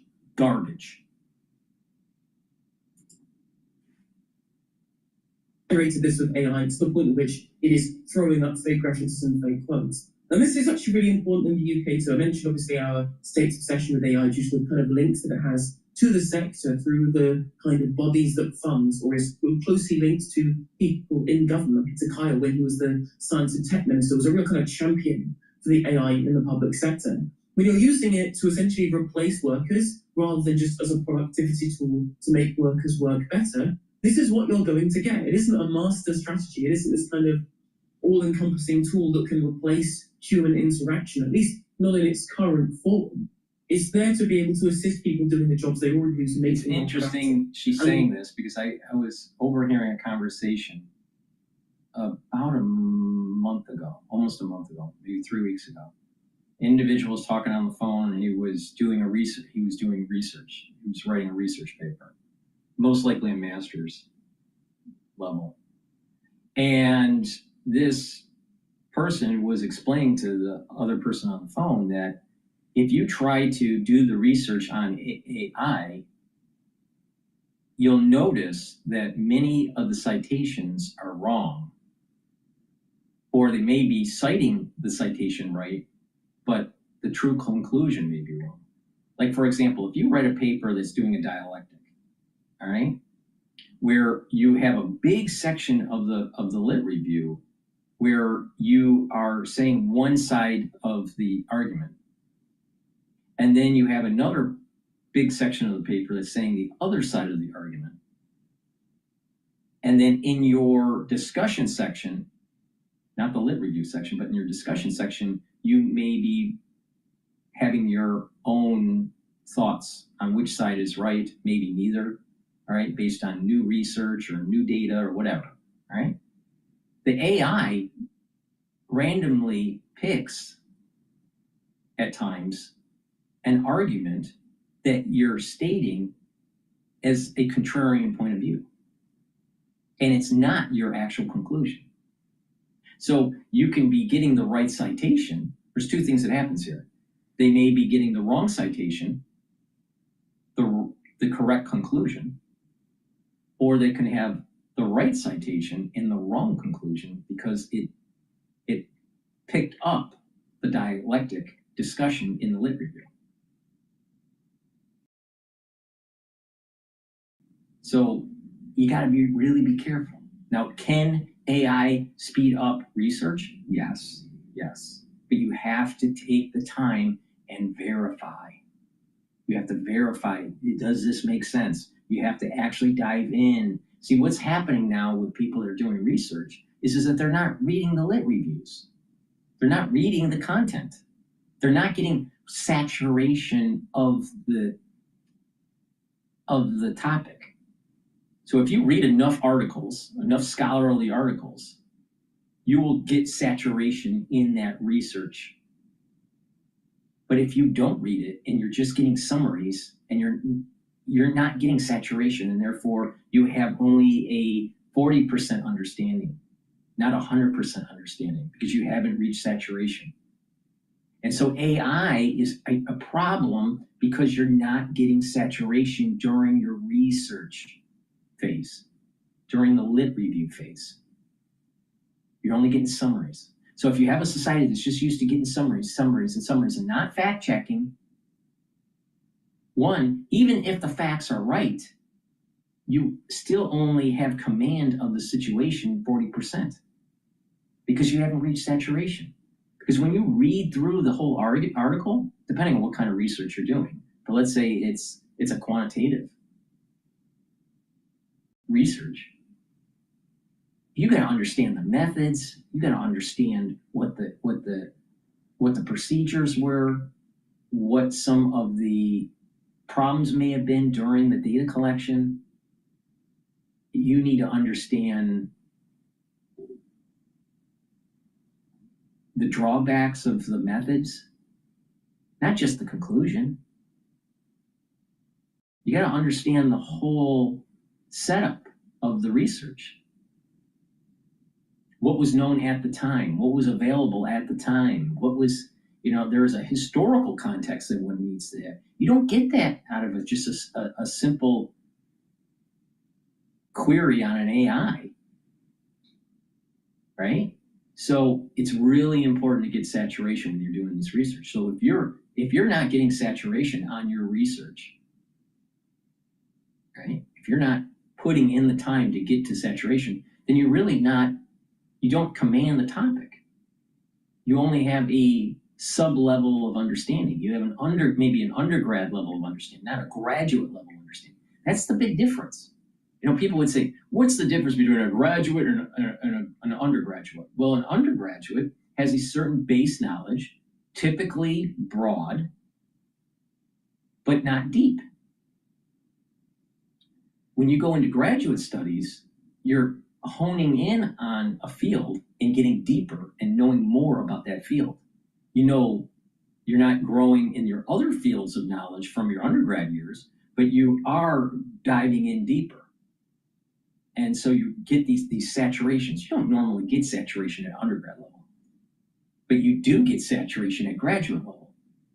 But if you're circumventing the process by just using AI to do your lit review and not going in and verifying and reading the articles, because a good research paper is going to have 150 to 200 citations. Well, you're going to need to read 200 to 200, 150 to 200 articles or papers or white papers or whatever the research is. It depends on what the type of research you're doing. But the thing is that you got to get saturation on the topic. You can't get it if you're just doing AI. So you expand this out to people that are in consulting, people that are in academia, people that are at corporate, and eventually over time, in 5 years, the stupidity level will increase and the actual knowledge of the topic of the industry starts to go down. Well, the computer told me this. I don't know, boss. The computer said this. That's what's going to happen. So if you really want to be a thinker, you need to step away from it and say, it's a tool. It's like a wrench or a hammer. AI is a tool. And sometimes the tool doesn't work as well depending on the job you want it to do. But the thing is that you have to put on your thinking cap if you still have brain cells and realize that you have to be discerning. Because just because the AI says it doesn't mean it's right. Because it may have been taking, if you write, let's say, for example, all contrarian perspective in, let's say, a 200-page book, and 199 pages is a contrarian view that is of an argument, and then you write one page.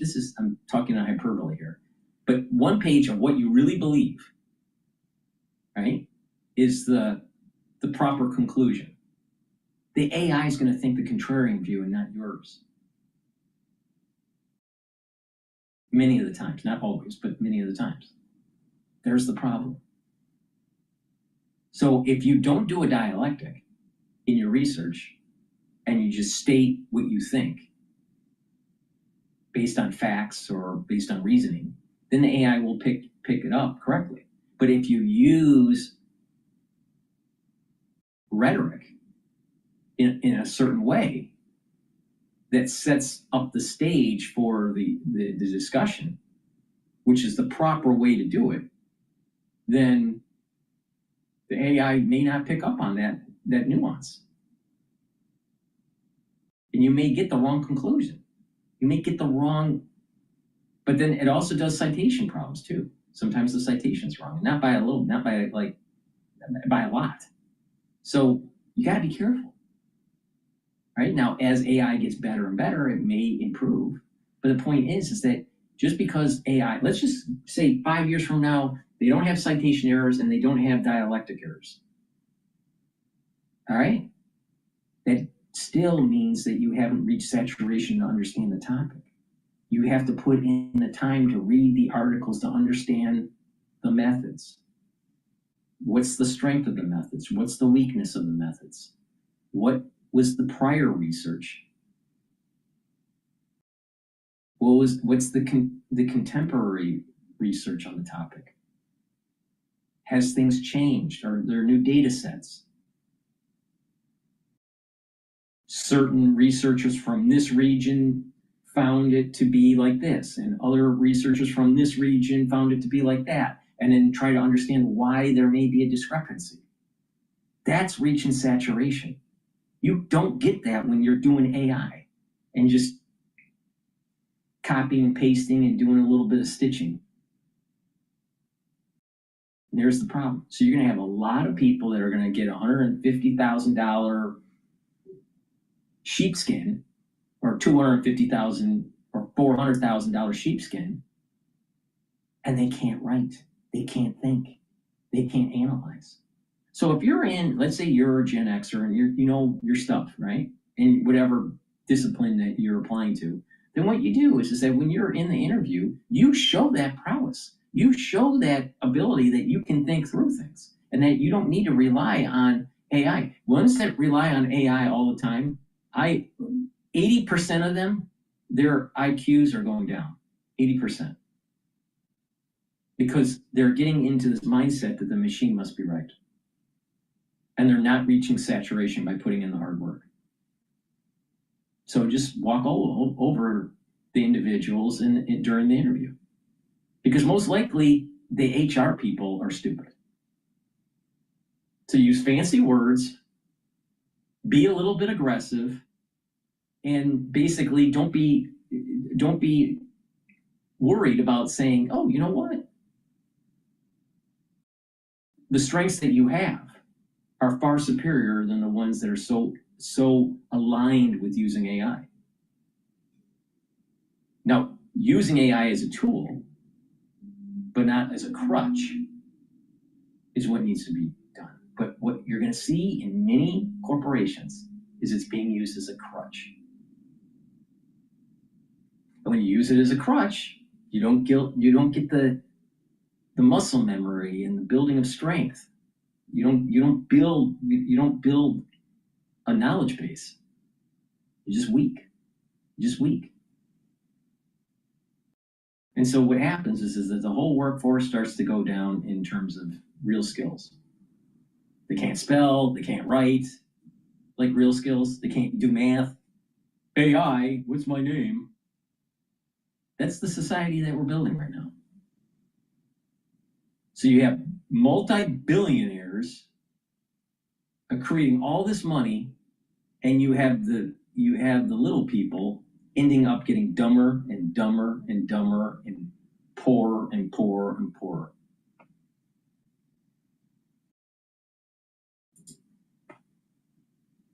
What we're seeing here, what we're going to be seeing more of, is this happening more and more often. There was a case with a research paper that had a bunch of stats inputted into it. It was also done by AI as well. That was more deliberate than what we're seeing here from Deloitte.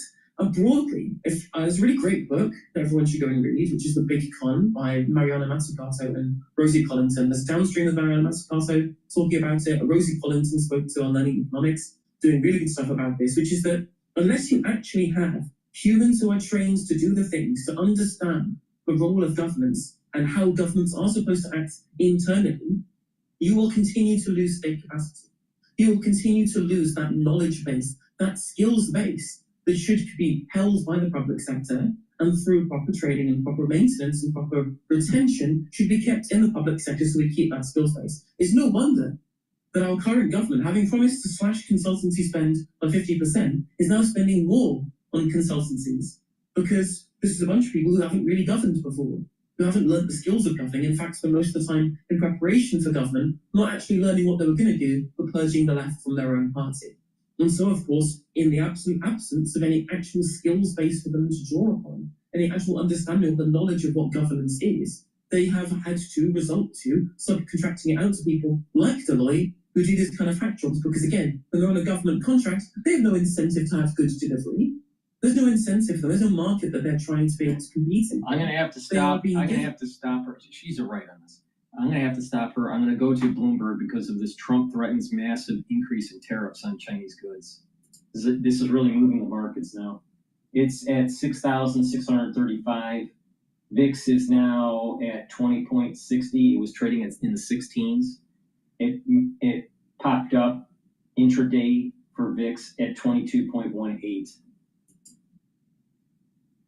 No, I mean Tom Keene on balance of power. Well, you got lucky. Your agent ran into my agent, and there was, Yeah. this. And He must have been having lunch in the neighborhood. He was at the monkey bar or something. Thank you, Tom. It's great to see you. Have a great weekend.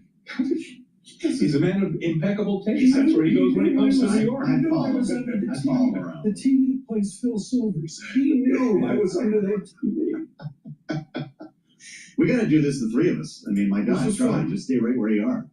It was fun. Thank you, Tom Keene. You know, Bloomberg Surveillance. Start your day there every day. Bloomberg Radio and on YouTube. And we want to put a finer point on the trade right now at 22 minutes past noon East Coast time. Charlie Pellet on the markets, live from World Headquarters in New York. What do we have? So right now, low across the board. I do want to begin, though, with the intersection of Washington and Wall Street, specifically economic data. I was just joking about that just a couple of moments ago, but the Bureau of Labor Statistics says it will publish the September Consumer Price Index on October 24th, 8:30 a.m. Washington time. The release will allow the Social Security Administration to meet statutory deadlines necessary to ensure the accurate and timely payment of benefits. Of course, no other releases will be rescheduled or produced until the resumption of regular government services. Stocks lower after President Trump threatened, quote, a massive increase of tariffs on Chinese goods, rekindling fears about an escalation of the trade war. Stocks lower across the board.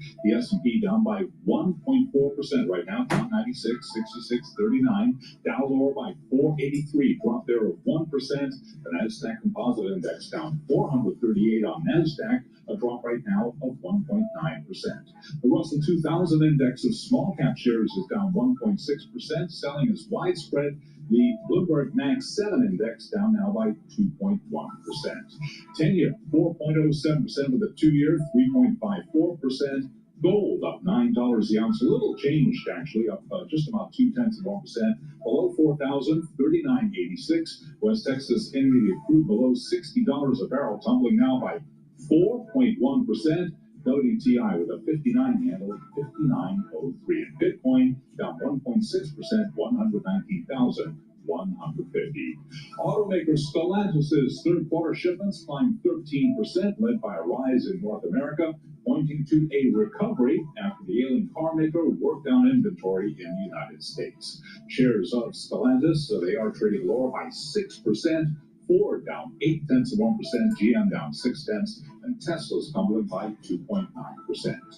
Recapping and repeating our top stories, stocks fall as President Trump's remarks fuel trade jitters. Balance of power continues now. We got you covered on this developing and major story. Once again, your host here is Joe Matthew.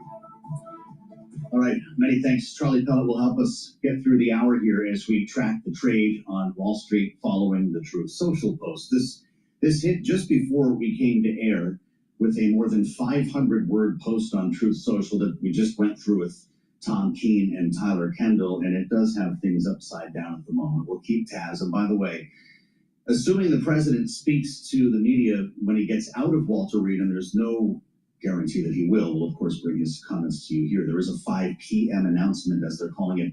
It's related to farmer prices that'll be at the White House for the late edition of Balance of Power. Before we continue on with Bloomberg, please go to my store, the-studio-reykjavik.com. Get the Goodnight Formula. Goodnight Formula will help you to get into 3 to 5 cycles of REM sleep and deep sleep per night. Take it every day, right before you go to bed. This will also help to detoxify your central nervous system and consolidate memory.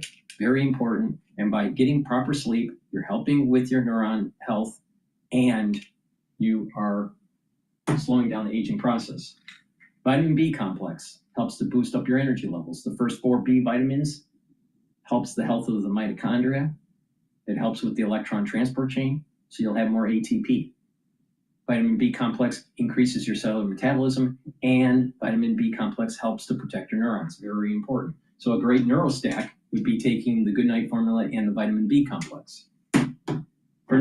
For also neural health, clarity factor. Clarity factor is going to get rid of that brain fog, allow you to concentrate, and over time improve the dendritic connections between your neurons, so you will be able to think faster, you'll have better memory.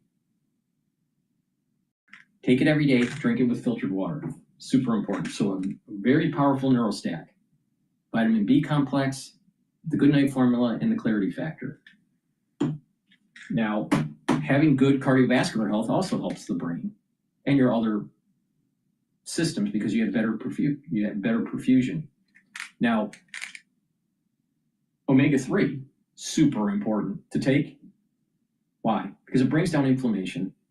It's going to help with the lipid profile and reduce the stickiness of your red blood cells. So take omega-3 to help with your cardiovascular health, but good cardiovascular health also helps with brain function because it's creating a microenvironment to help your neurons to be healthy. So a powerful neural stack would be taking the omega-3 clarity factor, the Goodnight formula, and also take the vitamin B complex. And like I said, if you stack these appropriately, you're going to benefit, you're going to have these synergistic benefits versus just taking one supplement. So please go to my store, the-studio-reykjavik.com. Use discount 5, you get $5 off any order. It's all caps, discount 5. Get healthy, slow down the aging process. And like I said, people that are 40 years of age or older, within 5 years, you're going to know 30% of the people within your social network that are probably going to get early onset of dementia because of the crisis that we went through in 2020. If you don't start protecting your neurons now, you're increasing your chances of having problems. Please go to my store, the-studio-reykjavik.com. It's the 13th to 14th DSCC chair. Kirsten Gillibrand will still attend, Democrat from New York. There's a big Republican party this weekend in South Carolina as well. That goes through Sunday. John Thune is apparently pulling out, but you're going to have a lot of members raising a lot of money, clinking glasses and drinking cocktails and golfing and all the rest. Should these be happening? You know, what's interesting, Joe, is that up until this is probably the first time I can remember that there has been a shutdown and fundraising has continued overtly. There have been lots of times when you'll see these fundraisers happen and members will not go, but their staff and their fundraising teams will still continue to raise money. But for some reason, and I can't really tell why it is, this shutdown feels different. And I do think it's because both sides think they're winning the debate right now. That's right.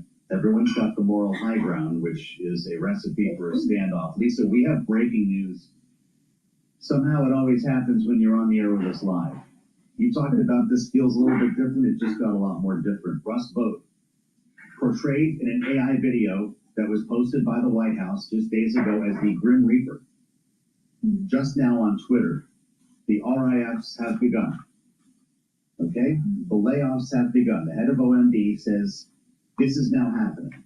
We're trying to get information on what exactly this means, Lisa, what kind of numbers we're talking about. But how does this now change the dynamic for Democrats and Republicans? I think it doesn't work in favor of Republicans. I think it hurts them more than it hurts the Democrats. I mean, the Republicans are in charge of everything, and now they're saying that there's going to be risks. I mean, there was that threat, but the fact that they're talking about it now, on the day that people are not getting paid, on the week before the military will not get paid, I don't know, Joe. Right now, you're asking me for my fresh hot take off of this. To me, this seems tone deaf. It seems like not the right time to do that. I I know that leaders on Capitol Hill were feeling the same way. The headline just went right on the terminal. Trump budget chief Pope says layoffs have begun. There you have it on your screen if you're with us on YouTube. It is real. It is no longer just a threat. Now, Lisa, I had a conversation with the Speaker of the House this week and asked him about President Trump's ideas that some federal workers who were furloughed should not receive back pay. He didn't give me an up or down. He said there are several different legal analyses that are floating around right now. Is this going to be the next problem? You know, Joe, I've been saying it since the start. So many of my friends who are furloughed right now were saying at least there is going to be back pay. And I said, you know, the rules, the playbook, it is so different. And they were referring back to that 2019 law that said that they would be paid for their time. This is a totally new, we're in new territory here. And so I would not be surprised if this administration continues to move forward with that kind of movement. I think the speaker's in a tough spot. He can't say one way or the other. He's got to keep the president happy. He's got to keep his members happy. He's got to keep the country happy. But the president and the administration really don't seem to be all too worried about that. But they also know that that's not going to affect how midterms turn out because nobody's going to remember in another 12 months. Well, we've got a couple of elections that will take place before then. Mm-hmm. And this will be the backdrop now. There was a ripper of a debate last night. Of course, you know a little bit about Virginia, Lisa, and we saw the two candidates for governor go at it. I didn't really hear what half of it was about because Winston Earl Sears decided to show up with a strategy to interrupt Abigail Spanberger, the Democrat, in every answer, multiple times, to the point where the moderators were pleading for her to stop. There's a story like this now. Virginia is chock full of federal workers. So is Maryland right next door. Every state's got a lot of them, but there are huge concentrations here because of the federal government and the presence of the military. Who does this help in a gubernatorial contest against the backdrop of a government shutdown? Joe, Abigail Spanberger was always going to win this race. Winston Sears is not the right candidate for the job. She is, even the way she behaved last night was classic. Just poor behavior all around. It is not what people want. You cannot take the playbook that Donald Trump uses every single day and try to use it for yourself. He is a one and only guy. It is not the playbook that others can use and be successful. It's not going to help her. She should have been it should have been a better performance last night. It was awful. I'm embarrassed for the party. I'm embarrassed for the way she behaved. Wow. And I think that the way that this is happening, Joe, just fuels and offers more and more support for Abigail Spanberger. She will win that race in Virginia. Well, in our remaining couple of minutes, let's tap your experience as a veteran of New Jersey politics. Of course, born and raised, so you don't mess with Lisa Camuso Miller. Jack Citarelli is planning a big bash on the Jersey Shore. And there have been a lot of different elements, I know, in this campaign, this race that have brought he and Mikey Sherrill a lot closer than what we're seeing in Virginia. How's this going to shake out in New Jersey? This is the way New Jersey does politics. Don't forget, I was political director in that state for a year when George W. Bush was on his way to the White House in 2000. This is going to be a remarkable race. Jack Citarelli has a long history of being a loyal, fantastic elected official in the state. He has demonstrated over and over again that he's the right guy for the job. Mikey Sherrill stepped on a crank this week, Joe. She talked about the fact that nobody in town eats pork roll or Taylor ham. And listen, if you're not from New Jersey, maybe you don't know this, but that was probably the biggest gap I have seen in a very long time, where she showed that she is not a native. She's not someone that people are going to be able to identify with. And I think that I'm going to listen into CNBC about this tariff threat. Hello traders, and welcome back to the Trading View channel. In this video, we're introducing our new AI indicator, which we developed in partnership with OpenAI. Market has moved sharply lower in just the past few moments. You don't need an indicator from an AI. Really. Unless you're trading like 500 stocks and you need them in real time on buy, sell, for high frequency trading. The average person doesn't have the money to do high frequency trading. The average person wouldn't benefit from something like that. And most people don't have the money to invest in 500 different equities. So why the hell would you need something like that? See, if you lose the ability to think, to see patterns, do pattern recognition, and you rely on an artificial system like an AI, then you have a problem because you can't think. Oh, you'll be able to focus on something else. Really? Really? I do a lot of stuff, right? And I don't need AI to tell me where the entry level and support level positions are for different types of equities. And this whole show is telling you. I have a dashboard on the live stream on my website and through YouTube that's giving you real-time movement. And I tell you where the support levels and the entry level positions are. And we're not using AI. It's just experience by being on a trading floor. Over-reliance on AI is stupid.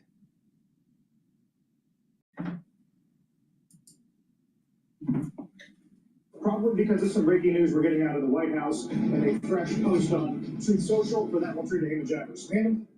Carl, that's right. This is the president now reacting on social media to the Chinese move earlier to restrict rare earth materials coming out of that country to nations around the world. The president posting a lengthy post on social media here, but in it, he's threatening unspecified retaliation against the Chinese side. He's also seems here to cancel his scheduled meeting that's coming up with President Xi Jinping of China. The president here saying this was a real surprise, not only to me, but to all the leaders of the free world.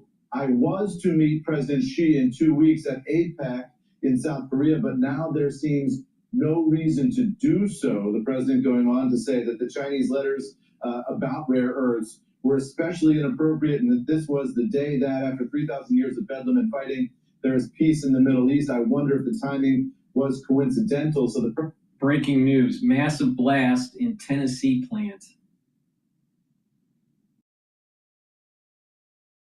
leaves several dead and others missing.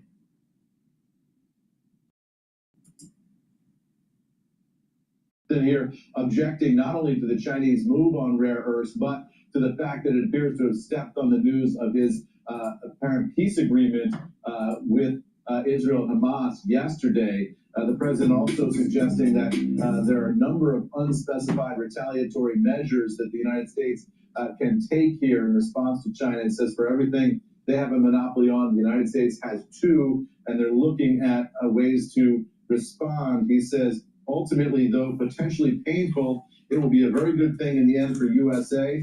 One of the policies that we are calculating at this moment is a massive increase of tariffs on Chinese products coming into the United States of America. There are many other countermeasures that are likewise under serious consideration. So the president here seeming to cancel his meeting with Xi Jinping of China, also threatening a massive increase in tariffs and unspecified additional countermeasures. All of this on social media now, Carl, as we say, in response to that move by the Chinese on rare earths yesterday. Back over to you. Yep. Market clearly doesn't like the tariff. YouTube Premium is ad-free YouTube and background play. So you can watch videos while reading, searching, shopping. Try 1 month free.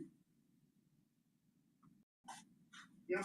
Market clearly doesn't like the tariff conversation. Amen. We did have NASDAQ was working on its 33rd record high of the year, now down a full percent. The export controls on rare earths was a story yesterday, Amen. And the thinking was this was standard leverage building ahead of the meeting in a few weeks. I'm trying to think of what might have changed between then and today. Well, I think that the president's reaction to it has changed, right? I mean, the president was busy yesterday, and a number of things going on. And so maybe this is his first opportunity to really decide what he wants to do. I will point out, Carl, that just if you look at the tone of this, it's a lengthy, and I think you could characterize this as an angry response to the Chinese, but it's also a non-specific response to the Chinese. He's saying there seems no reason to do so with the Xi meeting. So it seems as if that meeting is being canceled, but it's not actually canceling that meeting. And it's also threatening a whole host of retaliations here on areas that the United States has monopolies on, but not specifying which ones, threatening a massive increase in tariffs, but not specifying which ones. So I think you can put this in the category of presidential venting right now. It's obviously a sharp reaction to the Chinese move and threatening a bunch of countermeasures, but not actually executing yet on those countermeasures. So for market participants, what you want to watch for is whether there's follow-up to this. Is this just the president sounding off, or are there specific countermeasures that are going to be put in place, and are we going to see those additional tariffs. I think that is a kind of wait and see mode right now as both sides are looking to get as much rhetorical leverage as they can. The Chinese side fired their salvo yesterday. The president's firing his salvo right now. What is going to come of this? Can that meeting be saved at APEC in South Korea? I think that's still a possibility given the language here and the vagueness of the threats from the president. But this is clearly an escalation of tensions, and markets obviously don't like that. Yeah, and it sounds like it also adds to some concern from European allies as well. Germany coming out and saying that China's curbing of the rare earths exports is of great concern there. What do we know in terms of who else is kind of in the same camp as the U.S. with regard to concerns surrounding the move by China?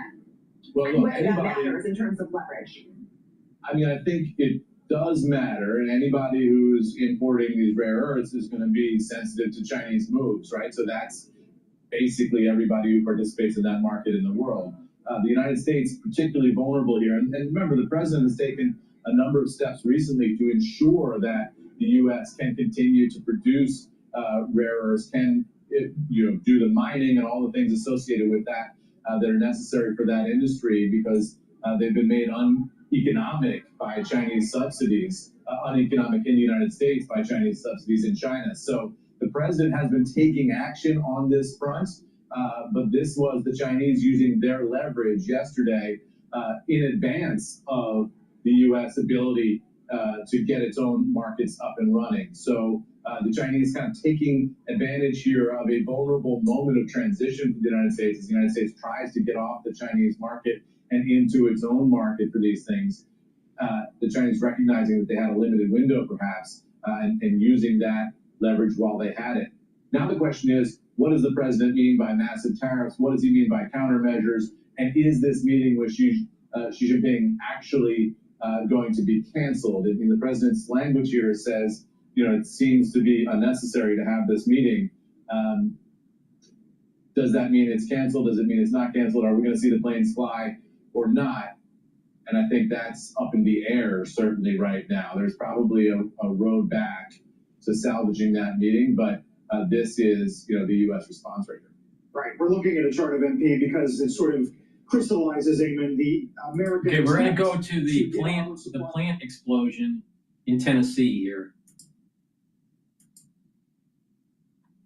Initial blast occurring at about 7:45 this morning, and it was felt for communities all around the area. Personally, I was about 45 minutes away from this scene when that blast first happened, and I felt it very easily there at my home. And in the hours since, of course, we've learned that there are multiple injuries, but we do not have an exact number. We just got an update a few moments ago from the sheriff here of this community who says he's just not ready to detail how many personnel may have been on site because they're still going through some records, trying to work with the company to find out how many people they may be looking for that may be unaccounted for after this shift, but they are confirming fatalities. We begin to see some images, Josh, from the air that just show a massive debris field around this site. This is a campus that is, at least you can see it there from WTVF. This is a campus that is hundreds, if not thousands of acres wide. This is a company that works with both the federal government and defense explosives and both private sector as well. And the way this campus is laid out is there are multiple laboratories, multiple buildings spaced out from one another. As you can imagine, that's by design. And this is a campus that stretches way back in the woods out of our immediate field of view from where I'm standing, which is just outside of Gate 1. Now they're trying to go through the process of reunifying family to get information from the company to the families, and certainly those families that are worried about their loved ones.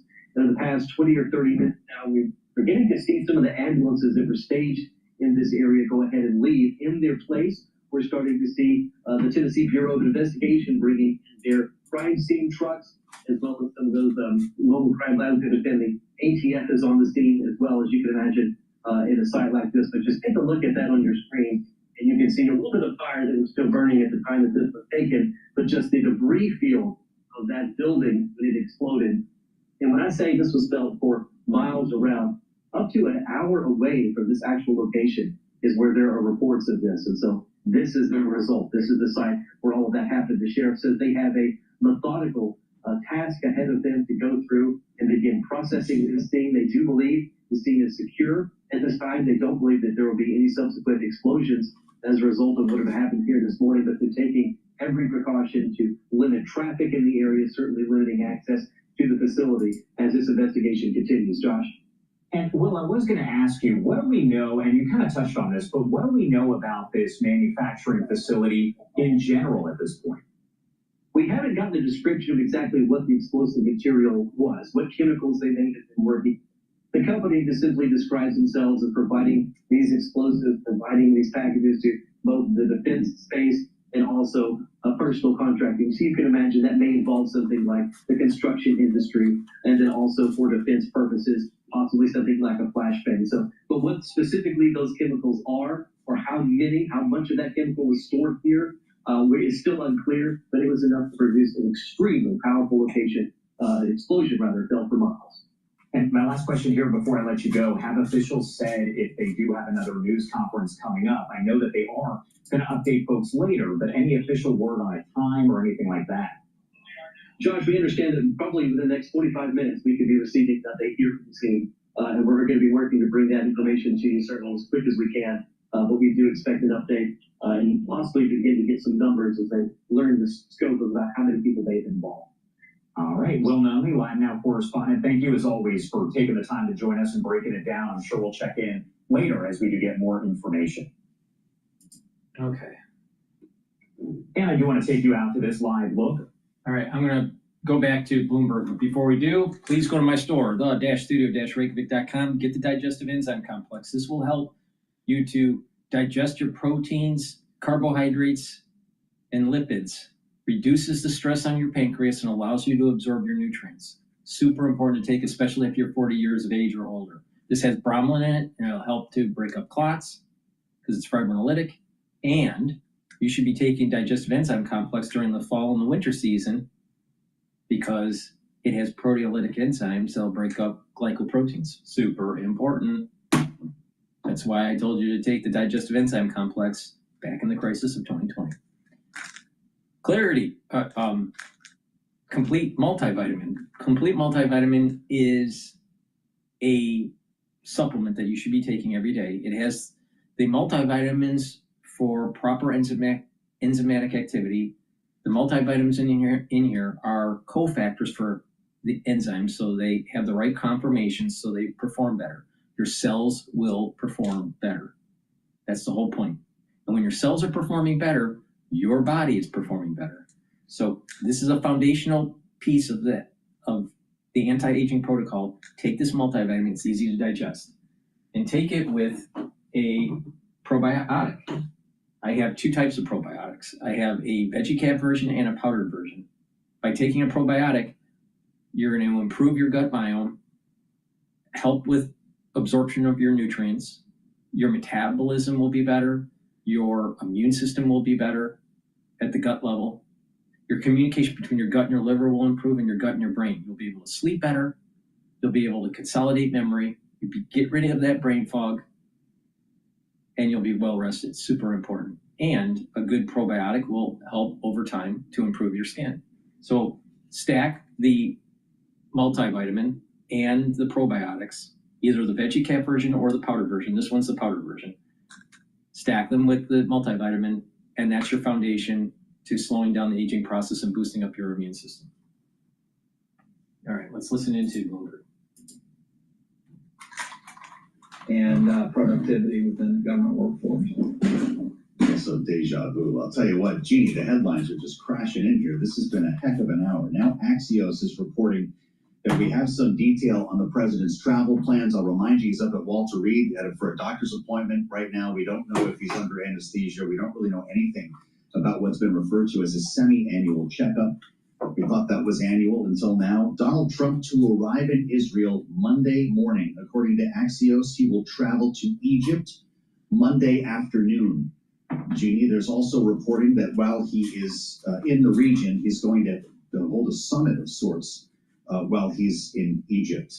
I'll back up a little bit and remind everybody that there is a public event in the Oval Office scheduled for 5 p.m. Eastern Time. It's billed on the White House guidance simply as an announcement. We have since learned that that will involve pharmaceuticals, and CBS News is now saying that AstraZeneca is the pick for a most favored nation pricing deal like we saw with Pfizer. I don't know what the second half of this day is going to be like here, Jeannie, but I feel like the president's going to have a heck of a lot to talk about. Will he need to quantify these layoffs tonight? Okay, very well. Strap in, Joe. It's going to be a ride. Yeah, we are. So much prep Always. for you going forward. Yeah, always on Fridays lately. AstraZeneca looks like it's going to be joining Pfizer. This has been great PR for Pfizer. It'll probably be great PR for AstraZeneca. Not so great for consumers. But of course, the president's going to have so many other things on his plate, and if he allows for questions, and he usually does to his credit, he will likely get a lot of questions on these mass layoffs, and of course, on the big news out of the Middle East. Also, as you mentioned, his health. So much going on like that. It's really important, even though the government is shut down, that the president goes over to the Middle East, because the White House is going to have to keep pressure on both Israel and Hamas in order to get from a phase one, which looks like it's, I shouldn't say a done deal, but everybody says cautiously optimistic. But the phase two and the phase three are going to be the much harder parts of this. We've even seen the Israeli members of the Israeli cabinet on the far right do not describe this as a peace deal or an end of the war. They're describing it as a stop in the hostilities, and that suggests that they may want to resume that once the hostages are back. And of course, Hamas on their side does not want to disarm, and so a lot to do to get from phase 1 to 2, and that's why it's really important that the president go over there, talk to our Arab allies, and of course keep the pressure on both of these sides to move this, because he's been through this before. We had this in January, and we never got to the phase 2 in January.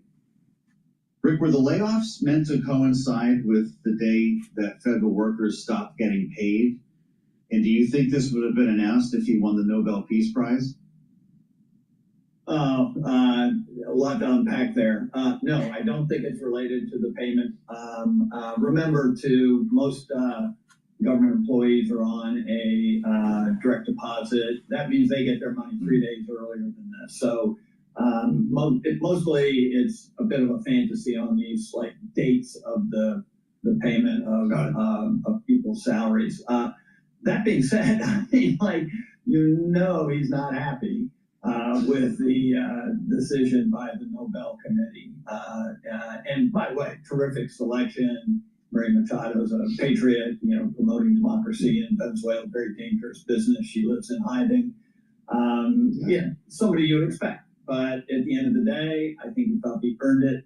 And maybe next year's prize will go to him. Who knows? But I would think that maybe more the reaction that he had to China, changing their export requirements for rare earths, maybe have a little extra push in there because he's a little grumpy about that. Well, you did mention Middle East peace in that very long missive. Jeannie, I've got news for you here. Donald Trump may not be the man you thought he was. He called Maria Machado to congratulate her for her Nobel Peace Prize, according to people familiar with the matter. As I read here in the copy, I've got to finish the line here. Despite speculation, he would be indignant at not receiving the award himself.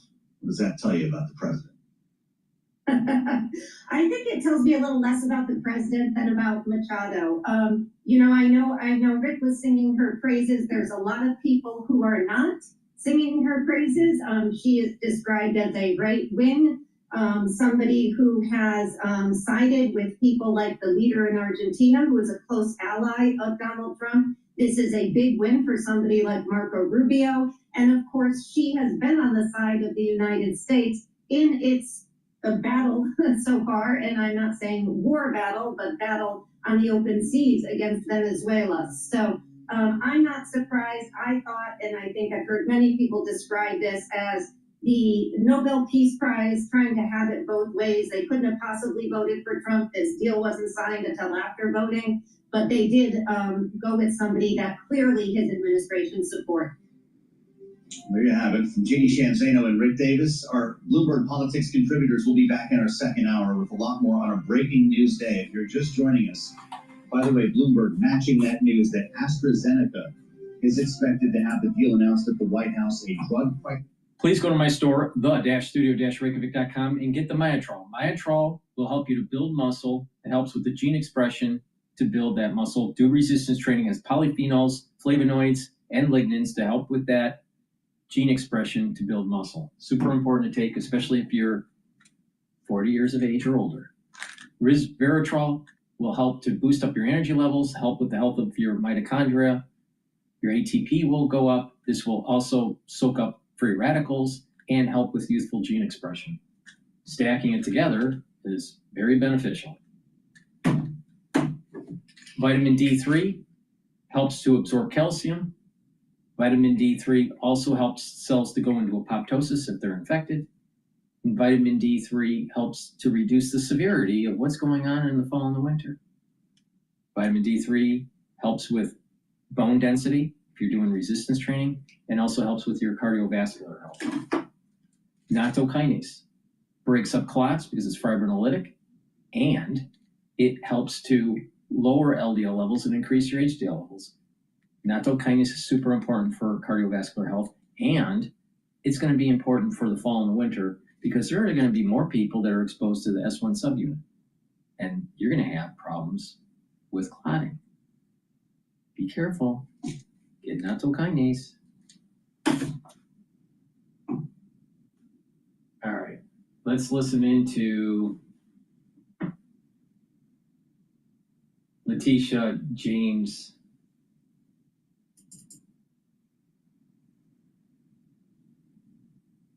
When you get injured, they shout, "We'll go to battle for you! Hurry!" We analyze over a decade of personal injury. Well, New York Attorney General Letitia James has been indicted on charges of banking fraud and making false statements to a financial institution. James and her fellow Democrats say the prosecution is politically motivated, citing her 2020 lawsuit against President Trump. James released this video statement yesterday. Watch. This is nothing more than a continuation of the president's desperate weaponization of our justice system. He is forcing federal law enforcement agencies to do his bidding, all because. Oh, and she's the one that was going after Trump. She said, "I'm going to go after Trump. I'm going to find something, and I'm going to prosecute him." Really? Really, Letitia James? Really? Really?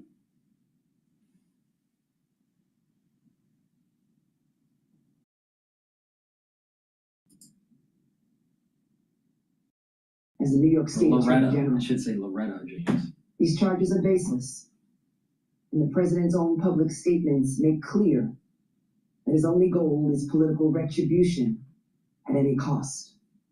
Let's bring in Tom Morrow, attorney, retired NYPD inspector and Fox News contributor. Okay, so we know this doesn't surprise us that she would come out and say this, obviously, and that Democrats are going to use this as a political, talking point. But doesn't this case have teeth? It does, and I have to tell you that all you need to do is read the indictment to see that it does, because it's a very simple, plain-spoken indictment, which is crucial in a financial case, because in financial cases, they can get very complicated. You could potentially lose the jury. This one doesn't have that. Now, to clear something up, the primary residence issue is not here. That was the initial allegation we all heard about from the power of attorney form. What it comes down to is the following.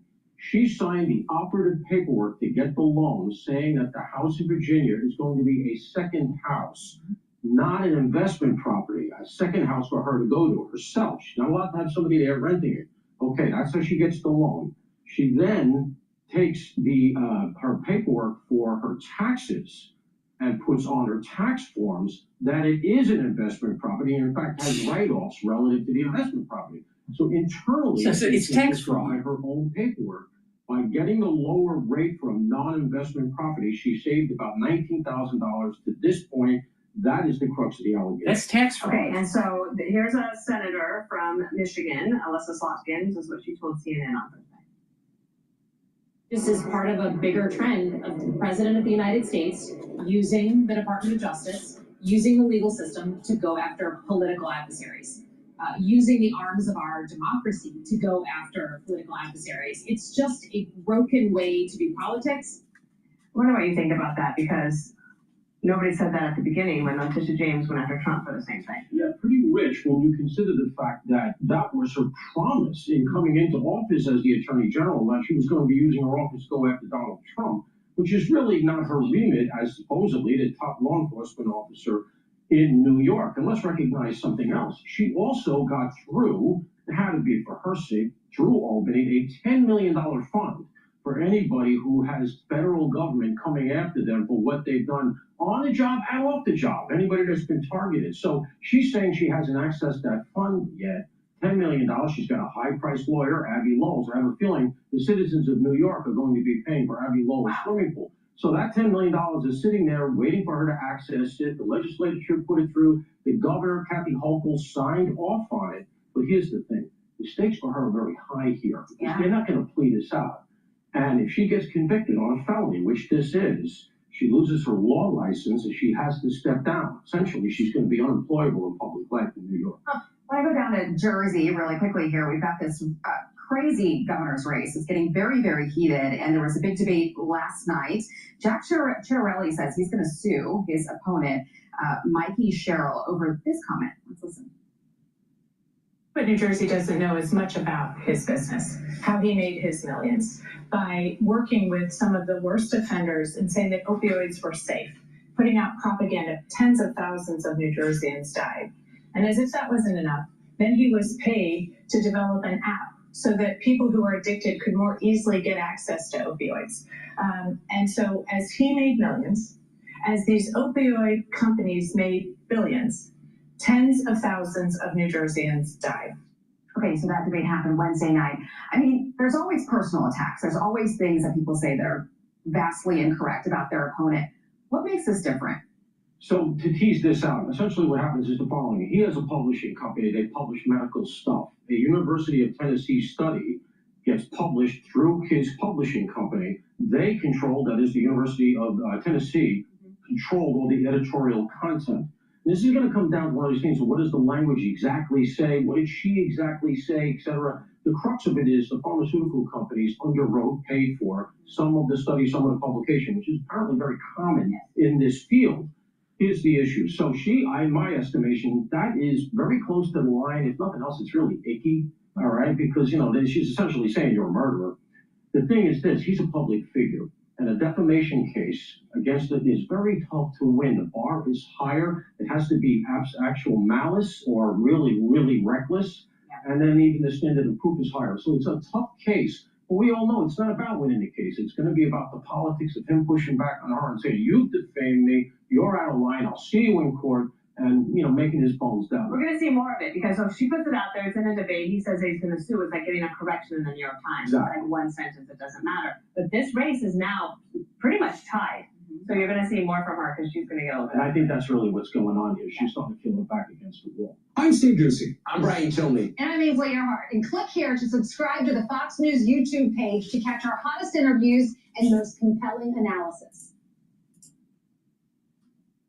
Got details on the event. We will hear from Donald Trump later, not necessarily from Walter Reed. He's at the doctor right now, but there's an event at 5 p.m. An announcement, as it said on the White House guidance this morning. Bloomberg's done some digging. It will be a pharmaceutical announcement on pricing, like we saw with Pfizer recently, and AstraZeneca is the winner. We've actually been following AstraZeneca shares on a down day, holding up not too badly, down less than 0.5%. Let's bring it to the White House for more on all of this ahead of our conversation with Democratic Congressman Brad Sherman. Bloomberg's Washington correspondent Tyler Kendall is at the White House.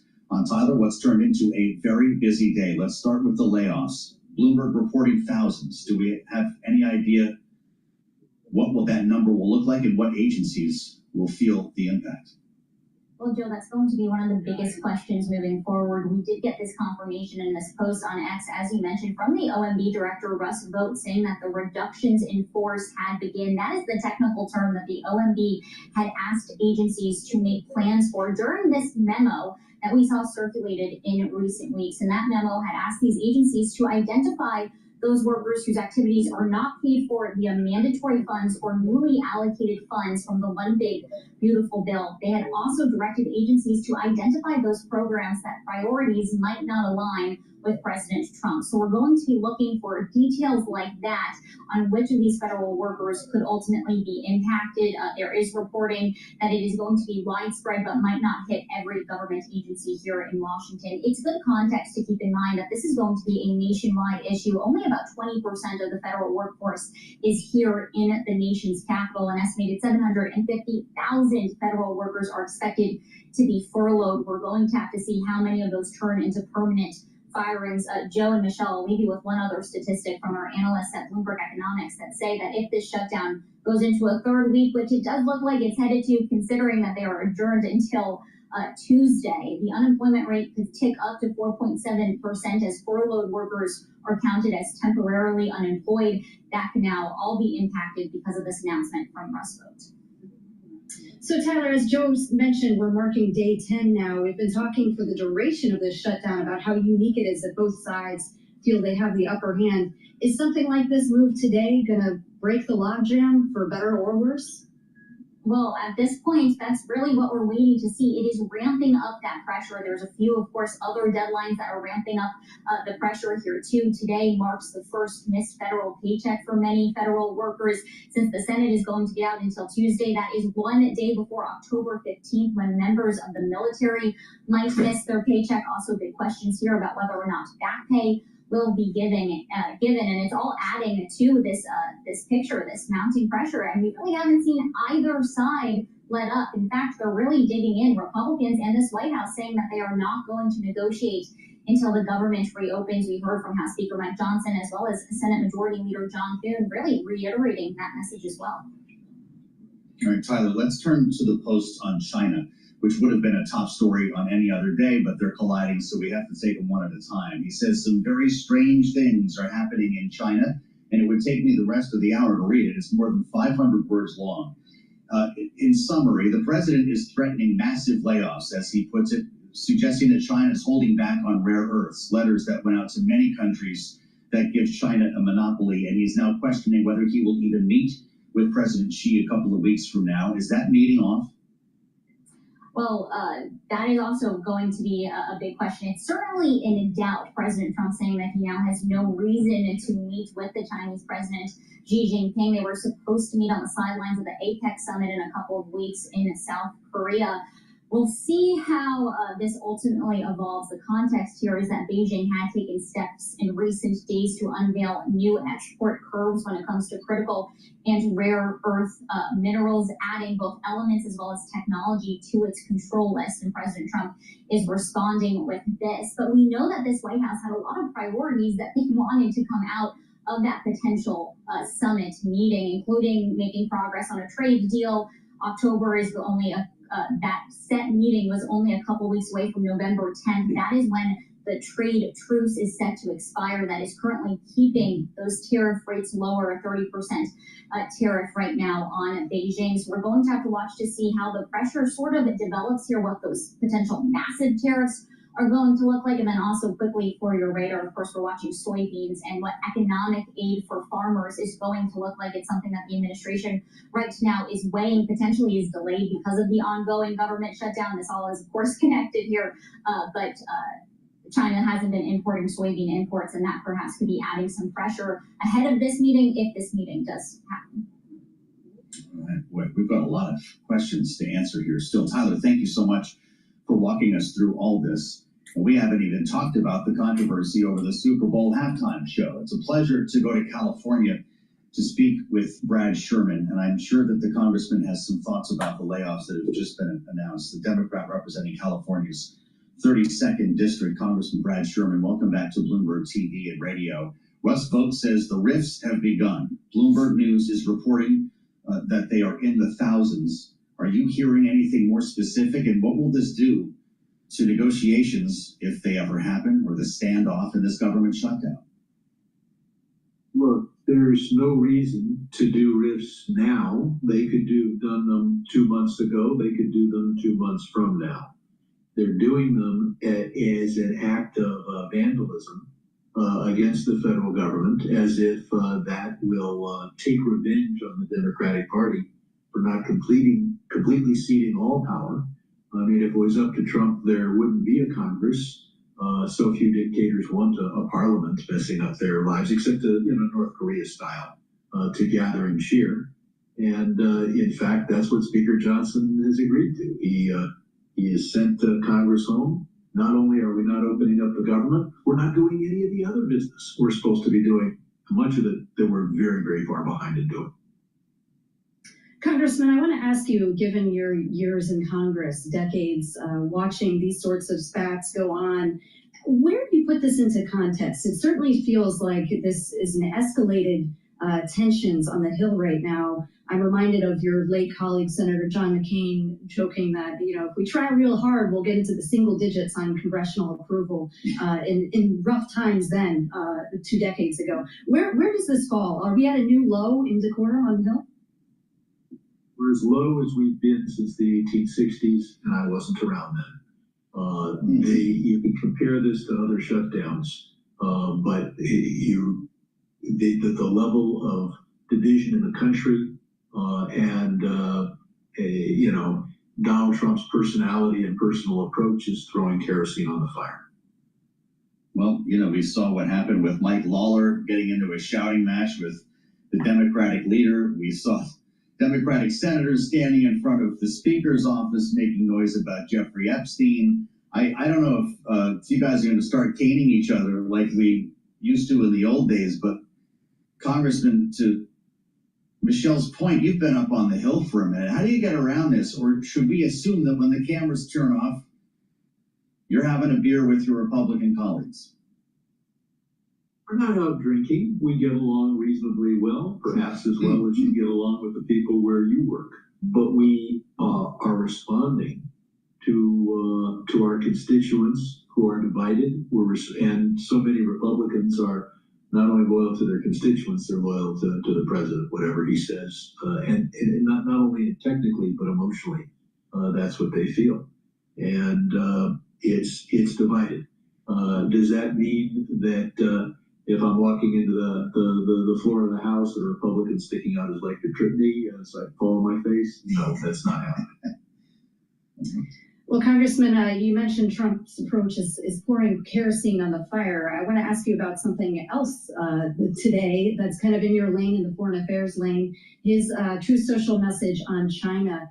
How do you think this changes the game in the overall U.S.-China negotiations? How worried are you about not getting some sort of deal with China, and what are your constituents saying? Well, they haven't responded to this tweet. It's so strange because for so many years I was here and diplomacy was handled carefully. And now it's an emotional tirade, sometimes at 3 a.m, directly from the president. That's not the way to conduct foreign policy. It's not the way any other president has conducted foreign policy. And we see China uses its control over rare earth elements. And America has done nothing over the last several years to weaken that control. We should have strategic reserves of all those rare earth elements, and we should have alternative supply. It is not true that all of the ore for those elements is in China. It's just they're the ones who have created the big industrial apparatus necessary to extract and refine them. That could be done elsewhere, but that's just one of the many things that Congress should have been focused on and should be focused on today. Except here we are here in the Reykjavik building, and there are no Republicans. I said you were in California. Forgive me. By the way, it matters right now when members are here in Washington. When's everybody else coming back? The Senate apparently is going to be here next week now. But the vibe we're getting from any lawmaker, D or R, Congressman, is that this will be protracted. We're nowhere near an off-ramp, even as John Thune suggests privately that he may offer Democrats an up or down vote on extending Obamacare subsidies. Where are we? What inning are we in this shutdown? Well, and offering a vote if you know you're going to lose is symbolic and perhaps nice, but not all that important. This is going to last a long time. Both sides are digging in. The base of each party isn't saying, how do you put this together? They're saying, stand up for our position. And I think as long as the focus is on healthcare, and that is where we have put the focus, the people will be with us. What should happen, of course, is a negotiation. We may not get everything we want on healthcare, but the current position of the Republicans is give us what we want, and we'll talk to you about whether we do anything that you want. That's not the way to treat a party that got 49% of the vote. And keep in mind, Republicans wouldn't talk to us in January, February, March, April, May, June, etc., about this healthcare cliff that we're about to fall over, where 22 million people will see their premiums more than double. And the letters are going out now. People have to decide whether to sign up for healthcare coverage. And as far as they know, it's at double the premium. They can't afford that. Well, Congressman, there's certainly no shortage of big stories to ask you about today, but we'd be remiss if we didn't ask you about the Middle East and the president's forthcoming trip to the region. How are you feeling about this tentative peace deal? Are there reasons to be optimistic, bright signs here, even though it feels like we've kind of been close to this before, only to see a setback? Hopeful, optimistic may be too strong a word, but if the hostages are released and Hamas is no longer in control of Gaza, then we can move forward. And it looks like that's what the settlement calls for. We'll see whether whether Hamas disarms and whether their leadership departs the region. But phase one is the release of the hostages, and that day can't come too soon. Just got about a minute left, Congressman. If this does hold, should Donald Trump get the Nobel Peace Prize? He didn't make it today. Look, you have to evaluate Donald Trump's actions on the world stage in total, and I don't think they're quite Nobel Prize winning material. But look, Hamas has been pushed into a small corner of Gaza. They realize that Israel can take that corner as well. And I think that it's not so much what the president has said. The deal that he has offered is very similar to what the Israeli negotiating position has been all along. Free the hostages and free the people of Gaza, 2 million of them, from oppression from Hamas. Well, he's on his way. Be there on Monday, apparently. Congressman, great to have you back. Brad Sherman, Democrat from California, thank you. Please go to my store, the-studio-reykjavik.com, and get the turmeric. Turmeric will bring down inflammation and soak up free radicals. Lignans will help with your immune system and your endocrine system, soak up free radicals, and bring down inflammation. Ashwagandha root will help with your cortisol levels and your blood glucose levels. If you stack this together, you're going to be boosting up your immune system, helping with your cardiovascular system, and by bringing down inflammation, you're also helping with your brain function.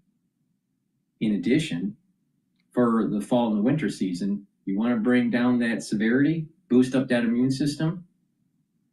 For the fall and the winter season, it's really important to take this stack. Get the lignans, the turmeric, and the ashwagandha. Use discount 5 and you get $5 off any order.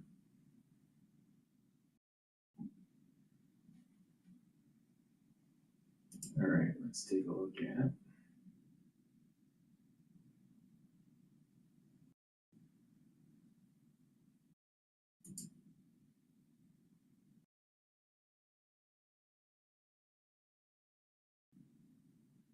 All right, this is about Chuck Schumer.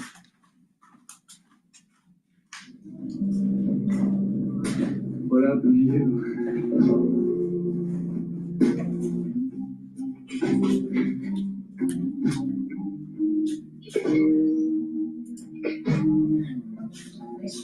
The Agriculture Secretary, by the way, insists that farmers will get government aid eventually. Listen.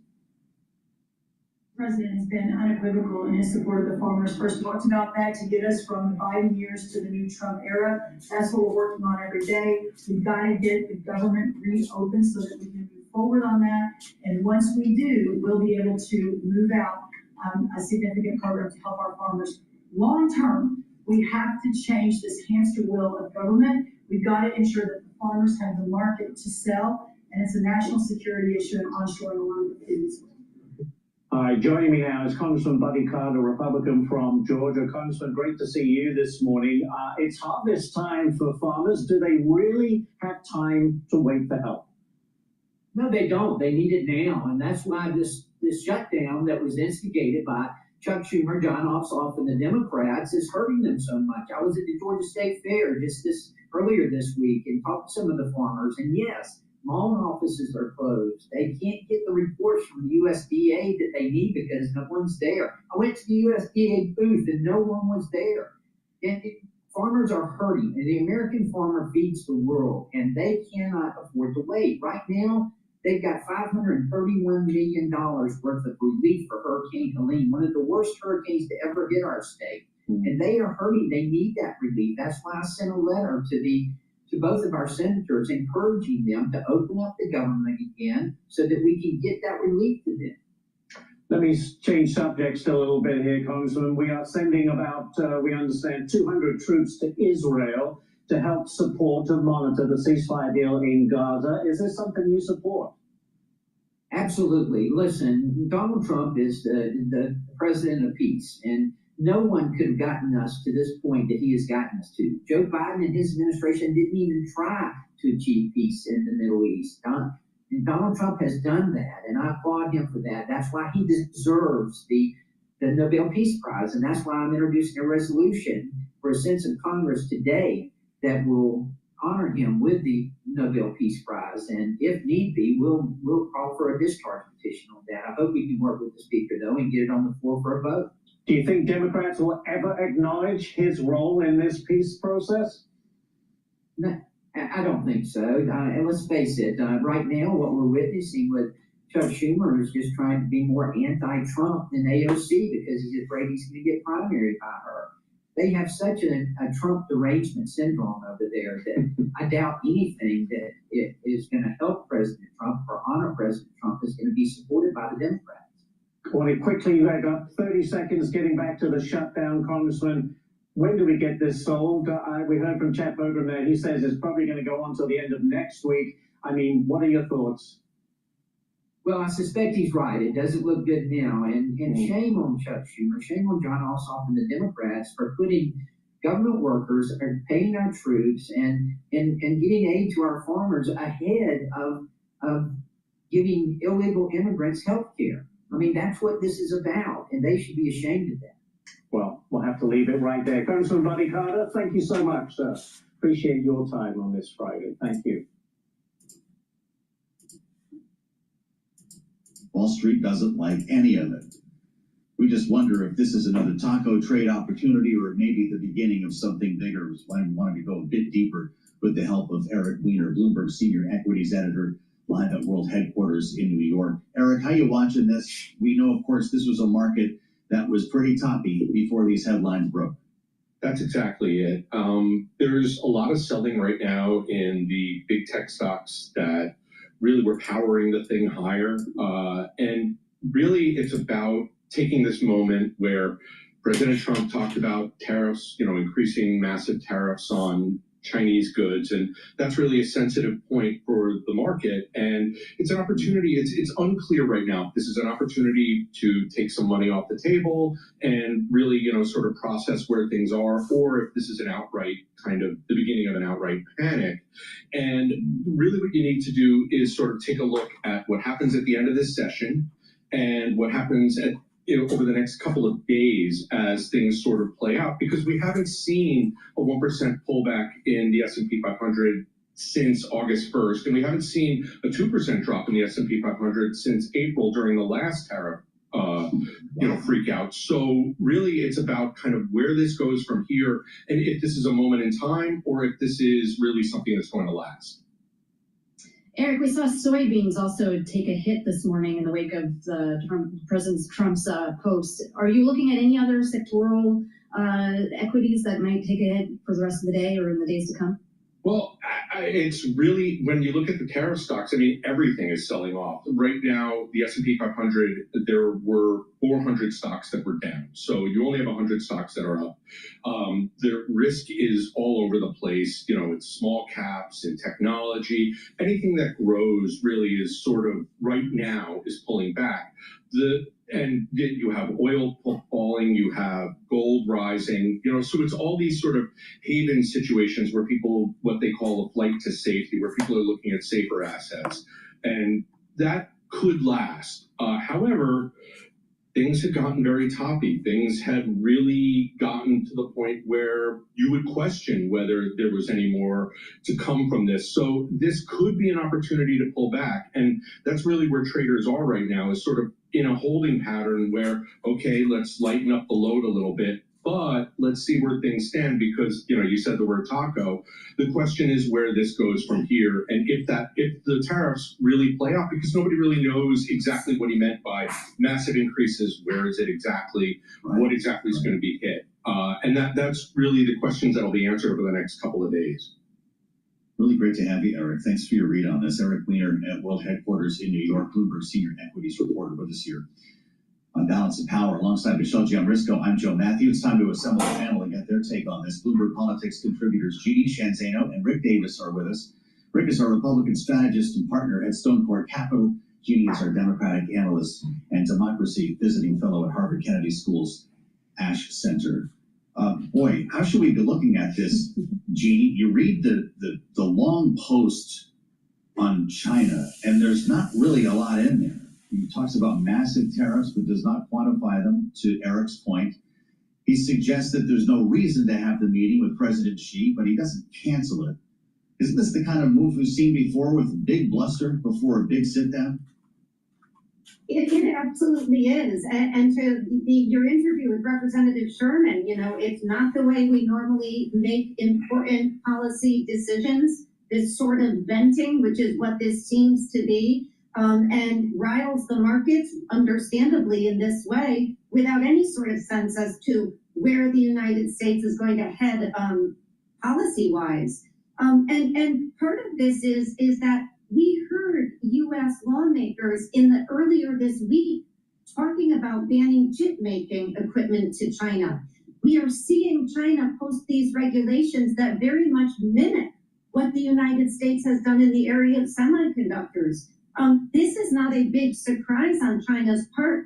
They're going into negotiations with the United States. They need to have leverage, and we should have leverage ourselves.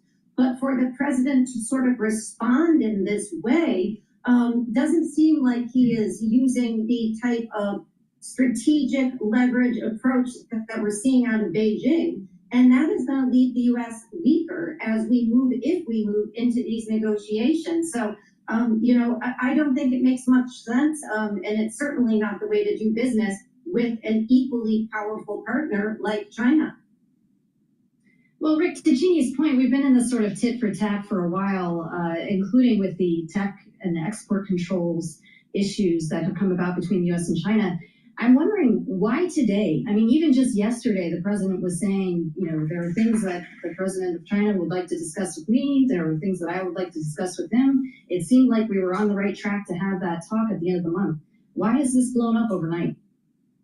Well, I do think there's some reaction to China's moves to lock down export restrictions on some of these rare earths, some of the technologies around some of the refined products. Remember, it's not like they're just exporting a element of rare earths. They manufacture these things into usable parts, and that's what we buy. And they're clamping down on that. And they're clamping down on chips. They took the first move. And I'm pretty sure that the president's national security staff probably were pretty apoplectic about this, because every time we make a deal with them, it's with the sensitivity that China's going to keep, you know, certain things flowing while we continue to buy their products. And the reality of it all is we have not been treating China as the adversary they are. We keep talking about them being a competitor, and they're not. They're an adversary. And I think this is probably, whether it's a device headed into South Korea, whether he meets Xi or not, or whether it's just an extension of the policy he's already had on China. But we got to get used to having a different relationship with China, and I think today's probably a step in that direction. Well, case in point here, there is no bigger gainer that I can find in the middle of this sell-off than MK Materials. It just hit an all-time high, Rick and Jeannie, above $81. It's ahead by 13%. This is the materials, the rare earths and materials company that the Pentagon took a stake in. And we have seen others since then when it comes to lithium, Jeannie, and there's been a suggestion that more could follow. Does this codify or justify the administration taking stakes in the name of national security in rare earth companies? It's strange when you hear about the Republican Party in the United States, the administration taking steps like that. It seems like something we would never have invited in the Republican Party, at least. But at this point, the United States does need to take steps. And what's so baffling about this is while Congress is sitting on the side, not doing not even meeting in the case of the House, there are steps that can be taken. China does not have a sort of hold on this kind of rare earths. The United States has the ability, had we worked on this in the past or even today, to be in a position to compete on this, and we have not done it. We're sitting in the middle of another in a long line of shutdowns. And, the market is responding to China and this announcement. They haven't responded to the shutdown. But that's frustrating to me because I think they should respond to the fact that when the United States government isn't working, this is the kind of result of that. And so the sort of ho-hum attitude out of the market about the government shutdown, I think, is something that we should pay more attention to because they are changing their focus from where it should be, which is that the government has got to work so we're in a position to compete economically and secure ourselves.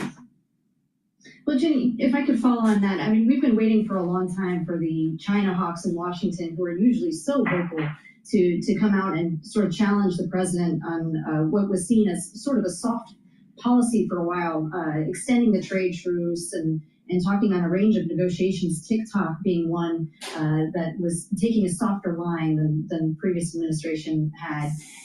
Where are those hawks, and where do you think the Democrats should be now in responding to something like this morning? Or do you think this could be sort of a blip in the radar and we return to U.S. and China are back on track, Trump and Xi will meet, in a few days?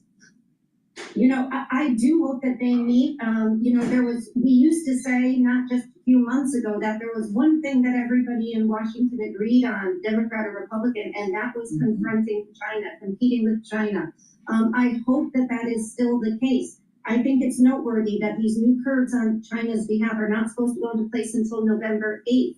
That would give them time to meet and to make some agreements on these kinds of things. So I do hope that happens. But yes, Washington Congress has to get their act in order to confront China because there is a lot of work to do in this regard. Looking at NVIDIA today, it's down 2%. We've seen certainly worse days for the stock. I know that there's a sentiment here of negativity on Wall Street, Rick, but if we were really concerned that we were ending our economic relationship with China, wouldn't we be in a different place? This is a market that was pretty frothy as we established before you joined us here. This could just be another Friday when we look back on it, no? Yeah, I think if you look at it just from the stock market in isolation, you can come up with a lot of different points of view on it, and they could all be right. But I do think the reality of this administration is that they are in the process of decoupling with China. They've been much more restrictive on export of technologies that could help the China Red Army than previous administrations. They have been, even though many of these tariffs haven't gone into full effect, the fact that they have them on the books and are prepared to use them as a weapon of state. Is important. They're reacting to breaking news today. That's just the vibe here in Washington. Rick Davis and Jeannie Shanzano, Bloomberg Politics contributors, will be back on the late edition of Balance of Power. Michelle and I are looking forward to spending some time with Patrick McHenry, the former Republican congressman, and yes, Bloomberg Politics contributor, on the shutdown next here on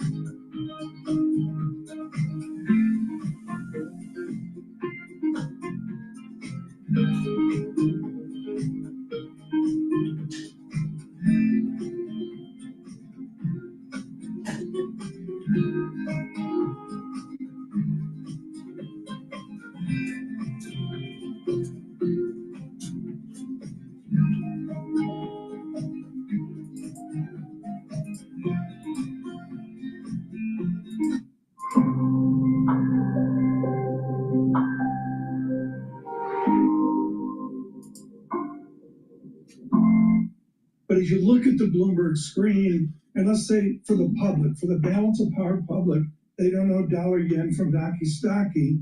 You look at the Dow, negative 400, SPX down 1.3%, NASDAQ hit down 1.8%. But I look also the way oil is pulled back. See, American oil under 60 a barrel, 58 handle on NYMEX crude. Global oil 62.78. It's come down $7 from the 70 level of a number of weeks ago. And then another way to look at it, Joe, is like the pro way, where we look at cross rates. And the first one I looked at was yen as compared to yuan. This is way inside that baseball, but you see a 3 standard deviation jump move, that big jump move. And you see that, Joe, in that currency, obscure currency pair, which shows the tension on the Pacific Rim. Fascinating. How would you describe this market? You would see the yen USD. Hear about the froth right every morning, the wall of worry. Yen USD would go down. Was this thing due to tip over? Right. No, it's the closest the Balance of Power has gotten to Bloomberg surveillance. The only difference is you have Tyler Kendall. I can never get Tyler Kendall. I haven't seen Charlie Pellet in like 9 months. It's just great to be here with people like You're up too damn early. It's just, I'm way too early for Tyler Kendall. But the point is here is it's a geopolitical linkage into our economics, finance, and investment. And the president has done that. Let's line it up, Joe, and you're better at this than me. France, Japan, the United Kingdom with their own set of worries. And now we see a tariff redo with all the Balance of Power tensions with Beijing, and they buffet off each other. I'm looking now at Japan and China is the point there. Here's the headline this morning. First headline they looked like, Joe, you weren't up yet. You weren't up. Here's the first headline I looked at today, folks. I'm trying to find it. right now. It was so long ago, Joe, it's fallen off the screen. Japan's decades-old ruling coalition collapses, jolting markets. And what the president doesn't understand in his bilateral deal-making focus is when he does something, as you witnessed an hour ago, it affects Japan and the idea of their coalition collapsing. They're all interdependent. Fascinating. This is a market that was pretending not to care about tariffs lately. I keep hearing that the uncertainty had passed us, Tom Keene, but a lot of folks were cautionary, saying that we were whistling past the graveyard because China was still a wild card. How did we get so far over our skis with so little settled in the world's second biggest economy? It ebbs and flows. One of the interviews of the day for me, Joe, is KPMG out with a new report on the tone of business across America. And their lead word is uncertainty. And you see that uncertainty in our politics. You see it within global Wall Street. And the answer is we jump from to borrow from Alarian, we jump from unknown to unknown. The president just assisted us going to a new unknown, as Tyler said, looking forward to APEC. Now what? Now what is exactly right. Now I get back to my first question. We've seen a lot of posts like this from the president, and he does stuff like this right before a meeting. Are we serious that he's walking away from China with massive tariffs, knowing what happened after Liberation Day? I would look to the Secretary of Treasury. The president has many other challenges out there, and the stuff that you report on and balance of power each and every day. But no, I don't think anything's codified. The history of this president is to shoot first and think about it later, and that's what we're going to see here. Particularly if right now, what do we make? Joe, my eyes are failing me. You'd think I was a relief pitcher for the Red Sox. See, negative 541. I mean, you give me, we're up 100 earlier, so we got a 600-point swing from surveillance. You give me another 300 points down, and all of a sudden the Secretary of Treasury is saying, Mr. President, about that tweet. That's, maybe that's what we see. All right. I studied the 10 most powerful empires. Now, the markets, the S&P 500 right at this moment in time is trading at 6,627. It's dropped quite a bit. It's dropped over 100 points. And oil is trading almost at the 58 handle. It's 59.02. Japanese yen is trading at 151.92. It was trading at 153. Is it? Almost 153. 152 handle. And Bitcoin has dropped. It's now trading at 118. And natural gas has dropped. It's trading at 3.1 or so. So my take on this is,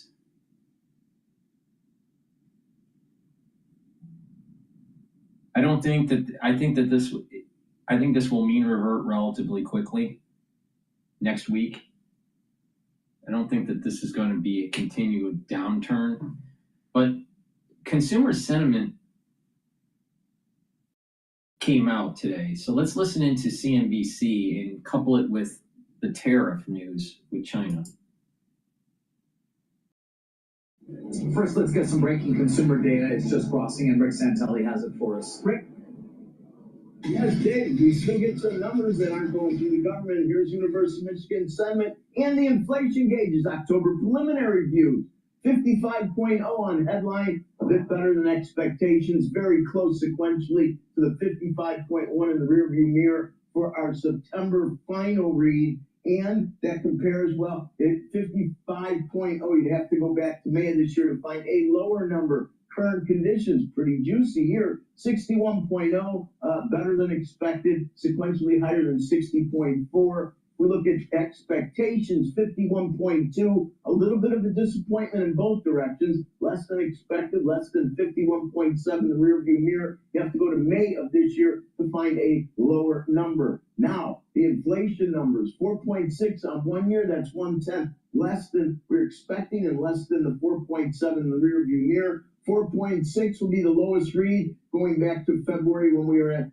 4.3, and finally 5 to 10-year inflation stays at 3.7, both matching expectations and in the rearview mirror. To find a lower number, you'd have to go back to August at 3.5 and find a higher number here in June at 4.0 to give you some context there. Very quickly, the government shutdown has caused us not to see construction spending, 2 jobless claims, factory orders, September jobs report, wholesale inventories and sales. However, maybe CPI on Wednesday scheduled release the 15th of October. It may be released. I'm not sure if that's going to be the day. Think COLA here in terms of the reason why. And finally, on the week, 409 is current 10-year. It settled at 412 last week, down 3 basis points. David, back to you.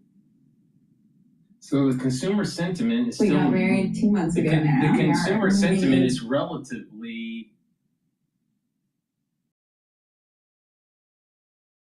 negative. All right. And the expectation for inflation is relatively high.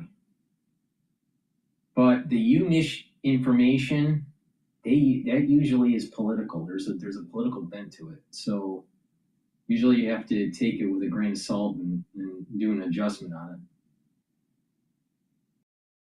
it. So you have the shutdown, you have the tariffs, and you have survey data saying that consumers have a negative outlook on the economy.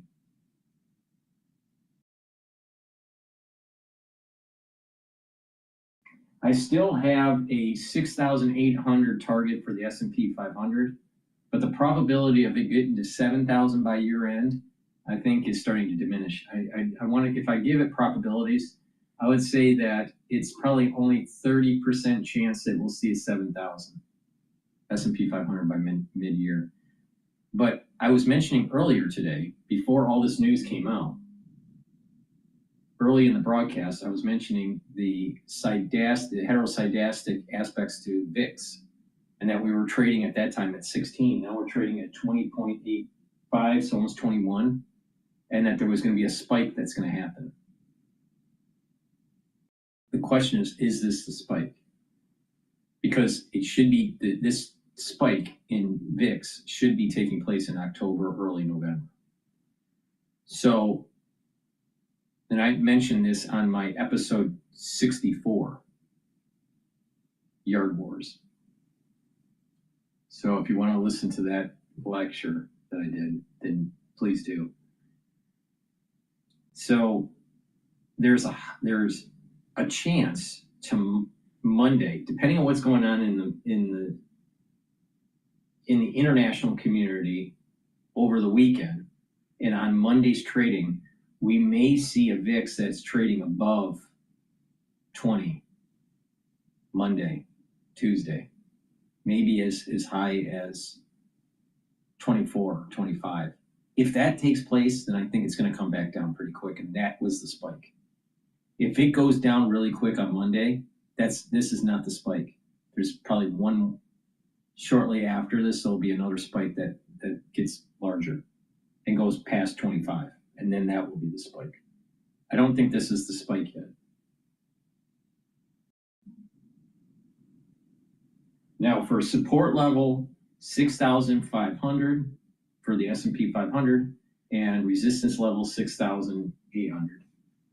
Okay, let's go back to Bloomberg. But before we do, please go to my store, the-studio-reykjavik.com, and get the Boomer Boost. This has the nutrients that you need to help with your cardiovascular health, improve your strength, improve your brain function, speed up your metabolism, boost up your energy levels. It's a great way to slow down the aging process and control your A1C levels. Take it every day. It's a month's supply. It's very powerful. Please go to my store and get the Boomer Boost. Use discount 5 and you get $5 off any order.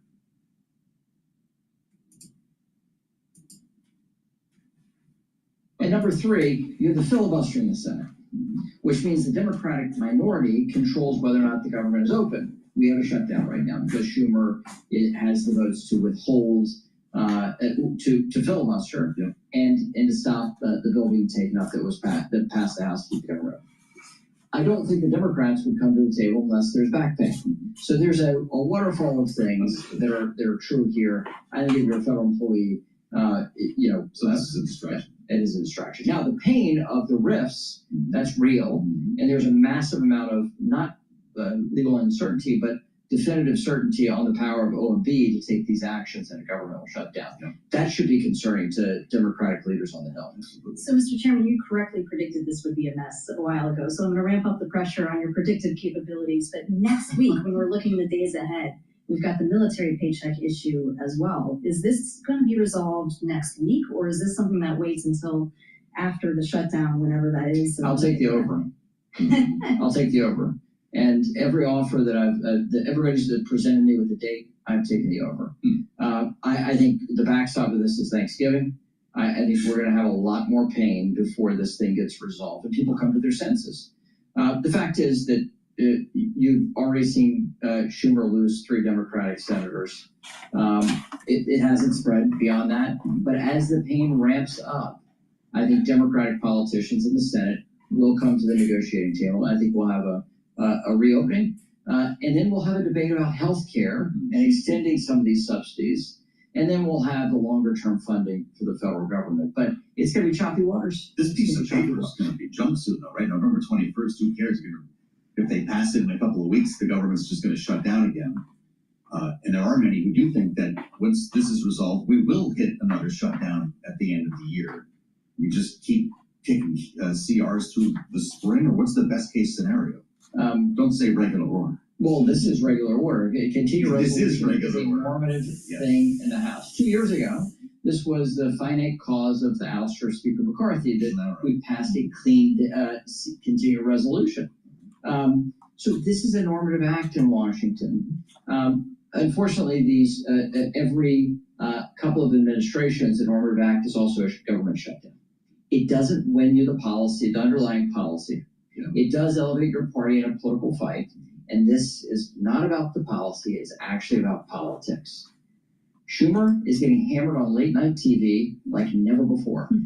Jon Stewart, don't frequently quote, called him a flat tire. I mean, these are very insulting things. Sketch. That was a bad joke, the KF. I mean, there are a lot of bad jokes on late night TV. Don't get me. No, I mean the Schumer joke that got him in hot water.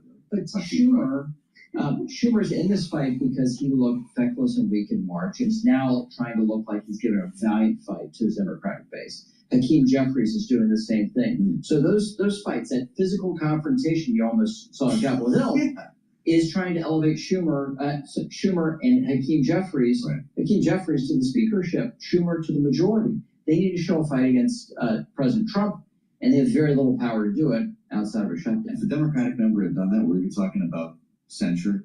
Oh, for sure. For sure. I mean, look, all this stuff, all these performative acts are fun and games until somebody opens the door. And that is always the case, right? You're like, I'm going to go fight with somebody. You're like, well, you're on TV. I think they're in the 2 rooms behind you, right? Why don't you go just talk to them instead of yell on the screen? So as far as the pressure points, though, you mentioned Thanksgiving. I wonder if part of that timeline is the flights issue. Are we seeing enough pain on flight delays, air traffic controller shortages, that sort of lane that the American public cares about to have a change in the negotiations?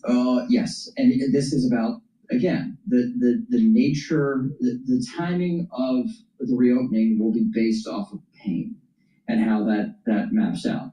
And you can't predict what the pain will be like for either party in a week's time.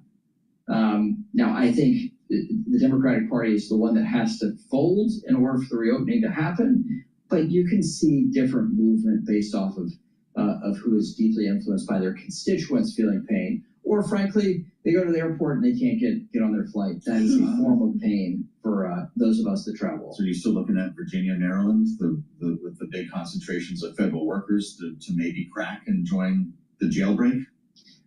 Yes, but those senators, the Democratic delegation there in the Senate is really locked in, right? Yeah. And Holland, not so much. No, but you also don't know how these federal employees map out. Like if you're talking about air traffic control, disproportionately they're located in Oklahoma. Okay. There's not a single Democratic federal office holder from the state of Oklahoma. So you don't know how these things are going to model out. Really interesting. You also don't know how that Oklahoma delegation is communicating with the OMB to ensure that their people are paid. So there's all this subtlety that if you're in charge of the OMB, you can either met out pain to your opponents or help your friends. And in this case, I think OMB is being quite adept at being targeted on who they're sharing pain with, and targeting who they're helping, and maintaining account balances where they need to help. Speaking of mapping out, it'll be really interesting to see where these all land. I don't know how long it'll take before we have that data, but we'll, of course, bring it to you here on Bloomberg. Patrick McHenry, Bloomberg Politics contributor, former Republican congressman. Great to have you. How often when you're on the plane, they recognize you're the guy who replaced Kevin McCarthy? Zero without a vote time. I don't, okay, well, like that. Good answer. You brought it with me today. We'll meet you back here on. Please go to my store, the-studio-reykjavik.com, and get the C60. This is a very potent antioxidant, 1,000 times stronger than a molecule of vitamin C. This will soak up free radicals, reduce stress in the cell, improve your ATP levels because it's improving the health of your mitochondria, and your tissues will perform better. Your endocrine system will perform better. Your immune system will perform better. By soaking up free radicals at the vascular level, you're reducing oxidized LDL levels, which reduces the chance of building up plaque. Also, by soaking up free radicals at the neuron level, your neurons are going to be healthier. Your myelin sheath will be healthier. You'll be able to build neurotransmitters and have better dendritic connections, so you're thinking faster and your memory will improve. Super important. I've been taking C60 since 2016 every day. Teaspoon a day, preferably on an empty stomach for best absorption. You can get it in MCT coconut oil, extra virgin olive oil, and avocado oil. Avocado oil, extra virgin olive oil, or MCT coconut oil are really important. Why? Because C60 needs to be suspended in the lipids for proper absorption. So please go to my store, take a teaspoon a day, every day. And if you work out, take it before your workout, and it'll neutralize the free radicals that you're generating during your workout and help you to recover from your workout quicker. But take a teaspoon a day. I've been doing this since 2016 as part of my anti-aging protocol. The foundation of the protocol, the multivitamin with a probiotic. The first pillar, Max 35 or cleanse to boost up the immune system. The second pillar, C60, soak up free radicals. Third pillar, turmeric, ashwagandha, lignans to boost up the immune system, help with your cardiovascular health, and help with your brain function. And Boomer Boost, boost up those energy levels, rev up the metabolism, improve your cardiovascular health, help you to build muscle. Those are all really important. Brain function helps with brain function. So if you take that protocol that I just mentioned, you're going to radically slow down the aging process and boost up that immune system. So please go to my store and get the C60. In addition, it's important to take during the fall and the winter season to soak up those free radicals that are being generated. So please go to my store, use discount 5, all caps, discount 5, you get $5 off any order. That's the broadcast for today. Thank you for listening, and have a nice day.